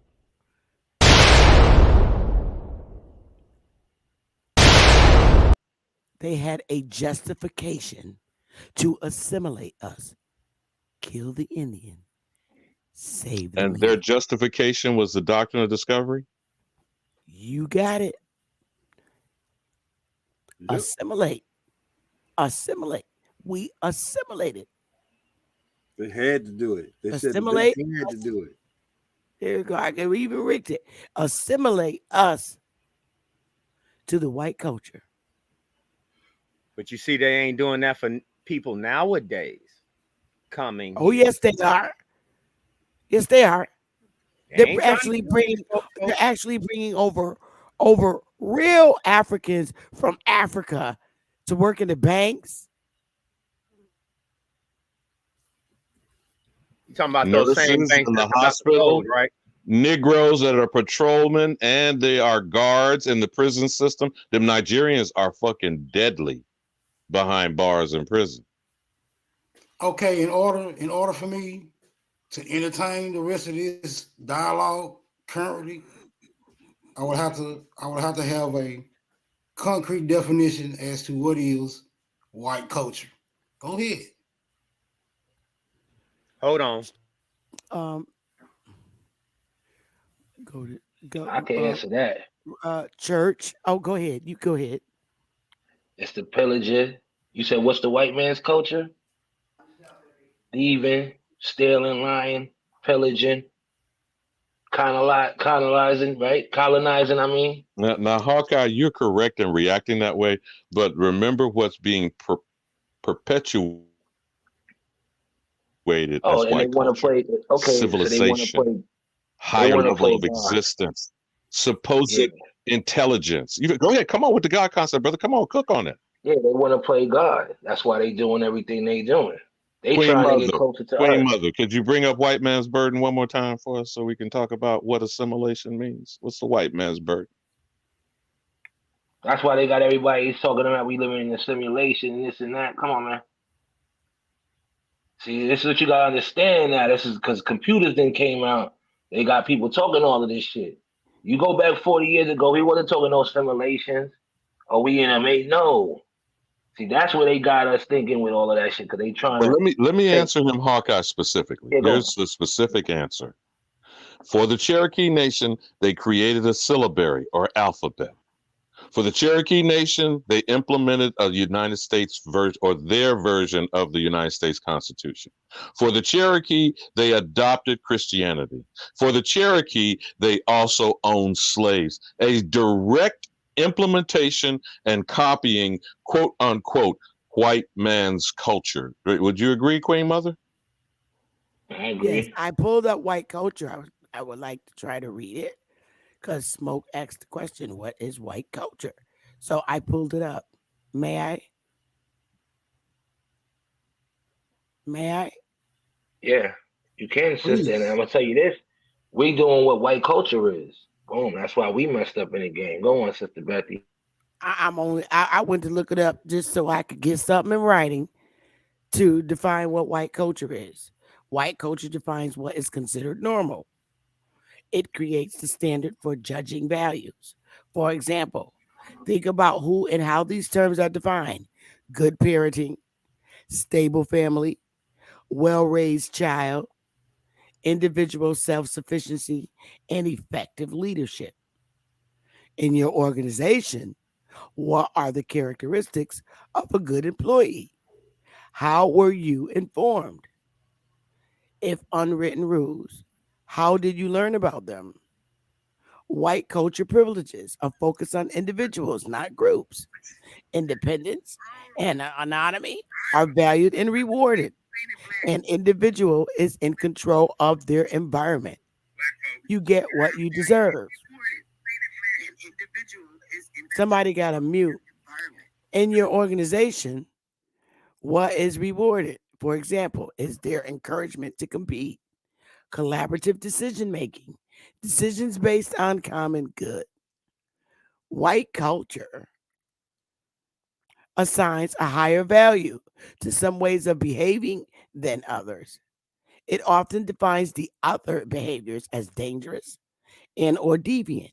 For example, right to comfort, avoid conflict, emotion, be polite. Comfort level is defined by whites and those that cause discomfort or involved in conflict can be marginalized. Individual acts of unfairness become equal to the pain and discomfort to systemic racism, which are daily targets for people of color, based on Tema's Oakland's white supremacy culture. In your organization, Pause, Queen Mother. Pause. You need, I'm serious, need to pull another tab up and bring that, because that's the first time I've seen someone attached to white supremacy other than Neely Fuller Jr. doing his seminal research over 50 years. Please pull up that name again that you just read. Can I say one Whatever thing while she's doing that? something Okors, whatever, about Tema white Can I, supremacy. Okun, Tema can I Succumbs white can I supremacy. say something? Can I say something real Yes, quick though? yes. Absolutely, go right ahead. Why would our people want to work with these people, trust these people, vote in they shit, get caught up in they shit? If this is what white culture is, how you think they gonna work with us? Yeah, they gonna have foreigners over here and come over here because we ain't in none of that. We in the savagery part how they got us living. We ain't But, on the level what they Hawkeye, talking. Queen Mother, where did you? Because this sounds more like a corporate um, policy manual. Where did you get this drawn from? This I pulled it. It's a PDF. It's a PDF. Pull up Tima and her But mystical just the first two supremacy. portions that you read, the bogusness of white family structure. If we were to break down any one of those points that you just brought up right now on your doorstep, what the hell is going on in Maine?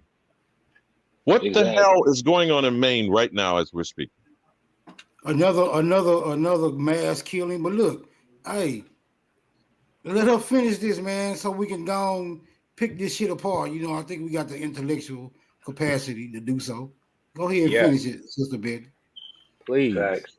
Okay, it's only one page, so we're almost done. In your organization, what behaviors are considered uncomfortable?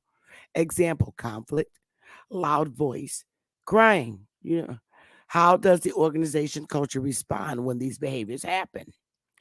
Decision making often reflects white culture assumptions about the primacy of individuals, standards of behavior, and use of power over others.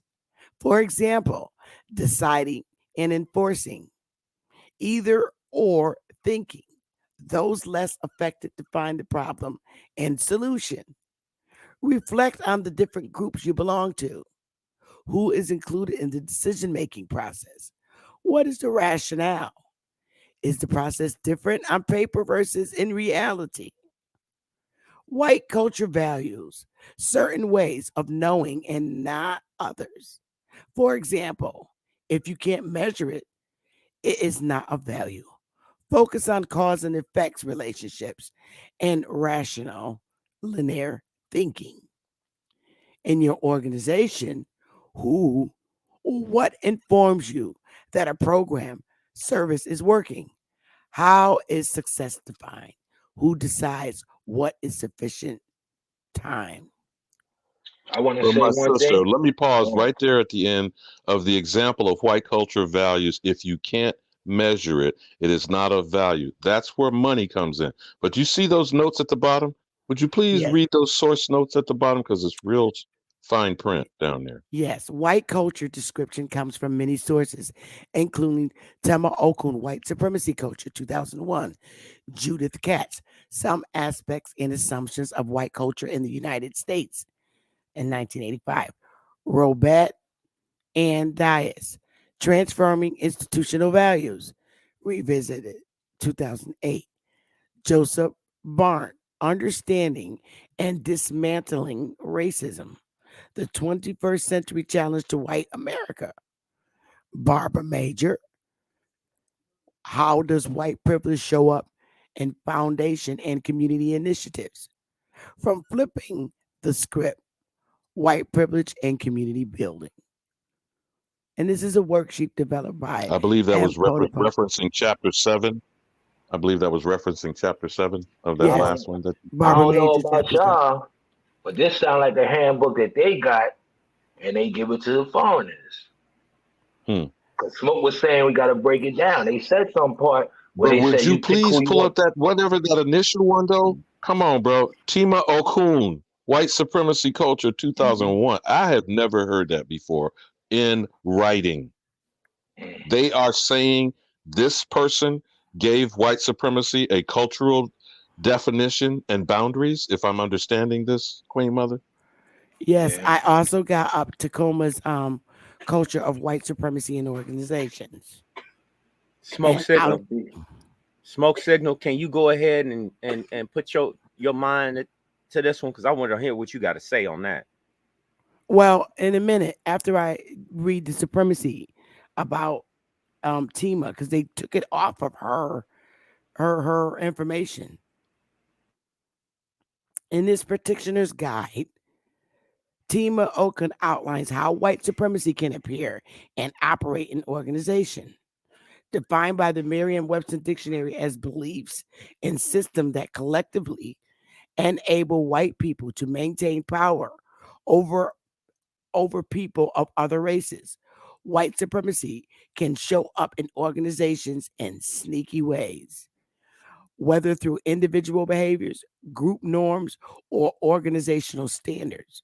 The cultural characteristics of white supremacy can be hard to see or name. This powerful and damaging form of white supremacy is called white supremacy culture.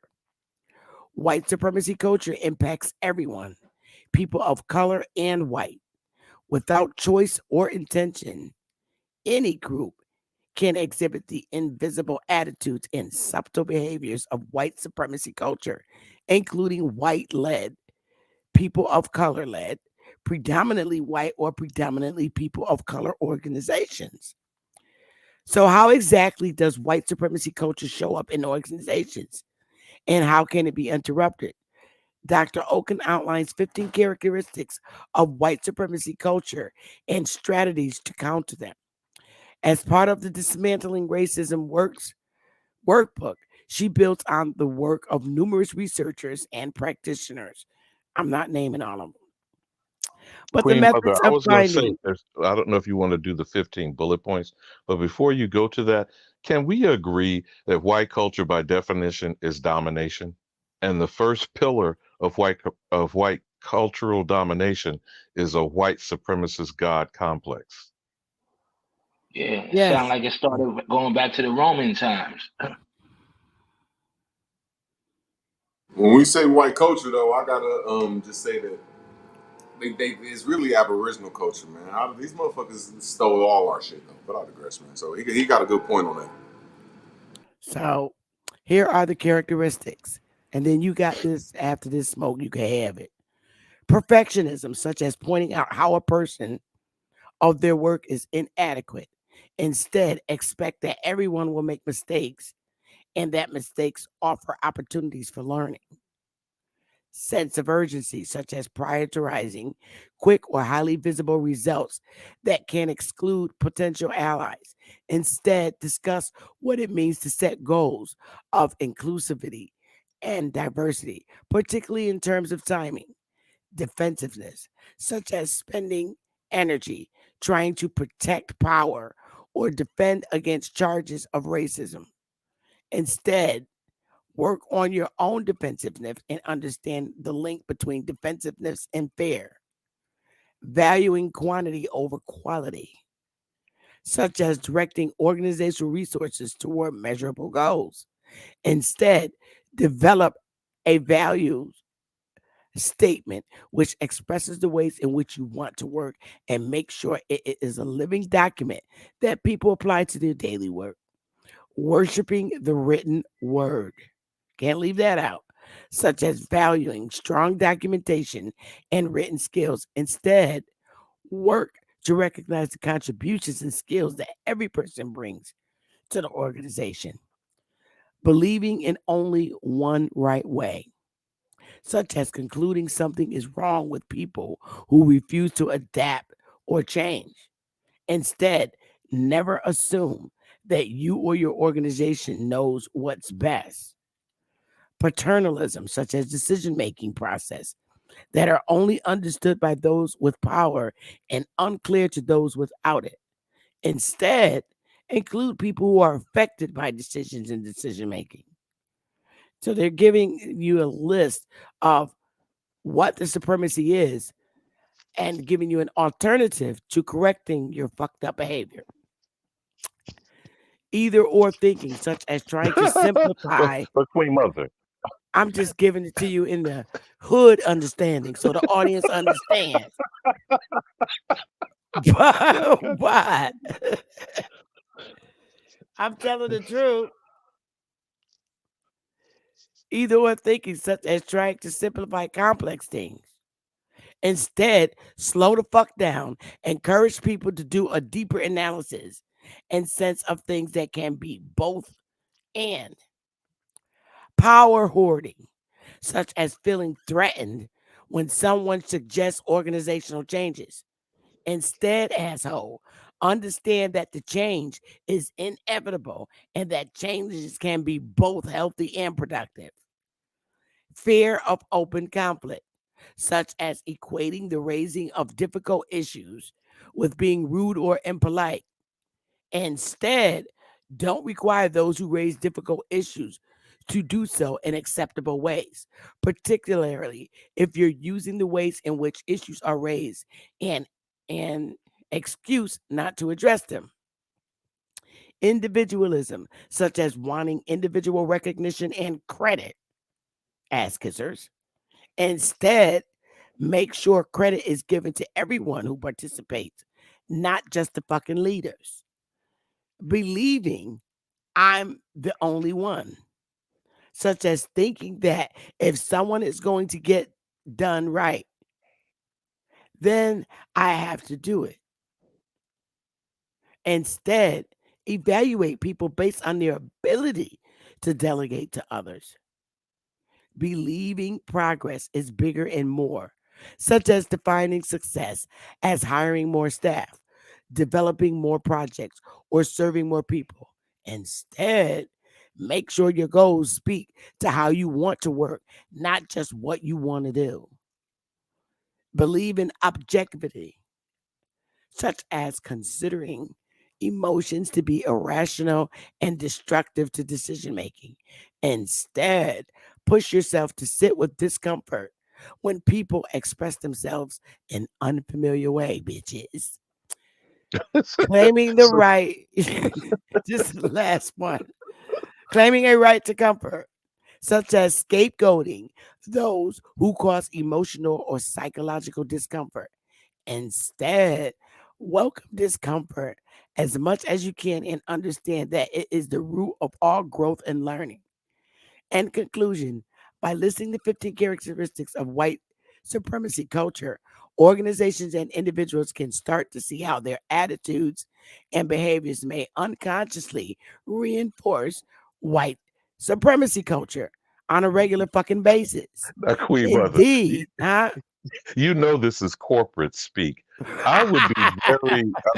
Tima Okun sounds African. I would love to know the ethnic background of that particular individual, and I believe it's a female. I don't know. I just from the tone of the messaging. But Smoke, with this information, what would you say is the definition of white culture? Yeah, I would have to say that white culture is fairly a modern phenomenon, especially if you can validate any of its origins, which is to say that it's an accumulation of foreign groups who made a pact with each other to usurp and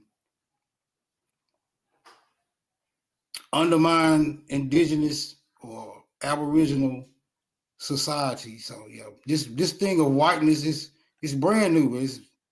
It's like new on the face of the planet.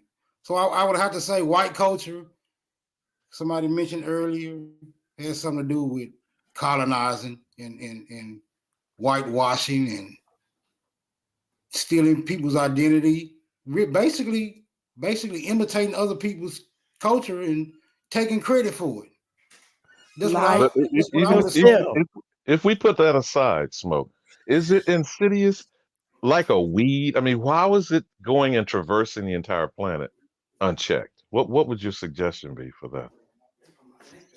Yeah, it's like a virus searching for a home where it has what you say? You got people of color? Yeah, I'm gonna go get him now. I say it's a virus searching for a home where historically it has none. I gotta get in the wind. I gotta go scoop my cousin up from the plantation. It's been good chopping it up with y'all. Y'all just meditate on this shit. I say there ain't no white culture. I'm out. It is one thing to say that, and I suggest the same thing about white supremacy is imagined. But this Tima Okun, did you get the ethnic background on that individual, the author of this?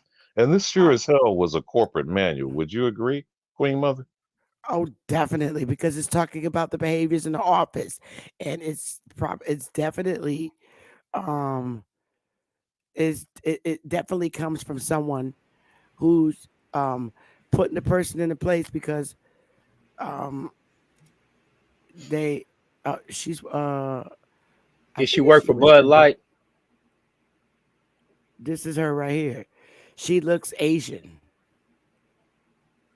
She has Asian features. I'm sharing her now. Do she work for Bud Light?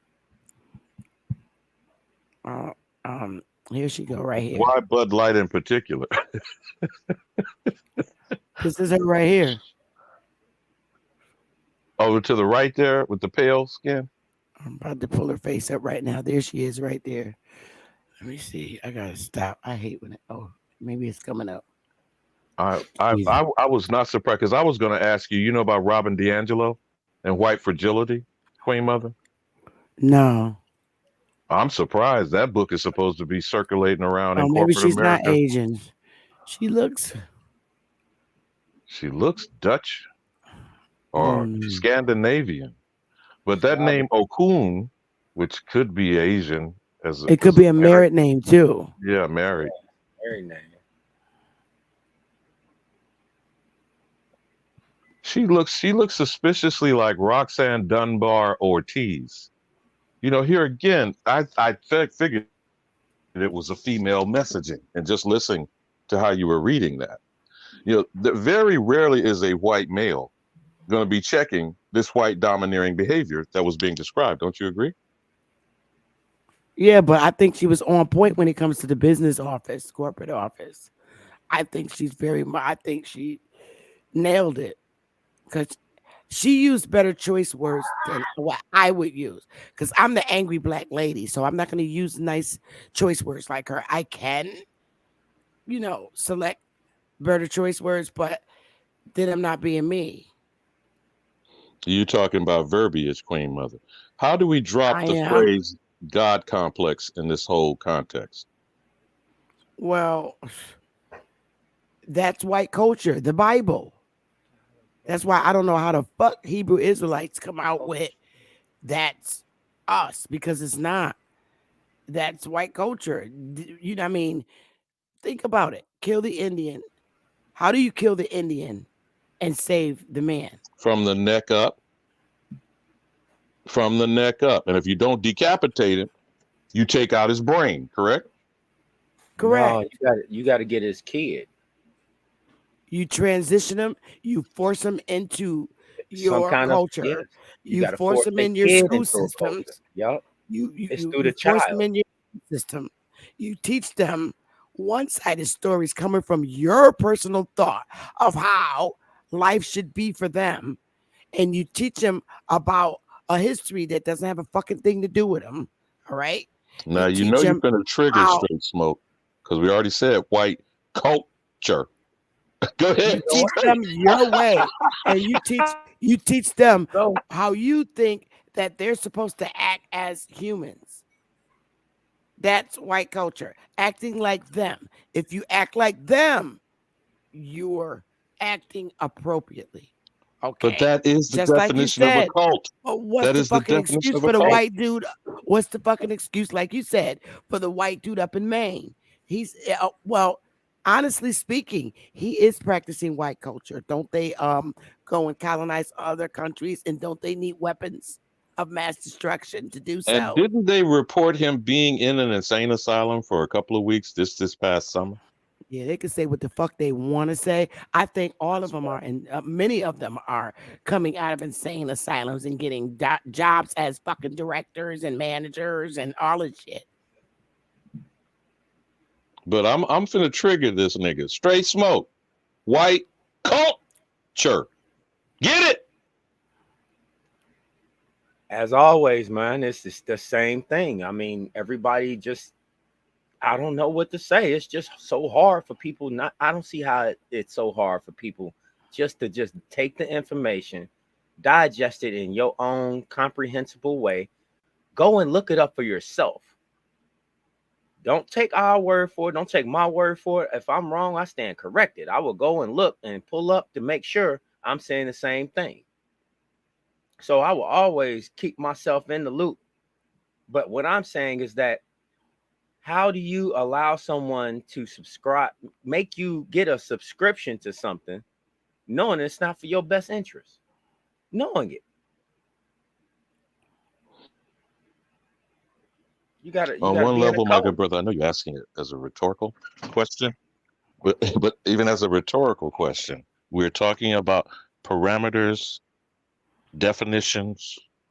What did you say when you kind of jokingly commented, Queen Mother, while you were reading it about the kiss asses and the brown noses? Yeah, I'm not doing that. So what they like to do is continuously fuck with you. But what they don't realize, that when you do that to the wrong person, you end up losing fucking sleep, and you end up catching a stroke and dying, not the one that you're fucking with. And I hate to say that, but it's fucking true. Keep fucking with a person, all right, at work, and you're the one that's gonna lose the fucking sleep and catch the stroke and fucking die in your sleep behind trying to continuously destroy the character of somebody. I've seen it happen in the Now state. we're I've seen a just bitch mess with a woman, and then when the bitch retired, I seen a few days later a obituary, rest in peace. I'm like, bitch, you should have been right. now. Well, you weren't talking about someone I going don't feel postal. You're sorry to talking about people someone that do some who evil shit just before they die, because I just walk to your grave and spit on it and say, I tried to tell you, bitch, but you ain't listening. But you're not talking about someone going postal. You're talking about someone having a heart attack or supposedly dying of natural causes, No, not stress natural related. causes, just be evil, miserable bitch. Look, for women that do this all the time, listen, I see they have their way of resolving issues. I have mine, bitch. Get you a man with a fat dick and take care of yourself. A lot of women that's not getting dick like fucking with people. And a lot of men. No, we can laugh at that straight, but that's a psychological thing she's describing. That's a very true that thing. is very true. That's a It very is true very thing. true. That's what I'm saying. They Yeah, be so but uptight. They uptight. They don't know how to real. but I Get you a was fucking, going to the get next you a level though. fucking With boy toy and leave me alone. I got you. I got you yourself. on that, sister. But hold on, straight, because the next level is going postal. That's why I was taking it next, Queen Mother. And the main incident, they still haven't figured out the multiple site locations this guy trove and rode through. Didn't the dude in Buffalo do the same thing? Remember the Buffalo incident? Mhm. Didn't the guy go down there in Atlanta and take out them Asian happy endings and parlor places and stuff? Yep. Okay, so now is that going postal or MK Ultra?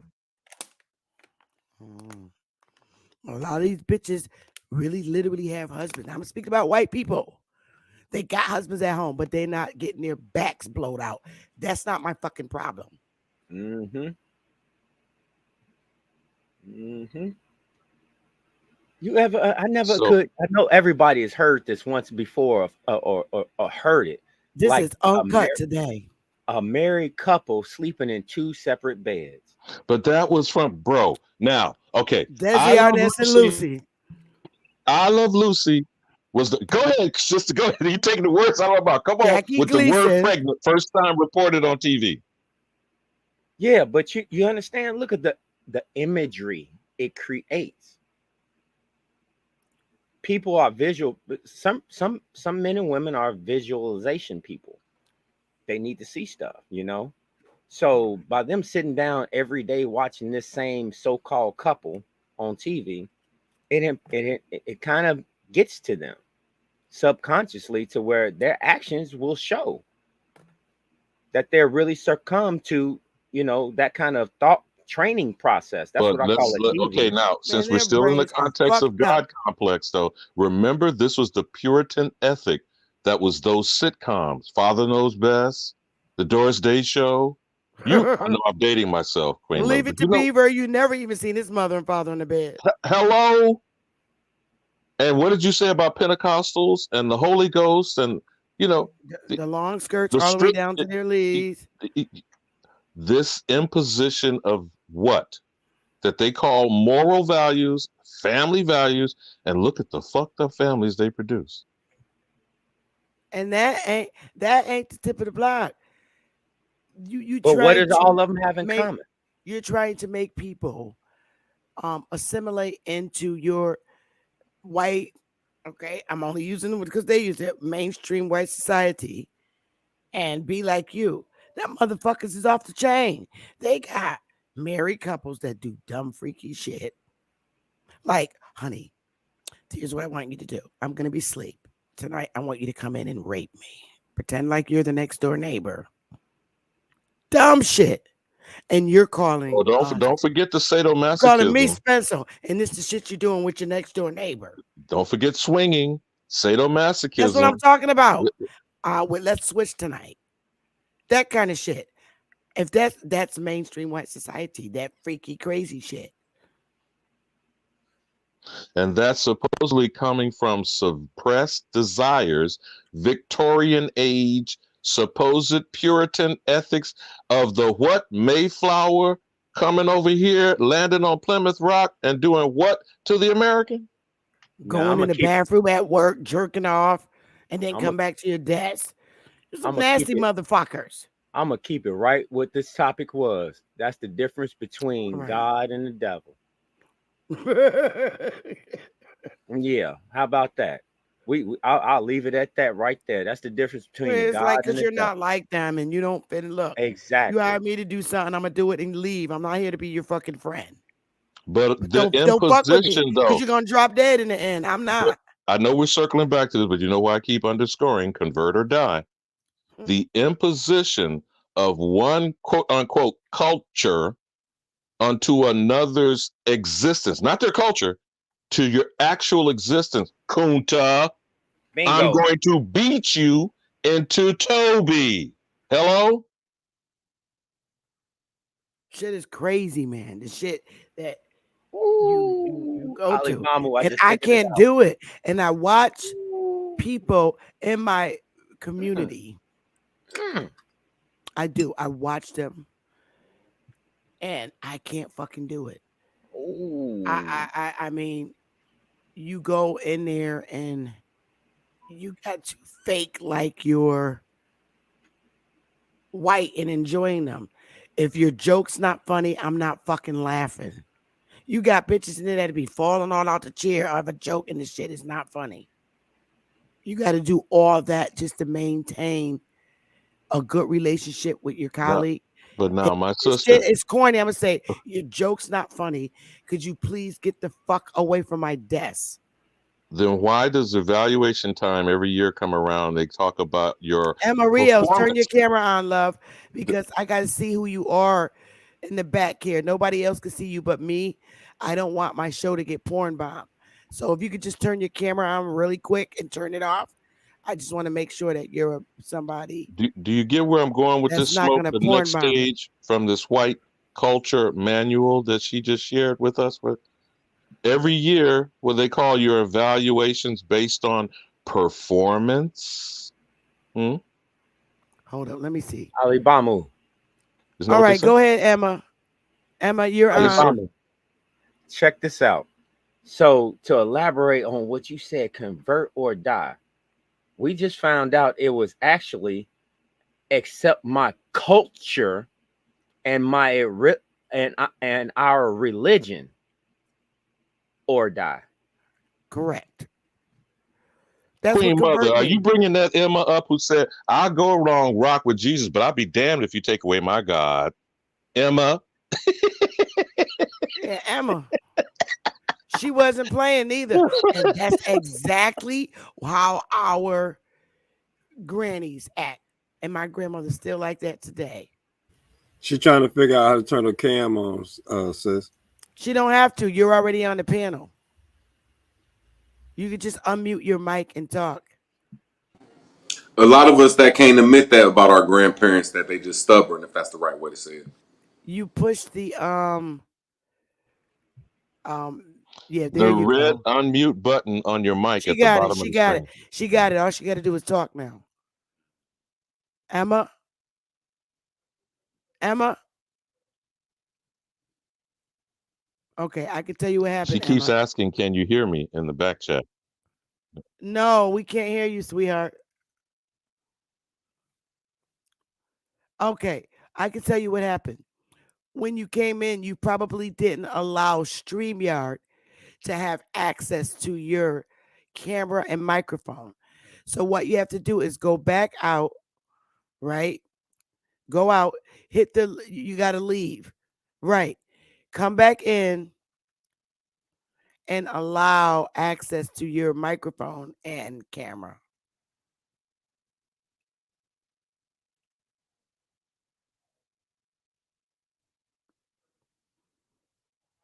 But what I was asking was, in this corporate speak that we just reviewed as white culture, every year annually on their evaluation, do they not base it on your performance?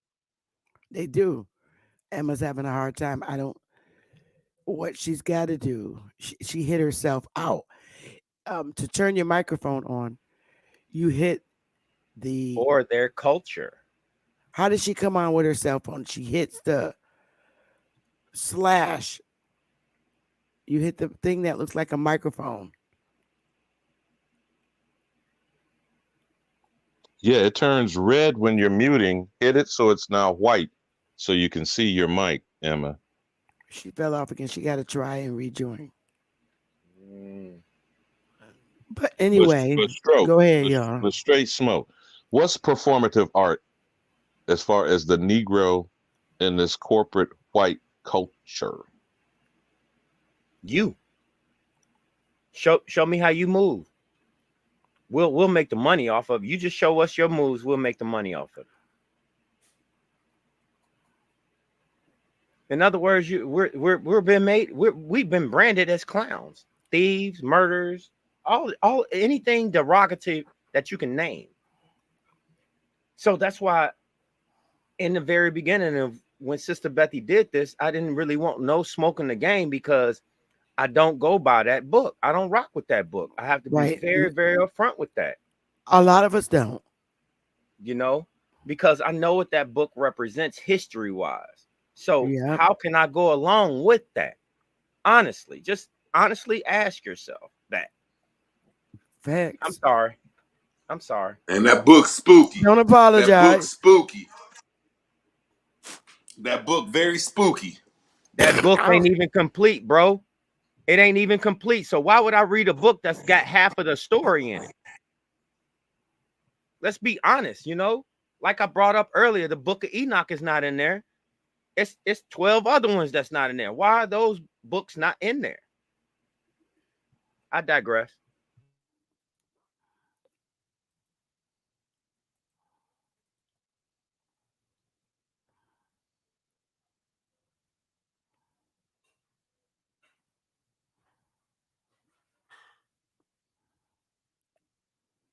Y'all got it. Did you see Cynthia Pompey's comment, Chief Bethy? I had wanted to pull it up, and absolutely, again, I keep asking you, man, hit the link. I don't know if you're he or she. Why don't you come up and share with us the thoughts that you're trying to get Sister Bethy to pull up? Cynthia Pompey. You see that, Chief? She says, No. "Honorable, beautiful, super awakening Chiefess Bethy. Here is always, I think she means here, is always one female and one male, a chief and a chiefess. Christ the male and Christ Mary the female. Indian way, always two." And then she wraps up with Buddha. But you know, when we're asking a dichotomy question of male versus female, when biology tells us we are all walking around as the product of a man and a woman, not a man and a man, not a woman and a woman, not any of this North American man boy love, queer-ish pronoun agenda being pushed by white culture, my brother. Yeah, but I don't want to talk about that. Okay, that's root words. I don't want to talk about that. My fault about that. No, that's okay. I don't want to talk about that because that begins to you're talking about a culture of people, and we have to be careful on YouTube. So no, I don't want to talk about it. It could be it could be considered, hate speech. Hate speech. And I don't want that. So we're gonna bypass that. Me personally, I don't talk about who you have in your bed and who you fall in love with. I'm a heterosexual woman, and I have nothing against anybody who chooses a love life. It's their personal business. The problem I have is trying to enforce it on my child. Yep. Let me be my child's parent. Other than that, you can do what the fuck you want to do. But when it comes to putting shit in my kid's head, that's not gonna happen. I'm going to stand on it. But And that's I'm not going to teach my child that. But that's my point, Chief Morning Thunder. Right. The But I'm culture just of saying. domination. But they tend to think that you think that their lifestyle is inappropriate. Well, a threat. Well, I did but I not make think I a don't. pronouncement of what's appropriate or not. I said a biological fact. Every Right. person, even those who choose whatever lifestyle they choose to be, they came here through the procreation of man and woman. That's a biological fact. That's not an opinion. Right. It's not It's a an agenda. It's biological not a fact. political statement. That can be said to be hate speech by these demented people pushing a political agenda, Okay, because that is what they're doing. But the reason why I don't want to talk about that on my panel, sir, understand this. I understand what you're saying. But there's a lot of people in that community that believe they were born with a birth defect and they were not supposed to be a girl or a boy. And that can be so if they're psychologically feeling that way and they never feel like a boy. And these are people that I'm talking about that never been molested or touched in an inappropriate way. It's just that they were born and this is how they came out. So I don't, this is why I don't raise these kind of conversations because it's not none of my business. What I do when it comes to that, when I come to that is just worry about my child that I'm raising to make sure that I let my child know who they are unless my child walks up to me and tell me something differently.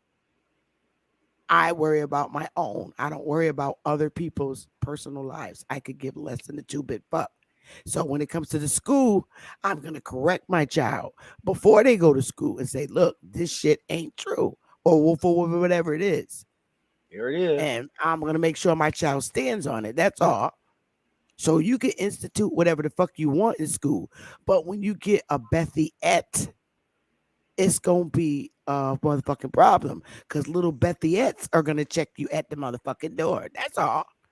And I think that make your child stronger mentally with that brain if the school teaching them something. And then the parents saying, well, you might need to look more into that because it might not have no facts to it. So now that child using both sides of their brain when they inside that class. That's good There shit. you go. I digress. There you Little go. Bethiettes are going to dress you at the door, especially my grandsons. They already saying it now anyway. Sister Bethy. And they're 8 years old. Sister Bethy. Hold on. Yes. They're already saying what, Bethy?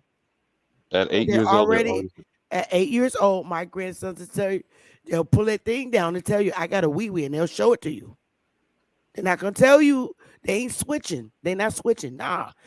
They're going to pull their pants down and say, I got a wee-wee. As soon they're on cold with granny. It's what I'm telling you. I was, not to stir the pot because I'm not trying to trigger niggas, but I'm bringing a chat comment from Negro forward and would love to hear all of your responses. He suggests that white culture is only in America and no place else on earth. Would you agree or disagree with that notion he just stated? I think it's wherever they fucking colonize, and the people who they colonize is stupid enough to fucking assimilate into their ways of life. So I don't think it's just here. I think it's everywhere they fucking colonize and got people to be like them, work like them, and do like them. No, I think it's not true. It's in everywhere where they colonize and they're still existing in those areas. And the only way they can exist in those areas if you convert to the way that they want you to run their shit in your country. Sister Bethy? I won't speak on it no more, but I'm going to say it's 2 words what that question is. Pandora's box. And I'm done. What's that? What you were warning me on heading the direction of the conversation. So not that you shot that at me, Roots. I will not open Pandora's box. But go ahead, straight.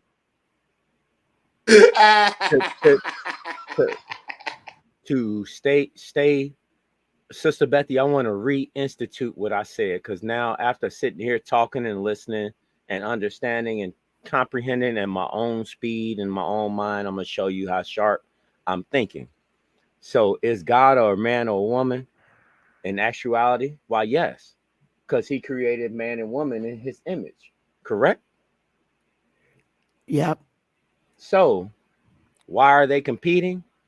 Because they've been indoctrinized by something that made them compete with each other. Are they really equal? Yes, they are really equal. Like Hawkeye said, that's the hand, that's the left hand and right hand. Who rules, you said? Neither one, because we are a team building our tribe. And I digress. Agreed. And not only that, could I add to that, and you're absolutely correct, Straight Smoke. Whether I was misled or tried to trigger folk about the biological imperative, that didn't come from spitting in a cup or ancestry.com. You are who you are walking around with in you, and all of those parts of you are male and female. And I yield. If you come on the panel, I'll pull it up. If y'all got to start being brave, hit the link like everybody else. I'll pull it up. I'm not going there, man. I'm not Working from the chat, man. Hit the link. Yeah, if that's Shit's absolutely, crazy. I've put that invitation out multiple times, even going back to the Mormon stuff and whether Elon Musk is in bed with them or not. But look, share with us about why you got Iron Mountain on the screen and who gave them authority to sit on 1 billion of our records worldwide. I believe Hawkeye may have asked that earlier. Who Well, gave them their white God complex to believe they could compile my story and charge me $49.99 a month?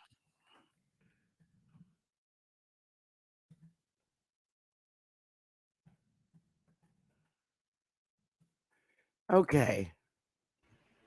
It says here, I love it.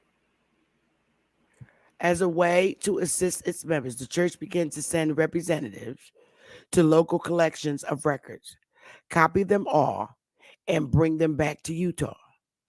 In the 1920s, the church began recording the genealogical information it had gathered on index cards.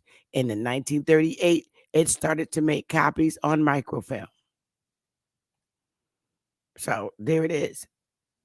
As a way to assist its members, the church began to send representatives to locate collections of records. So they went, all these people that joined, supposedly, joined their church. Now, we're presuming here, was it a requirement they provided their personal family history and tree amongst joining the Mormon church, or how does that work? I know the answer to that. All churches. Woo, that was a deep question. I know the answer to that. That particular church itself is a church of record. So they got to test your faith in the church first before they can give you the information you want. Does that make sense?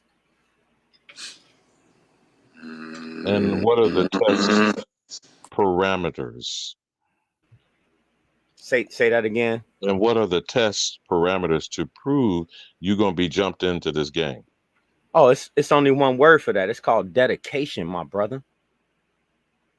How far will you go for the church, my brother? Dedication to faith. You they say that a lot. You're right. I'm trying to get you to understand. I'm looking at their language. Their language will tell you their intentions. You just have to be smart enough to see their language.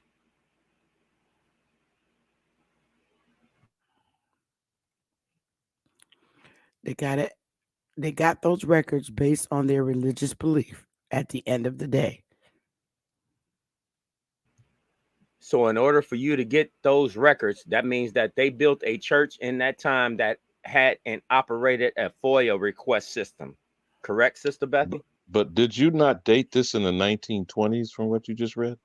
They created a FOIA request system back then on every state and its occupants. No, I got you there. But I'm saying, were you not reading a reference dated in the 1920s, Sister Bethy? Huh? When you first started reading what you're reading, because it's not on screen, couldn't see it. Was this referencing the 1920s? Yes. That's what I read. So 100 years later, how are they going into places that are like Arab cultures, Muslim nations, and these places of antiquity with all these museums and whatnot? Because I think you are pretty aware that they are probably researching and getting artifacts or copies of documents from places that do not acknowledge Mormonism as an organized religion. Or do they? I mean, I'm No. making a presumption, but Well, anything could be created and be called a religion. Just the simple fact that they do baptism.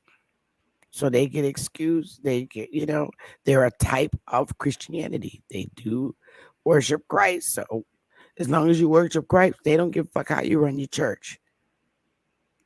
But what I'm suggesting is they're not opposed by other foreign nations, governments, or belief systems to do this. Yes, like sir. octopus tentacle Yes, reach sir. across. Yes, they I are. mean, I'm making a presumption. I don't know. Maybe you could correct me straight if I'm in error. No, you're right. You're not going to take. I'm serious. You're not going to go to Russia or China with Mormonism. It's not going to happen. No, You're it's not not. going to the Middle East with Mormonism. It's not going to happen. That's That is a right. different thing. When you talk about other countries, now you can probably get away with it in more European colonized civilizations, if you will. But you're not going to like real strongholds of countries like North Korea and talking about Mormonism. You see what I'm saying? It's just not going to happen. But you see them evangelize there. Have you ever seen the Broadway play Book of Mormon, which is hilarious, by the way? No. But I wasn't saying it for that point. I was saying getting the documentation, because I would imagine they are getting the documents out of these places. And here's the argument. You've got people all over the planet here on our doorstep needing to search their ancestry. You see what I'm getting at now, Smoke? I get what you're saying, but we have to look at what Sister Bethy is saying. And that time, wasn't that around the same time of the first census, Sister Bethy? Somewhere up in No, that she same was thing? reading from something referencing 1920s when they started. Was that from the Ancestry.com website you were reading, No, Sister Bethy? no, I just Googled it as a way, and they do say this on their site.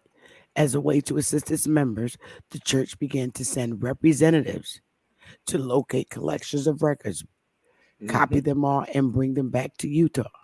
In Yeah. the 1920s, the church began recording the genealogical information it had gathered on index cards. And in 1938, it started to make copies on microfilm. So that was a well-established church that I'm just gonna put it out there. Just skip it.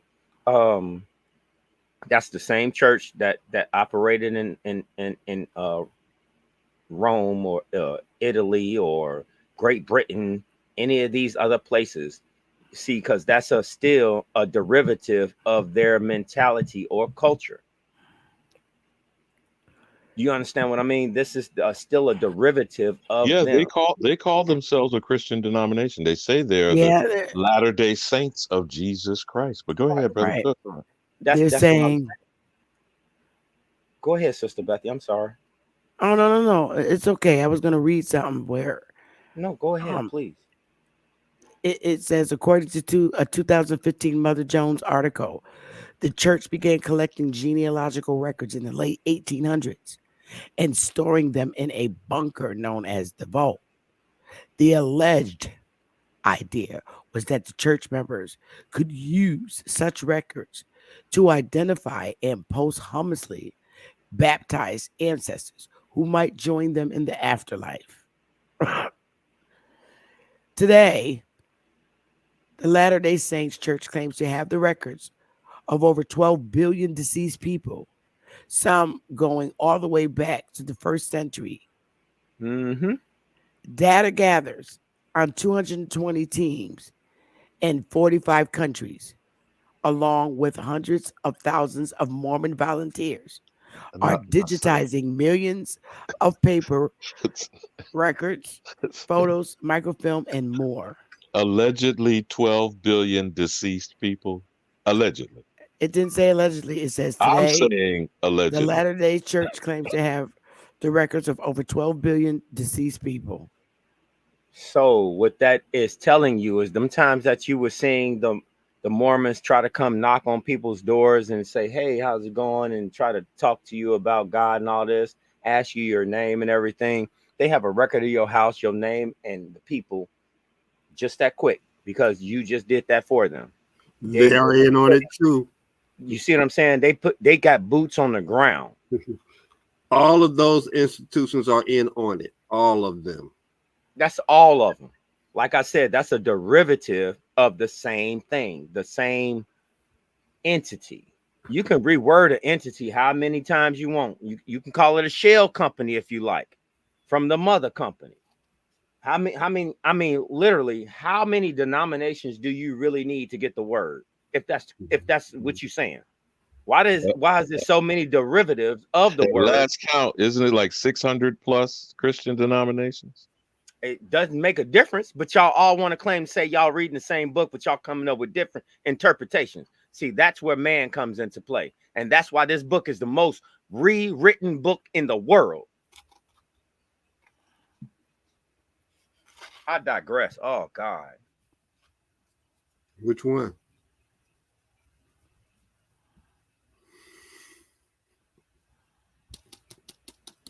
The Bible is the most rewritten book in the world. And read and supposedly bought and sold and purchased of all literature the world over. Do you really believe that? They made it a standard, right? Hold on. They didn't make it a standard. See, no. See, there it is. What did you say, Ali Bamu? Convert or die. And are they not still are they not currently killing the Indian to save the man to do what with? To save the man to do to what? Reshape it Make in my our own image. Take the words out of my mouth. Go with it, Smoke. To reshape man in our image, our culture, our education, our government, our law, our law. Did you have a vote in that? Did you have a vote in things being changed right in front of you? Nope. Because you were never a factor. That's called the go along, get along game. I'm tired. I digress. Man, the young brothers is tired. That's what I'm talking about. They're in trouble. I know Sister Betty tired. I know Brother Alabama tired. No, I'm tired. I'm just talking about the age of ignorance.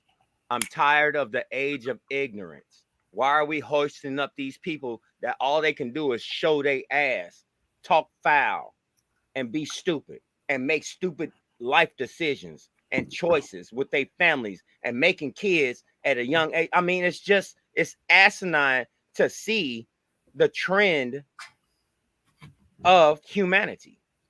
And when I say humanity, I'm talking about everybody. But you do understand that decay and that decadence that is frustrating you, Straight Smoke. The rise and fall of civilization. Modern day Sodom and Gomorrah. Modern day Sodom and Gomorrah. Modern day. As it decays, as the civilization falls, it gets worser and worser. Right? Yes, sir. And like I don't want this to happen for us. We were never a part of their system. I'm gone. I don't rock with them. I don't rock with them. I rock with mine. That's it. And when I say when I rock with mine, I know my history. I know exactly where I come from. I know exactly who I am. I know where my family come from. Shout out to Sister Betty for that information on how to do that. That was so hardcore. Even woke my father up about his great grandfather. Wake your father up. Young brother. Please, my young brother. Like after like, kind after kind. Hip this old nigga about what that may be.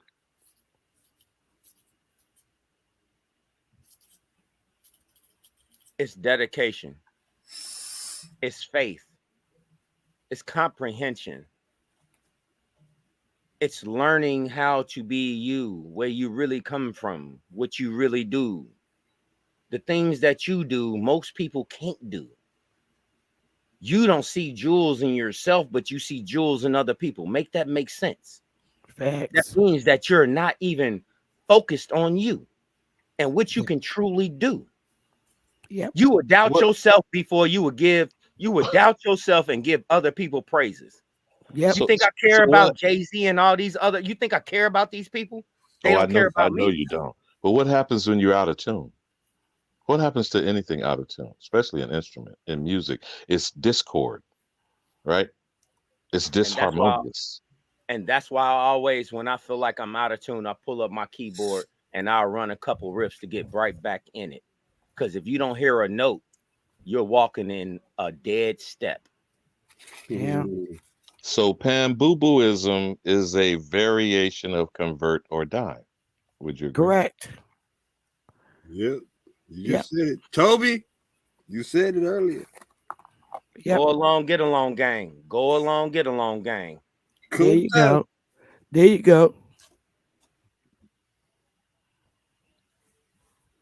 Jabari's When gonna I make us. They're gonna make us be. when I see them, yeah. Could you imagine somebody telling you literally, you from Africa, and you can't even date back to Africa? How does that sit with you? What Are about you? when they I don't mean, even like, fucking know are you you? willfully? You know, that's just. I'm And sorry. then they don't Go even ahead. know you. Say that again, Sister Bethy. They have no clue about your family at all, but he's gonna label you who you are. How It's like with Lexington, stupid can you you look sound? Kenyan. I'm like, motherfucker. Okay, and so that's where you're from. No, the fuck I'm not. You don't even know me. You don't know me. How you gonna put me in the category just because I got the same skin tone as somebody? You don't know who the hell I am. At all. Mind your business. Stay out my personal. That's what they need to do. However, my young I brother, did you your are absolutely genealogy. correct. I But did your just, genealogy, yeah, and but you're. with I'm like, bitch, you conversion, don't even know my last name. Giles yeah, is married. but Shut the with fuck up. conversion from the doctrine of discovery, it could care less about what is being converted because it is to be eradicated, is it not? Your what you used to be, what you used to believe, what you used to say, how you walk, you talk, you dress, like you was talking about the white culture in that corporate policy book, Queen Mother. Yep. Does it matter what you were in Convert or Die? Nope. I'm gonna do this Yes. one more time Yes. for anybody doing their genealogy. And then I'm closing my show because we've been up for 5.5 hours. I'm tired. We appreciate you, Sister Bethy. Appreciate y'all too. Here is the millennial in 1984. Her mom was born in 1965. Her grandma in 1948, boomer. Great grandma 1931. Great great grandma 1908. Great great great grandma 1878. Great great great great grandma 1837. Right under the Indian Removal Act. 5 years after. Now, Peggy has a census sheet that's 1880 census sheet. Peggy said on the census sheet that her mama was born in South Carolina and her daddy was born in Georgia. Okay. You take a generation off. A generation is anywhere between 13 and 20 years. That's a generation. So you take, I use the super number 20. Take 20 off of 37. That puts you at, 1817, somewhere in that vicinity. okay. And For the her same thing parents. for her For her dad. parents. Mhm. Peggy's mom is still alive. And she's on the 1900 census, but she's old. She was born in 1817. But on the census sheet, she said her mother was born in South Carolina. Her daddy was born in North Carolina. So now we in the fucking 1700s. Okay. When did her fucking slave ship come? And where's the government documents that That brought slave ship. Peggy's mommy and daddy here? Mm-hmm.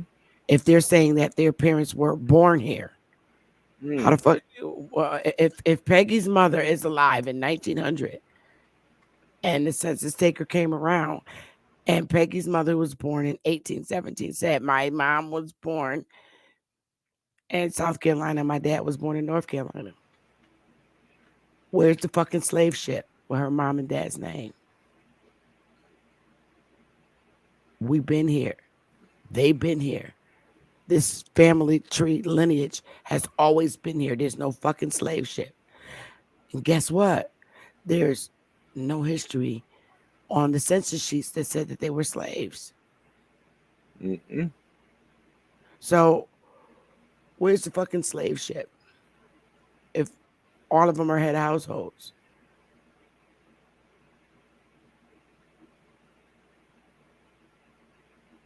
So now you prove that your family been here, right? Just going all the way back to Peggy.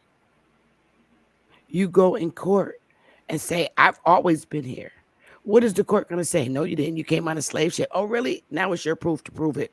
Where's my fucking slave ship document? And now we got to talk about reparations. Who's gonna look? Who the fuck is gonna look stupid? But yet you teach in school. We came here on slave ships. Slave ships. And I go to court and show you. See, I'm from here. I don't have records on me coming from Africa. Do you have records on me coming from Africa? Where are they? Because I'd like to see them. The Supreme Court has already said that they are ruling on doctrine of discovery. It doesn't matter where people deny whether it existed or not. The court, the highest court in this land, has said they have put their jurisprudence on the doctrine of discovery. So the curriculums, the school districts, the universities, they are all implementing a convert or die policy that is a violation of Article 3 and my right to self-determination, and Article 11 and your attempts to exterminate me, and saying, because they do teach that in the curriculum, that they exterminated the American Indian and the American Indian is extinct. Now, is that true or false? I'm still in the courthouse, yo, with Peggy. And I wanted to say, on top of what you were saying, Sister Bethy, that's your proof of burden. You got to show me that you got a record of my family lineage come from some goddamn on slave ship over here. So, well, that's why I'm still standing in the fucking courtroom, because I'm saying, all right, I've been here. I don't have any documentation on my Peggy's mother and father coming on a slave ship. Yet you know that they were born here because your census taker wrote down and jotted down that her parents were born in North Carolina and South Carolina. So I've always been here, and I'm not African. I never came from Africa. Yes, you did. Oh, really? You know me? You know my family? Okay, can you go get the records that said I came from Africa? They got burned up. They got burned up. How could they have gotten burned up and we weren't citizens at the time they got burned up? Come on, you got to make some sense today. They burned up in Washington, D.C. But there wouldn't be records pertaining to us. There wouldn't be records pertaining to me there because my family wasn't citizens. Remember, y'all didn't like niggas. You still don't. What are you talking about?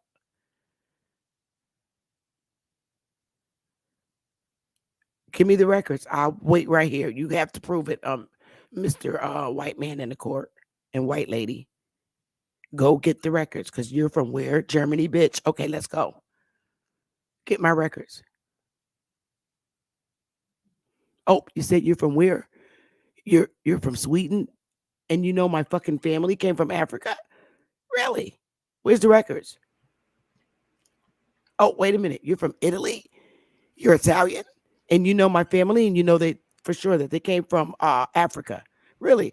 Take your fucking Italian ass in the back and get my fucking African records now.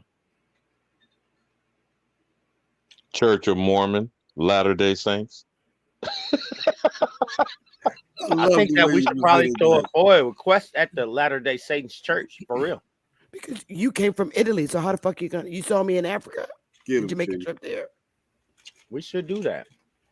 I'm gonna look into that. Getting a FOIA request. Let's talk about who's the foreigner.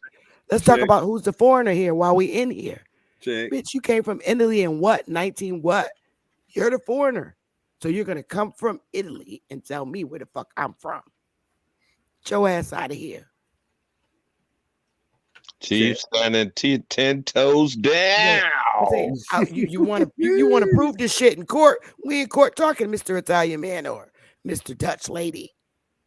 I can prove that I'm not a foreigner here. just based on your history. You came from Yep. Italy, right? You got your records. My records said I was here before you even came here from Italy. So right now you looking like the foreigner lady. Hands down. Is the case over? Case dismissed. Bye. That's your Y'all burden better of wake proof. the fuck up. That is your burden of proof. You better prove I'm from Africa. You better prove that shit. You damn right. Damn. And that's I how you got my formulate a father's, government right I there. got my And that's how family's you go about military it. records. I got all their military records. None of them registered as Africans.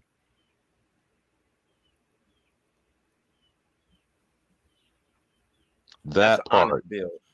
That I even part. got the fucking dog tags because y'all gave me the dog tags. Woof, woof, bow wow wow, yippee yo, yippee yay.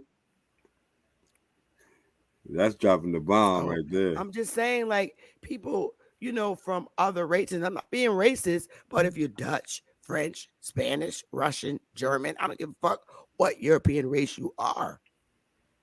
Just based on your history tells you substantiate mine. Because you're the foreigner and I'm not. You got your foreign proof. I don't. Because I'm from here. That's why I'm not foreign.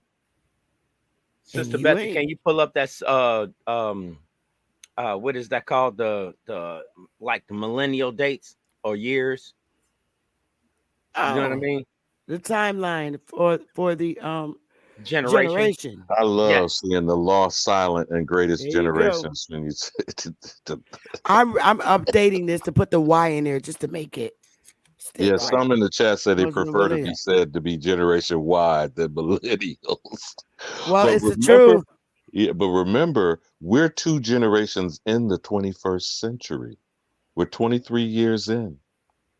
That's 2 generations born in the 21st century. They're 23. They're born in 2000. They're 23. And they've had babies since their teenage years. So their babies are what you call Generation Alpha, right? But they out here doing it. That's for sure. My whole issue with that Alibama is that how many of them got suckered into the poke? What do you mean by got suckered into That's the poke? what you got to understand. See, this is the shit that really ticks me off. You don't need to fight the court system. There's no fucking fights when you walk in there with go that genealogy line. I'm just gonna show it to you again. Let's see here. I'm really not getting what absolutely. Where's the fight at proving that you're from here? From an Italian or from an Italian in the courtroom. You're gonna either see an Italian, Donald Trump's Irish mother. man. Donald Trump's mama got here in 1924. You're gonna see when you go into court, you're gonna see a quiet ass nigga at the window. Okay. You're gonna see an Italian, an Irish man, a Dutch, a French in the courtroom. Where's the fucking fight at with this genealogy history? Where's the fight? Again, their history substantiates yours because your history shows you were here before all of them. Ding, ding, ding, ding, ding. I don't get what's hard to understand. The foreigner can't tell you where the fuck you from. How are you going to come on my landmass and tell me where I'm from? I was here before all your people. I was here when they came. This is what my history says versus yours. I don't have proof that I was never here. And if you do, you have to provide. You were never here. And if you have proof, you better provide it. And we are. When did you come to the United States? Well, see, 1800? No, they didn't. They can't. No. They cannot prove that. And I dare say 3 out of 4 of them got here after 1900. So I'm saying I was here Again, if your ass came here in 1900, how the fuck you gonna tell me I came from Africa? What proof do you have? Who told you that? The white guy sitting next to you? No, it came from that book. What That book? subscription. Oh, That culture. Deuteronomy 28. Well, the burden of proof, the burden of proof in court, you got to prove with another court case that I came from Africa. You got to use precedent decisions. You can't Right. you can't use rhetoric. No. And you know why I keep circling back to Doctrine of Discovery 2005 and Ruth Bader Ginsburg. That shit is going to be the biggest log on the fire when you're ready to burn this shit down, Chief Morning Thunder. And that ain't even, I just told you basic stuff. Now it's time for me to pull my shit out. Okay, here you go. Now what? Now what?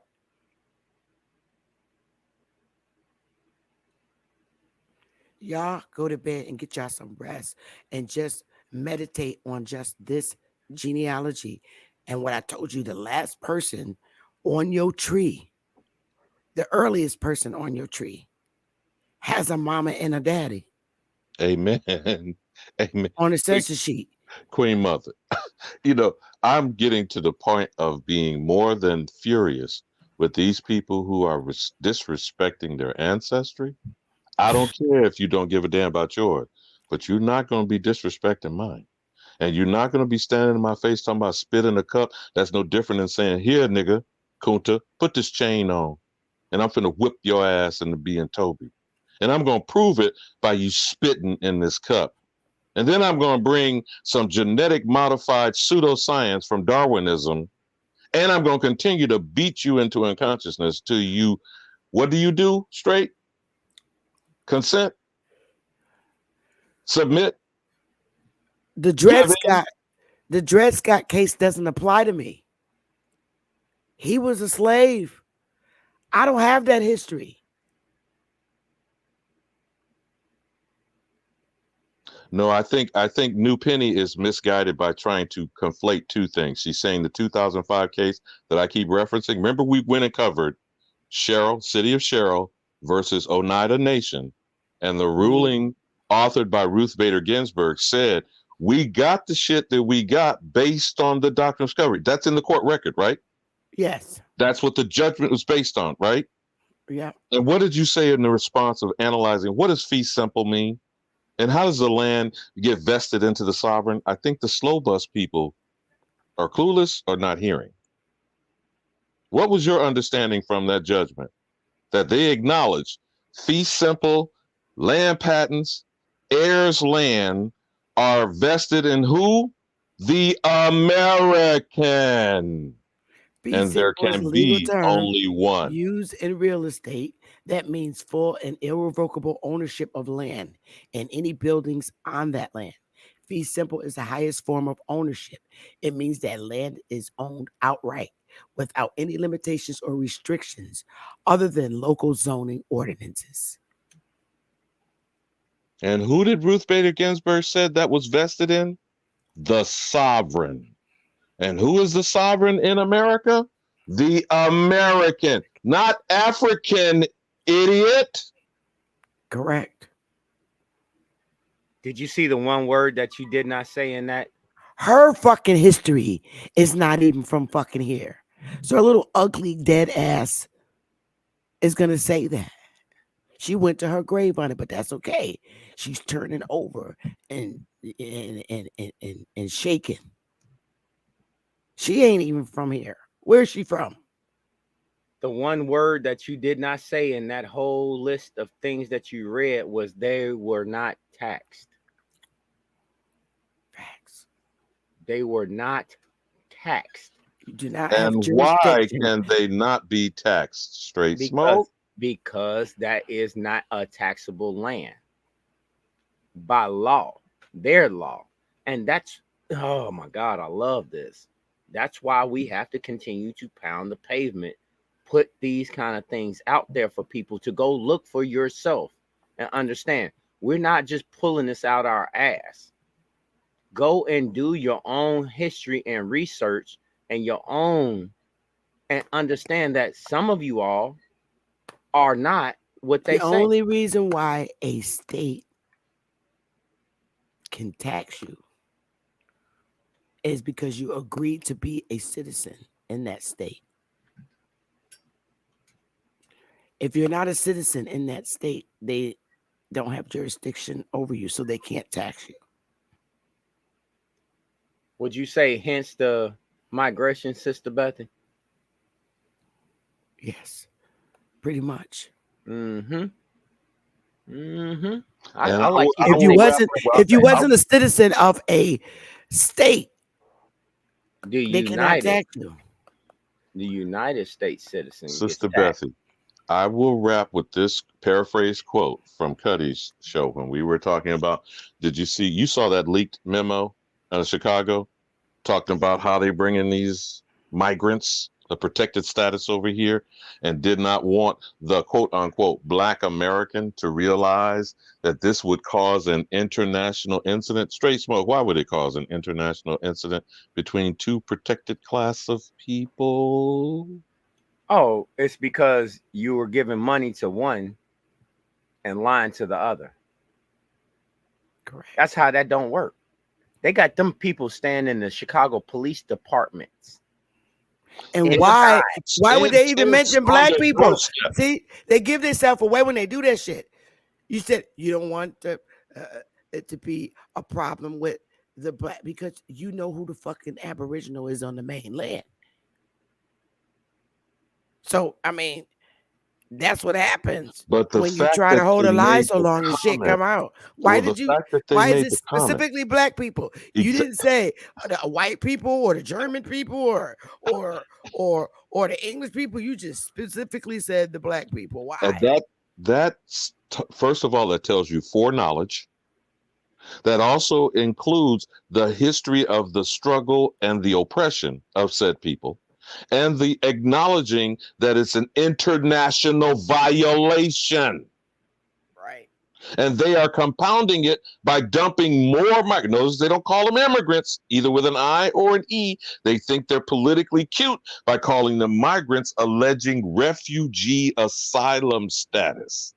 Supposedly the highest protected class under international law, except what, Straight Smoke? Except what? The sovereign violated on their own land? So it makes you want to believe, like I ain't gonna even sit here and lie. Because you got people like Ankh and Jabari, and they got them. They got them in control. They're continuing the African shit. See, that motherfucker is gonna X they self out. We don't have to do anything, or fight people like Jabari and Ankh and Saynetta. Saynetta's just for the money bag. You know who the fuck he is. But you got your people like Ankh. And they got their little West Indian boys running this shit with the HOK and the African American shit thing. And Dr. Reggie is we don't have. This is the thing what they don't understand. They always think that we threatening them and all that stuff. We don't got to lay hands on them. They're Xing their self out at their own cost. And you know what, Sister Bethy? To be totally honest with you, I didn't know who any of them people were until you mentioned. You don't want to know them. No, hear me out. No, just hear me out. This is so much what I'm saying. I didn't know none of those people because to me, they don't even exist because I can see what they talking about. Yeah. So I'm scrolling right on past that, because I know there's no truth in that. How could you make a lie a truth, my dude? They could get West Indian boys to do any fucking thing. They always kiss the European ass. Hey, I gotta call a spade a spade. I don't have. You mean bowing to the queen? I don't have no hate for West Indians because I rocks with my Jamaican sisters and whatever, and Trinidad and all the islands. But I gotta tell the truth. God save the queen. Jabari's an ass kisser. He will lick the white man's ass, and it just by the way he speaks, it's true. My sister, I'm just going to reiterate in closing why I brought this up. Not whether it's a leak memorandum is true or not. Not whether Lori Lightfoot was bitter because she got kicked out. And that bitch ugly with her ugly little Well, I'm repeating. I'm ugly. repeating what others have said. They What is implied it? that this What was is the that little source. fucking bird on Snoopy? Woodstock. Let's Woodstock. pull up Woodstock. She looked just like Woodstock. She looked like Beetlejuice. What I'm saying is the reason I'm bringing it up is not what their intentions are. Their intentions are obvious. We see the waves, the mass waves of invading hordes. By having these invading hordes come upon us on our land is a violation of international law. And the sooner we are aware of that and start putting a stop to foreign invasion amongst us, the fungus among us, Queen Mother, that's what's going to cause an international incident. I hope y'all understand what I'm saying. It is through our coming to self-awareness, knowledge, and fact that we are the only American. Everyone else is a foreign United States citizen who are alien enemies to us. And I They still even got say white people their fucked up moral thinking they're character Americans. is in question. Because why would you put people in this situation, in these conditions, drop foreign people, populace, on our doorstep? They're literally living in tents at the police station, the same police station knocking up Negroes by the head and locking them up in droves. That's a difference of treatment, right? That is showing that we are being treated less than our sovereign status suggests we should be treated on our own homeland.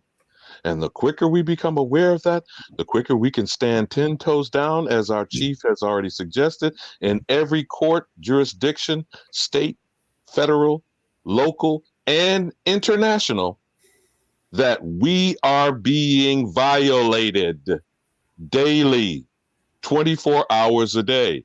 This needs to be an international incident. You feel me, Smoke? I see what you're saying. I see what you're saying. And I want to keep it in retrospect of what you're saying. Yes, this is a major violation of law. But the thing about it is that when so many have been indoctrinated into the system, it's hard pulling people out of it. You Okay. mean you conceding they've been beaten into Toby? No, majority of them was grown into Toby. Jabari has. You hear me? Majority of them was born to be Toby. It's the mentality that these people possess. Would you say a fungus among us? Yep. I want to say a I'm giving virus. Mother her props. She said they brought fungi here. She said if we eat from the soil, she said, I'm not trying to put words in your mouth, Bethy. If we would use our herbs and we would eat our vegetables, you may not remember what you were saying when you said that, Bethy, that it could heal us from the fungi being brought to us by these foreign invaders. I may be paraphrasing what you said, but that's what I meant when I said fungus among us. Chop it up, brother. So, with that actually being said, my understanding is this: it's you succumbing to the entity itself. And when I say the entity itself, I mean all aspects of that said entity. Okay? I don't want you to look at it from the movies or Hollywood. And no, it's a total body of depravity. Total body of depravity. We don't need anyone to do anything for us. Even your medicine, it is out there for you. It has always been there. The earth provides you with everything you need. There was no such thing as Western medicine in the early days. Okay? So what I'm imposing is that through us coming together again, oh God, Sister Bethy. What? Us coming together again, you still look like Beetlejuice to me. Woodstock looked too good. You pull up. You They pull got up. the same hairstyle. Oof. But what I was saying is that by us becoming and reclaiming who we are first and initially at home and teaching our young, that's how we really take back anything. You have to start so small, but yet that is the biggest portion of your lineage is your family. And if you keep allowing the enemy to teach you through your kids that this is the way you should be. In other words, you're so uncivilized. We got to teach you how to have morals. You're so uncivilized. We got to teach you how to talk. You're so uncivilized. We got to teach you how to hunt. We got to teach you how to fish. What is We Sister got to Betty? teach you What? because you uneducated Negro. No, she said feeble-minded. Isn't that what Queen Mother said? You're feeble-minded. That's what they got on the census sheet. Could you imagine somebody really calling you retarded? Feeble-minded. That's retarded. I ain't going. I'm just one last time reiterating why I brought this supposed leaked memo up, so that people who are seemingly mentally challenged, maybe they are feeble-minded, that this latest wave of migrant invasion is an international crisis based on Black people, the American, being defined as Black people. And the quicker we understand the significance of that, damn why this shit was leaked.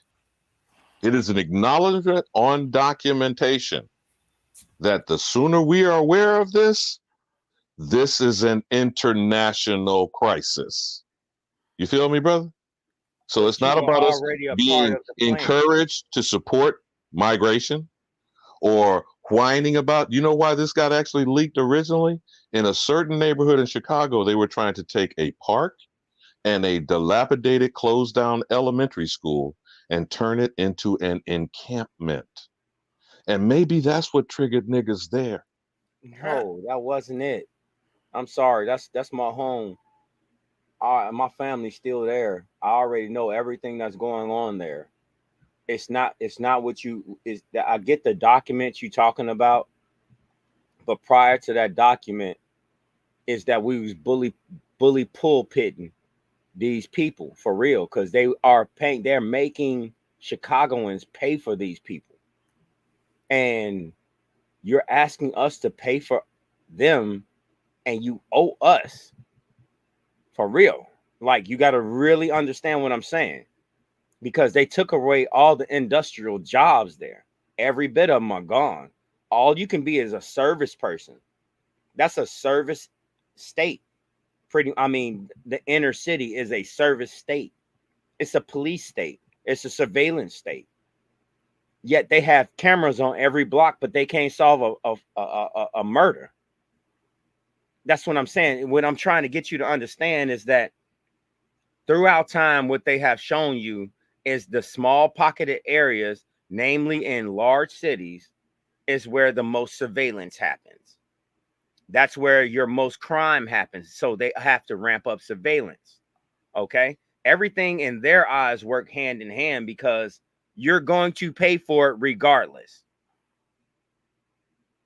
I don't care what color you are. Money, the flow of money that these people are taxing from all of us has no color. Let's just be clear on that. Taxes is withdrawn from everybody that works. For real. So let's get that understood.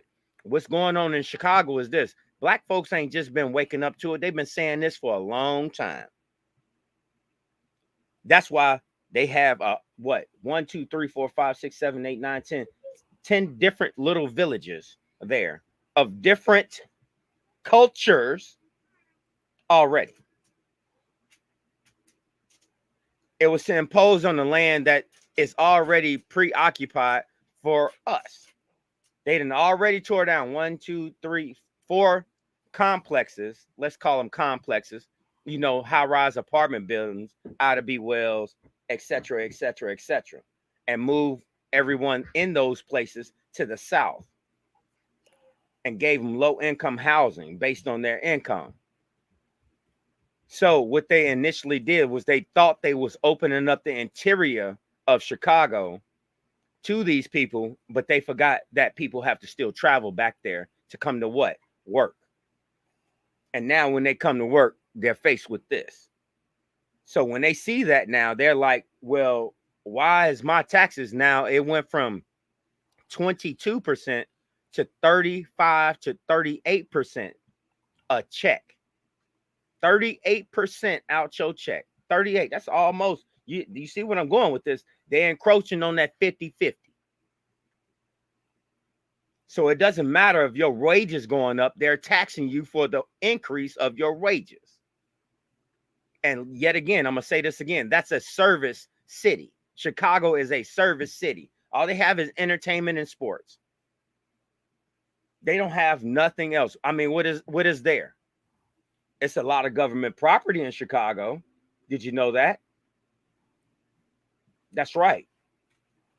Majority of everything that's there, you're paying for where you stay at. The reason I left Chicago is I seen the writing on the wall when I seen people doing 90 plus miles an hour down the road and smashing into a little side grocery store with the police chasing them. Or when me and my wife had to evacuate out of a park because some fool wanted to come up and shoot up at a basketball court. It's becoming apparent that the ignorance is blissful, but now they're being compensated for the ignorance. I digress.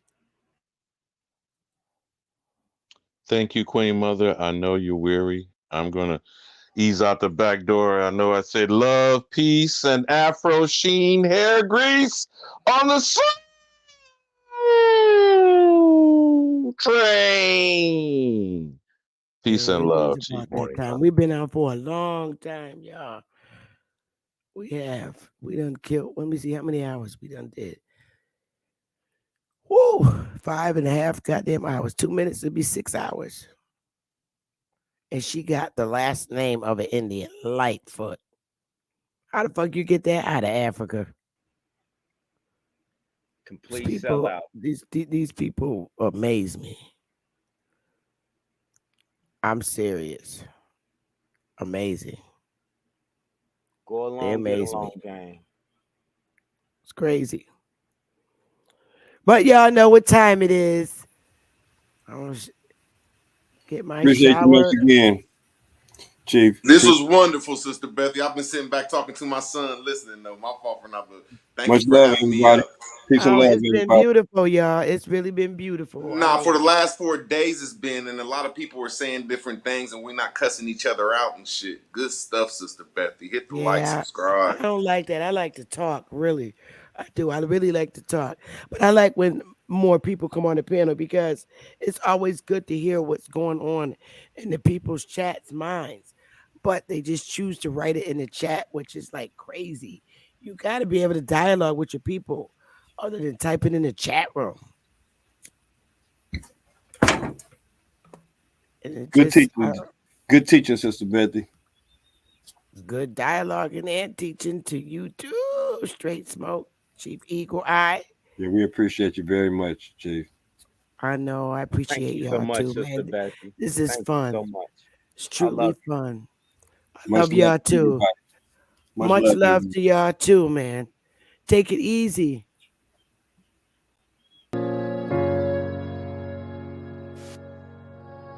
Yeah. Conscious. Matic. Alright, so far where I come from.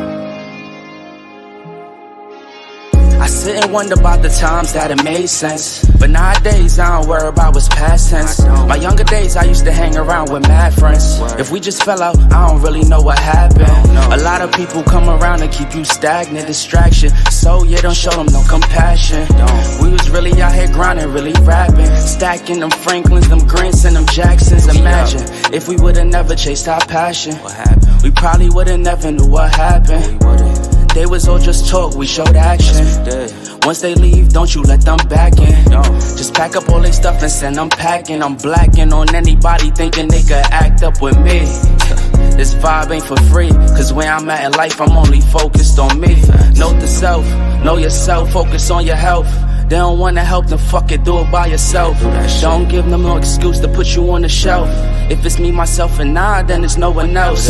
Yeah, self-love is the best love. It's the people who always give that never get love.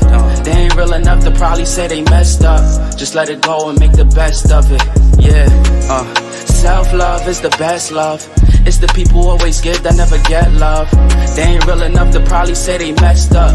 Just let it go and make the best of it. Love yourself. Yeah, practice what you preaching, but clearly they not practicing entitlement and pride. Yeah, those two things they factor in. Spiral out of control just from all the bantering. When they accustomed to talking behind your back with all that chattering. I remove myself before I abuse myself. Talk about self-love, but you gotta do it yourself. Yeah, I won't act too good for no help. We all healing now. Said some things about me that ain't true. How you feeling now? Even at my lowest, they tried to find a way to bring me down. Big y'all up for years, ain't talking just the brand or the sound. I don't throw things around, I do it from the heart proud. Mama just wanna see her sunshine, removing them dark clouds. Yeah, self-love is the best love. It's the people who always give that never get love. They ain't real enough to probably say they messed up. Just let it go and make the best of it. Yeah, self-love is the best love. It's the people who always give that never get love. They ain't real enough to probably say they messed up. Just let it go and make the best of it. Love yourself.